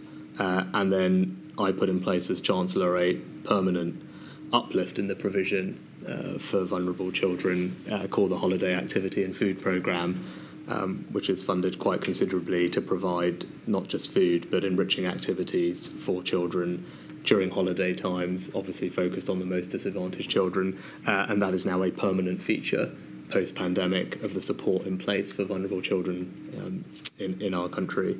And again, I just go back to what I said previously about our overall and my overall approach during the pandemic was very much focused on those on the lowest incomes, and as a result, they rightly received disproportionately more help and benefited the most. So are you saying that it was somebody else in government who was initially opposed to funding this, rather than you, the Chancellor of the Exchequer?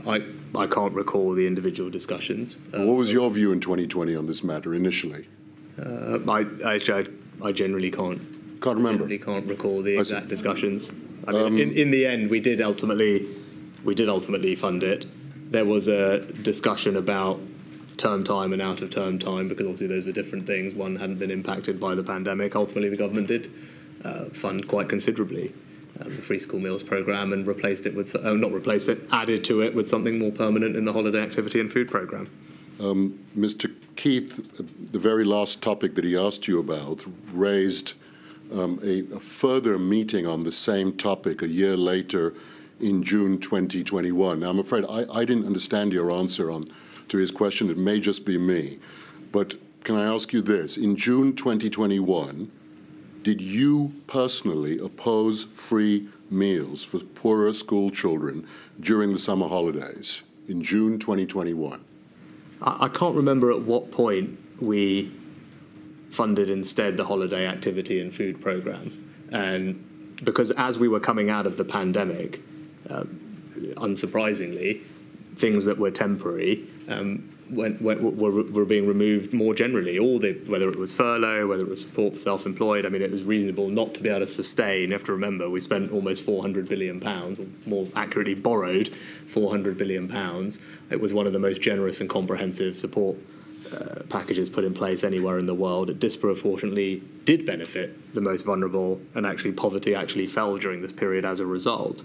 But it's clear that that's not sustainable forever. So as the pandemic ended and we returned to more normal life, it's reasonable that we returned to a more normal state. But actually, when it came to the situation of free school meals, even though the pandemic support ended, more permanent extra support was put in place. So the provision of meals and indeed activities today is greater and more generously funded than it was before the pandemic as a result of changes that were made. Mr. Sunak, that's through the holiday activity and food programme. And indeed the increase in the what are called Healthy Start vouchers, which are vouchers that are given, I think, to expectant or new mothers for them to use on fresh fruit and milk and things like that when they have new babies. The value of those vouchers was also increased on a permanent basis. Mr. Sunak, I'm trying not to interrupt you, but I've got limited time. Can I just clarify this matter, please?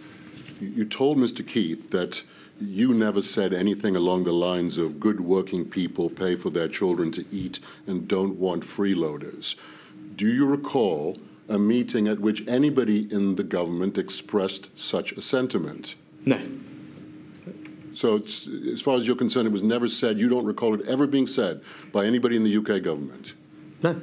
Can we at least agree on this finally, then, that if anybody had expressed such a sentiment about the parents of poorer school children, that would be a reprehensible thing to say in the circumstances of a pandemic that's caused so much economic turmoil? Well, it's precisely because I knew that the pandemic was causing particular turmoil for those who were on the lowest incomes that our support deliberately and specifically helped them the most and benefited them the most, because I thought that was the right thing to do, and I think we should be judged especially on our actions, and our actions in this regard were that the support was in place to help the most vulnerable. Now, of course, people would always like you to do more, always like you to do things slightly differently, but in the round, I think it's hard to argue with the proposition that the support we put in place was incredibly comprehensive and, in terms of its scale, generous by international standards, and the evidence is clear that it disproportionately, rightly benefited those on the lowest incomes.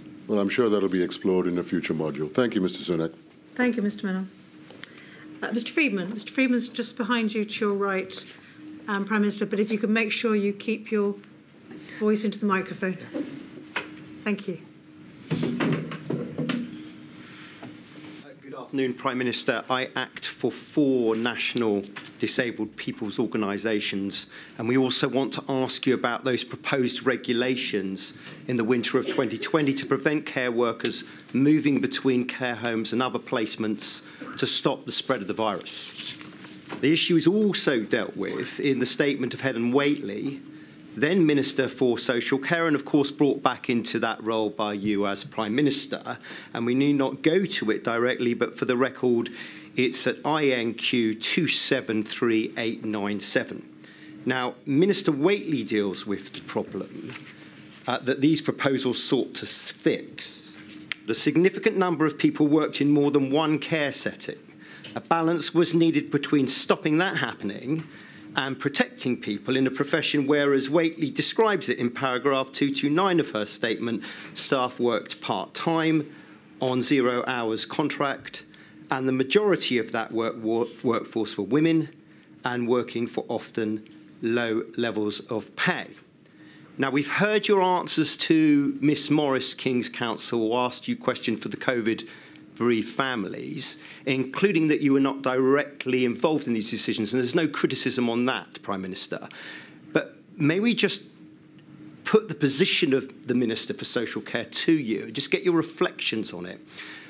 First, she'd advocated for a furlough scheme and then a compensation scheme for workers who, under these regulations, were going to be mandated effectively not to work.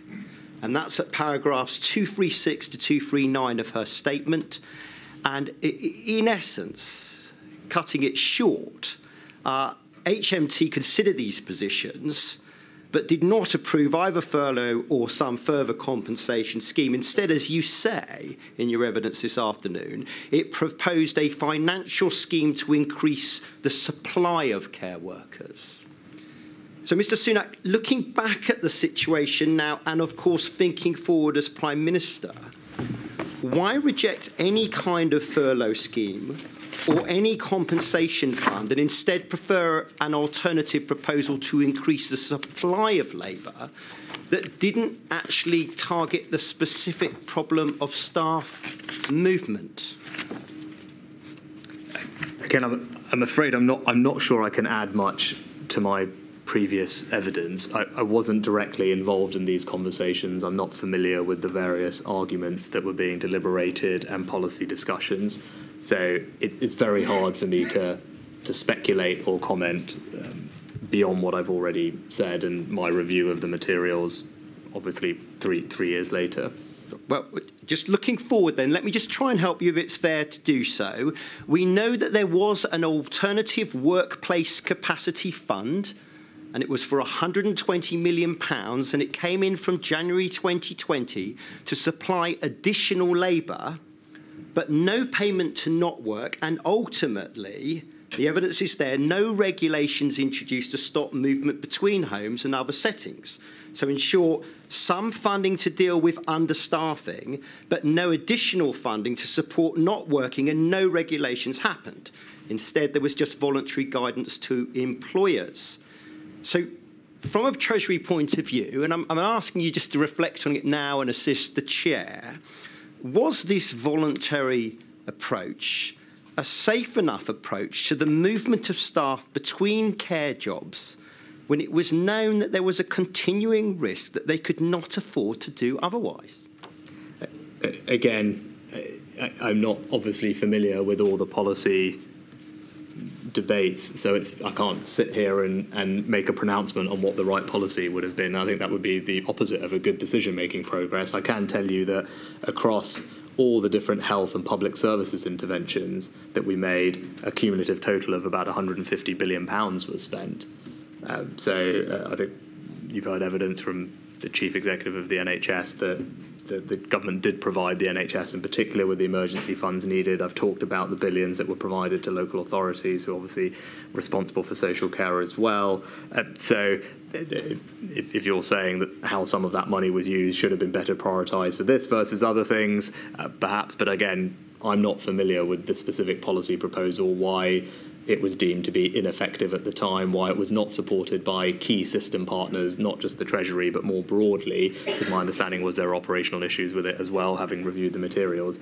I can't sit here and speculate on what the right answer is for something that I was not involved in or have no intimate detail about. Thank you, my lady. Thank you, Mr. Friedman. Mr. Thomas, I'm afraid Mr. Thomas is right over by that wall, Prime Minister, so... Prime Minister Sunak, Leslie Thomas, and I'm instructed by Saunders Law, and I represent FEMHO, the Federation of Ethnic Minority Healthcare Organisations. You remember them, those are the very people we were clapping for on Thursday evenings at 8 p.m. So some context for you. The Chief Scientific Advisor, Sir Patrick Vallance, told this inquiry that it was entirely foreseeable that there would be disparities in health outcomes during the pandemic because of historically known structural inequalities. I have 3 short questions for you. 1. With your Eat Out to Help Out scheme, specifically, please tell us what were the specific measures or considerations in its design to address the vulnerabilities of ethnic minority workers in the hospitality sectors and other sectors? Sorry, do you want to do one question at a time? Or? Yeah. Well, as I touched on earlier, it was precisely because the millions of people who worked in that industry were disproportionately from vulnerable groups, lower paid, people moving off welfare, people working part-time, women, ethnic minorities, that I thought, as a matter of social justice, those jobs were incredibly important to focus on saving, because all the evidence that we were seeing and talking to businesses was that there was a real fear that they wouldn't be able to protect those jobs and people would have to be let go. Sorry, forgive me for cutting across you, because time is short, and I know that you wouldn't be trying to talk me down on the clock. My question was very specific. What were the specific measures or considerations in its design to address the vulnerabilities of ethnic minority workers in the hospitality sector? That was my question. Well, just before you answer, Mr. Sunak, Mr. Thomas, I think that comment was inappropriate, so please just answer the question, Prime Minister, and ignore the reference to your deliberately talking Mr. Thomas out. Thank you, milady. I think that would be better addressed in the government's guidance to the sector, which I referred to earlier, which was considerable, 55 pages long, and supplemented by the 100 pages of guidance issued by UK Hospitality, the Industry Trade Association, which, if you review it, had very detailed guidance that I understand was put together with advice from Public Health England, who are the experts on this, about how to make sure that workforces of all ethnicities were protected at work, and the measures such as screens, changing shift patterns, use of different entrance and exits are all some practical things that I can recall. But that's how that consideration was properly taken care of, not just in the hospitality industry, but across the entire economy, and the sector guidance that was published in conjunction with Public Health England, who are the experts on exactly that topic. Let's move on. We can agree this, can't we, albeit in hindsight? Your Eat Out to Help Out scheme further exacerbated structural inequalities by placing low-paid workers, such as those who I represent, back into an increased risk of infection. We can agree that, can't we? No, I don't agree that.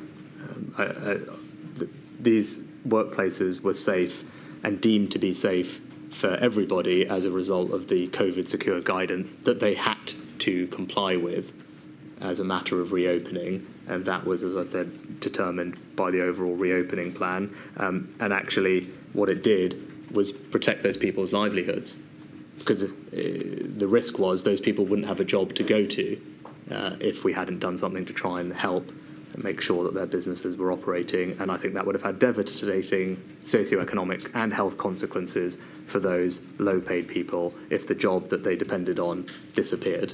And the consequences for them and their family of not having a job would be incredibly significant. And I wanted to do everything I can to prevent that from happening and to save their jobs. In the planning of the stages of the Eat Out to Help Out scheme, what were the assessments made regarding the potential risk of increased transmission within multi-generational households, particularly those from Black, Asian and minority ethnic backgrounds, as a result of individuals returning to work in the hospitality sector? And did you use equality impact assessments to assess this risk? I think I've addressed this before, and it would be the same answer. It had already, or Eat Out Help Out was designed in the context of the safe lifting of MPIs that had been signed off and agreed as part of the May plan. There was considerable COVID secure guidance put in place to safely reopen indoor hospitality, and this scheme operated within all of those constraints, within that guidance that had been previously signed off, approved and implemented. Milady, thank you. Thank you, Mr Thomas. Mr Metzer. Mr Metzer's over that way, Prime Minister. Thank you. Thank you, my lady. Mr Sunak, I have a small number of questions on behalf of the long COVID groups. Given the significant multifaceted economic costs resulting directly from long COVID, which the COVID-19 task force had estimated at between 158 and 316 million pounds between the period March 2020 and March 2021 for workplace absenteeism due to long COVID alone, would you agree that the fact that a significant number of people would suffer from long-term consequences of COVID-19 meant that long COVID was a relevant consideration in your advice as Chancellor to government on policy decisions to limit transmission of COVID-19? I touch on this briefly in my witness statement. I don't, and I said the Treasury participated in a long COVID forum that had been put together across government. I think actually there was not a huge amount known about it, particularly early on. So I don't recall it being a particular feature of the advice I was receiving or getting from the Chief Medical Officer and others, probably because no one understood it well at that moment in time. Well, Prime Minister, you do touch about, I think, one paragraph in your witness statement. But in November 2020, the OBR Economic and Fiscal Outlook reports, we don't need to go there, but it's 0001144451 at page 116, referred to the increased need for spending in disability benefits as a result of increases in labour market inactivity as a result of the pandemic, which could be directly related to the virus and specifically referred to long COVID. Do you agree that the OBR reports recognised that there was enough information by the time of the second lockdown to expect that long COVID would result in increased costs to the Treasury and scarring to the economy? I think without question, we've seen a rise in economic inactivity since the pandemic, and it has been a focus of policy for a while now, with considerable investment, in fact, in various different ways to try and actually support people back into work. Yes. But I don't disagree that there has been a rise in economic inactivity. Yes. And also that was potentially that is something that would have contributed to scarring and identified at the time. Yes. Yes. So you agree from November 2020, the time of the second lockdown, that there was enough information to expect that long COVID would result in increased costs to the Treasury and scarring because of the workplace absenteeism and the rise in long COVID? I think more generally the concept of scarring, which is multifaceted, and I've given explanation of the different transmission channels for scarring to occur, is something that was already incorporated into the economic forecasting from the OBR, the Bank of England and others, because the prevalent view amongst most economic experts was that there would be scarring impacts as a result of the pandemic. As I said, there are different transmission mechanisms for those. One of them is the labour market, of which this is a subset.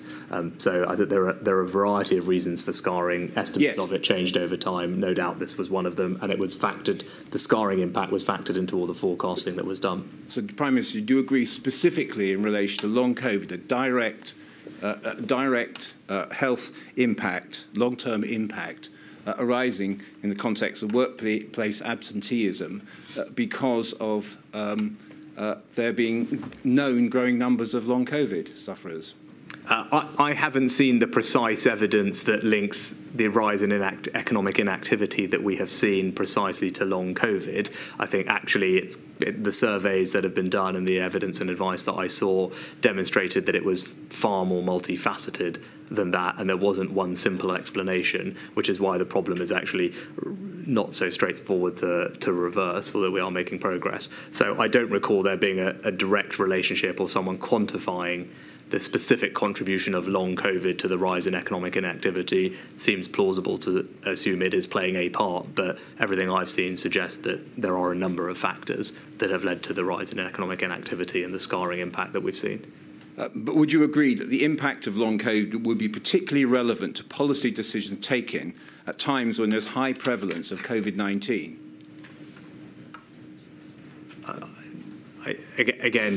With regard to economic inactivity or the impact on scarring, it is one of a number of factors that has led to a rise in economic inactivity is probably what the evidence suggests. But so as I said, there's a range of reasons for the rise in economic inactivity, not all attributable to long COVID. No. But policymakers have to consider them, all of them, not one on its own. No, but including long COVID, you accept? It seems plausible to assume that it is a contributing factor, that I can't sit here and tell you that I've seen something that explains exactly what it is contributing to or how much of the rise in inactivity that we've seen is down to that. I haven't seen any precise studies on that, so I just simply can't tell you how much of a feature it is. But we do know that there's been no advice from, we haven't seen any advice from Her Majesty's Treasury warning of the economic costs of long COVID born from high prevalence of COVID-19. How, if at all, did the economic costs from long COVID inform your advice to the Prime Minister? And are you able to give an example? No, I mean, as I said, I think more generally, the impact of COVID on the labour market was misestimated by most people because the predominant fear throughout this entire period was significant unemployment, which thankfully didn't manifest itself in the end, but the predominant labour market fear from all economists was about the rise in unemployment that would happen as the furlough scheme was wound down over time. What was underappreciated was the subsequent rise in economic inactivity. It was underappreciated by all, including the Treasury, but all economic commentators, I think, of which, as I said, there are a number of reasons for that. Yes. Sorry, Prime Minister, can I just cut across you, please? I'm very sorry. In summer 2021, the government started planning for high prevalence of COVID-19, which meant the government was accepting there will be more cases of COVID-19 and therefore, as a result, long COVID. Were the increased costs from more cases of long COVID an accepted trade-off for keeping the economy open? I don't think the conversation was ever that precise about that particular thing. I think in my recollection of 2021 was exit roadmap that was put together in February, extensive engagement and discussion with our public health advisors and chief scientific advisor, CMO. I think both of them have said that they feel like that exit roadmap is something that the government got, we all did very well. It had 5-week periods, time to make a step, review data, adjust as needed. Again, like the May roadmap, it was delayed at one stage. All of that was informed with medical and health advice. All of it, and we followed the plan as it was laid out, delayed in one place to accommodate some concerns. Yes. But it was put together with the input of the medical advice. Mr. Sunak, finally this. Do you accept that the economic cost of workplace absenteeism in circumstances with a rising number of persons who are suffering long-term sickness due to long COVID, it was important that be a feature of Her Majesty's Treasury's advice on NPIs, and therefore, if that was taken into account, then that became those increased costs were an accepted trade-off for keeping the economy open? I'm not sure there was a precise quantification or understanding of the potential costs from that particular reason for a rising economic inactivity. And as I've said previously, I think the rise in economic inactivity, that it was not something that was foreseen by most economic commentators. The reasons for it are still being bottomed out, but are almost certainly multifaceted and don't exclusively focus on one area. There's obviously an economic cost from economic inactivity. That's why the government is investing, and has been for a while, in reducing it across a whole range of different initiatives, particularly in the health space, but also through DWP to support those who can work to work. And that work has been ongoing now for a long time. I started it, the current Chancellor has continued it. There's considerable funding in place to support people into work and reverse economic inactivity. But as I said, it's multifaceted. Thank you very much. Thank you, Prime Minister. Thank you, my lady. Right, lastly, Mr Jacobs. Where have you gone? At the back again, my lady. Behind the pillar, Prime Minister. Mr Sunak, my questions on behalf of the Trades Union Congress are regarding financial support for self-isolation. The issue of those on the lowest income facing 2 weeks of self-isolation on the £95 of statutory sick pay, or indeed nothing if they are ineligible. Firstly, is it accurate to describe that the Treasury was urged from many sides to take greater action on financial support for self-isolation? Well, the first thing to say is that the Treasury did take action. In my first budget that I delivered as Chancellor in March, we made changes to the operation of the statutory sick pay scheme so that it operated from day one rather than from day 4, as was normal, that it covered asymptomatic self-isolators, and we put in place a £500 million hardship fund distributed to local authorities, particularly designed to pick up those hard cases and make sure that those who needed to could get extra support. So those were the decisions that were taken in March. It later became a feature of discussions, I think, at the tail end of the summer. There were some conversations between Number 10 and others, and then there was quite an extensive set of deliberations leading to the announcement in September of the £500 payment to support people to self-isolate. Mr Sunak, you've described various decisions that were taken. My question, straightforwardly, was a slightly different one. Is it accurate to describe that the Treasury was urged from many sides to take greater action on financial support for self-isolation? I think it's a fair thing to say that on every single topic, there is always someone urging the Treasury to do more and spend more. I think that is a universal view. You could pick any single policy, and that would be the case, including this, but that would apply equally to any other thing that I did in the pandemic. While some action was taken, and we'll come on to that, is it right, realistically, to say that you personally, Mr Sunak, and the Treasury were extremely resistant to any significant scheme of support? No, I was sceptical that it would make a significant difference to the levels of people self-isolating, which was the purported basis for the scheme. And it's entirely reasonable for those conversations to happen, and they did happen, but ultimately a scheme was introduced. It was introduced in September. It provided a £500 payment, and it was introduced as a result of those deliberations in government, testing propositions, and I think, again, that is sign of a process that is working. Ultimately, this is taxpayers' money. It's right that there are conversations that happen to make sure that it's being spent in a way that is effective, and this was just one of those many conversations that happened. There are a number of references in Sir Patrick's diaries, Mr Sunak, to your personal position, and by way of example, 27th of July 2020, he writes, Dido pushed to get financial support for people to get tested in low socio-economic groups. Rishi reacted strongly against that and said, basically, just stop the social interactions. For Rishi, it is all about personal responsibility and get the state out.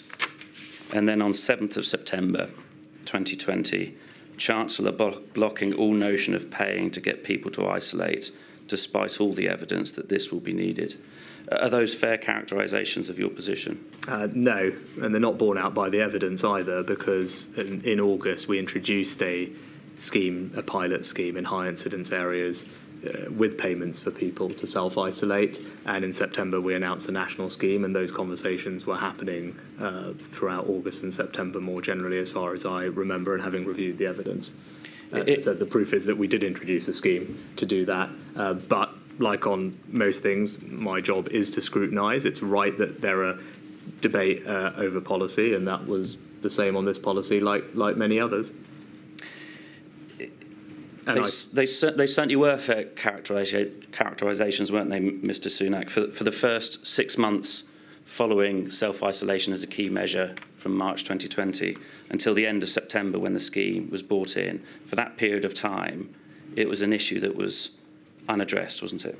No, that's, again, not a fair characterisation. I took action on self-isolation in the first budget that I delivered on the 11th of March, and this didn't then become a particular topic of debate until the end of the summer, and that's unsurprising because that was when the test, track and trace scheme had been set up at a proper scale, at which point this became a more relevant consideration. It just wasn't relevant earlier because A, we were in a national lockdown, and B, we didn't have test, track and trace up and running with the testing volumes to make this a kind of mass consideration.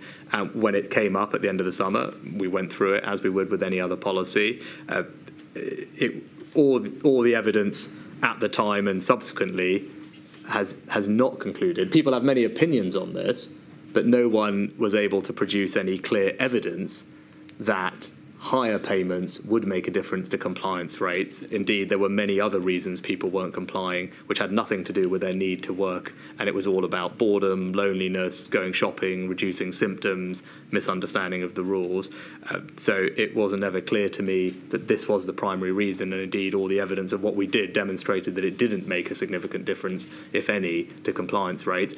But we did introduce it, as I said, £500 in September after a pilot study that was done in August. Mr Sunak, before I move on to my next question, you say that it wasn't relevant in the earlier period.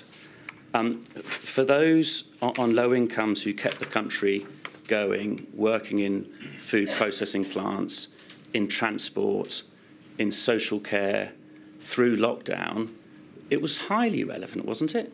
And there was considerable support in place for the most vulnerable, as I've documented in my previous answers. Not only did we put in place a £500 million hardship fund for local authorities specifically to help people who most needed it, we temporarily increased universal credit, which was worth £1,000 a year. We increased again significantly the local housing allowance for 1.5 million of the most vulnerable families, worth £600 a year, and we had a self-employment scheme so that all those who were self-employed were benefiting from considerable support whether or not they were still able to work. So there was considerable support in place for everybody, and as I pointed to, the evidence is clear that it did disproportionately benefit the most vulnerable and those on the lowest incomes. My point was that this became a more significant consideration in terms of the scale because of test, track and trace. So this had an ability to impact the national progress of the pandemic because we were now testing at such a scale. And as soon as that became a conversation, test, track and trace was set up, we engaged with all those conversations and implemented a scheme in September which provided £500 of support. On that scheme introduced in September providing £500 of support, it ultimately had very, very low take-up, didn't it? Yes, my understanding is around a fifth of people took it up. In terms of the reasons for that, it was a local authority administered scheme. Was it foreseen that doing it that way would be cumbersome and frankly inaccessible, with many local authorities each implementing their own individual scheme in a slightly different way? Now, look, that's always the challenge with doing things by local authority, that it will be slightly different even if there's national guidance. I'm not sure there was an alternative, so it was accepted it wouldn't be perfect, but it was better than doing nothing. The only other alternative that was suggested at the time was DWP, but it was clear from all the advice that I'd received and the department themselves that that wasn't practical, not least because it would have required primary legislation, I think, for DWP to have the ability to make payments like that, and they just simply didn't have a delivery apparatus, unlike local authorities, who had local welfare assistance schemes and were well placed to know their most vulnerable people, and also local authorities did have access to all the same underlying benefits data as DWP, so none of these are perfect by all means, but I don't think there was a credible alternative to local authorities doing this. Mr. I think Sunak, sorry, I'm running very short of time. I think you've run out of time, I'm afraid, Mr. Jacobs. In that case, I better leave it there. Thank you, my lady. Thank you very much. Lady, that concludes the oral evidence. Thank you very much. Thank you very much, Prime Minister. I appreciate that. Well, I doubt that there's ever an easy time for you to come along here to give evidence, but I appreciate it's difficult this particular week, and thank you for your help. Thank you for having me. That completes, as Mr. Keith says, the oral evidence for Module 2. The oral evidence is, I have to repeat and emphasise, just one part of the process. It's an important part, of course it is, but so is the written material. That is also important. So also are the submissions of core participants. And I will consider all that evidence before I reach any conclusions. And I'll hear the submissions of core participants on Wednesday and Thursday, and also, because of the tight timetable, give them an extended time to submit any written submissions to supplement their oral submissions. So I shall return to Module 2 on Wednesday. Thank you all.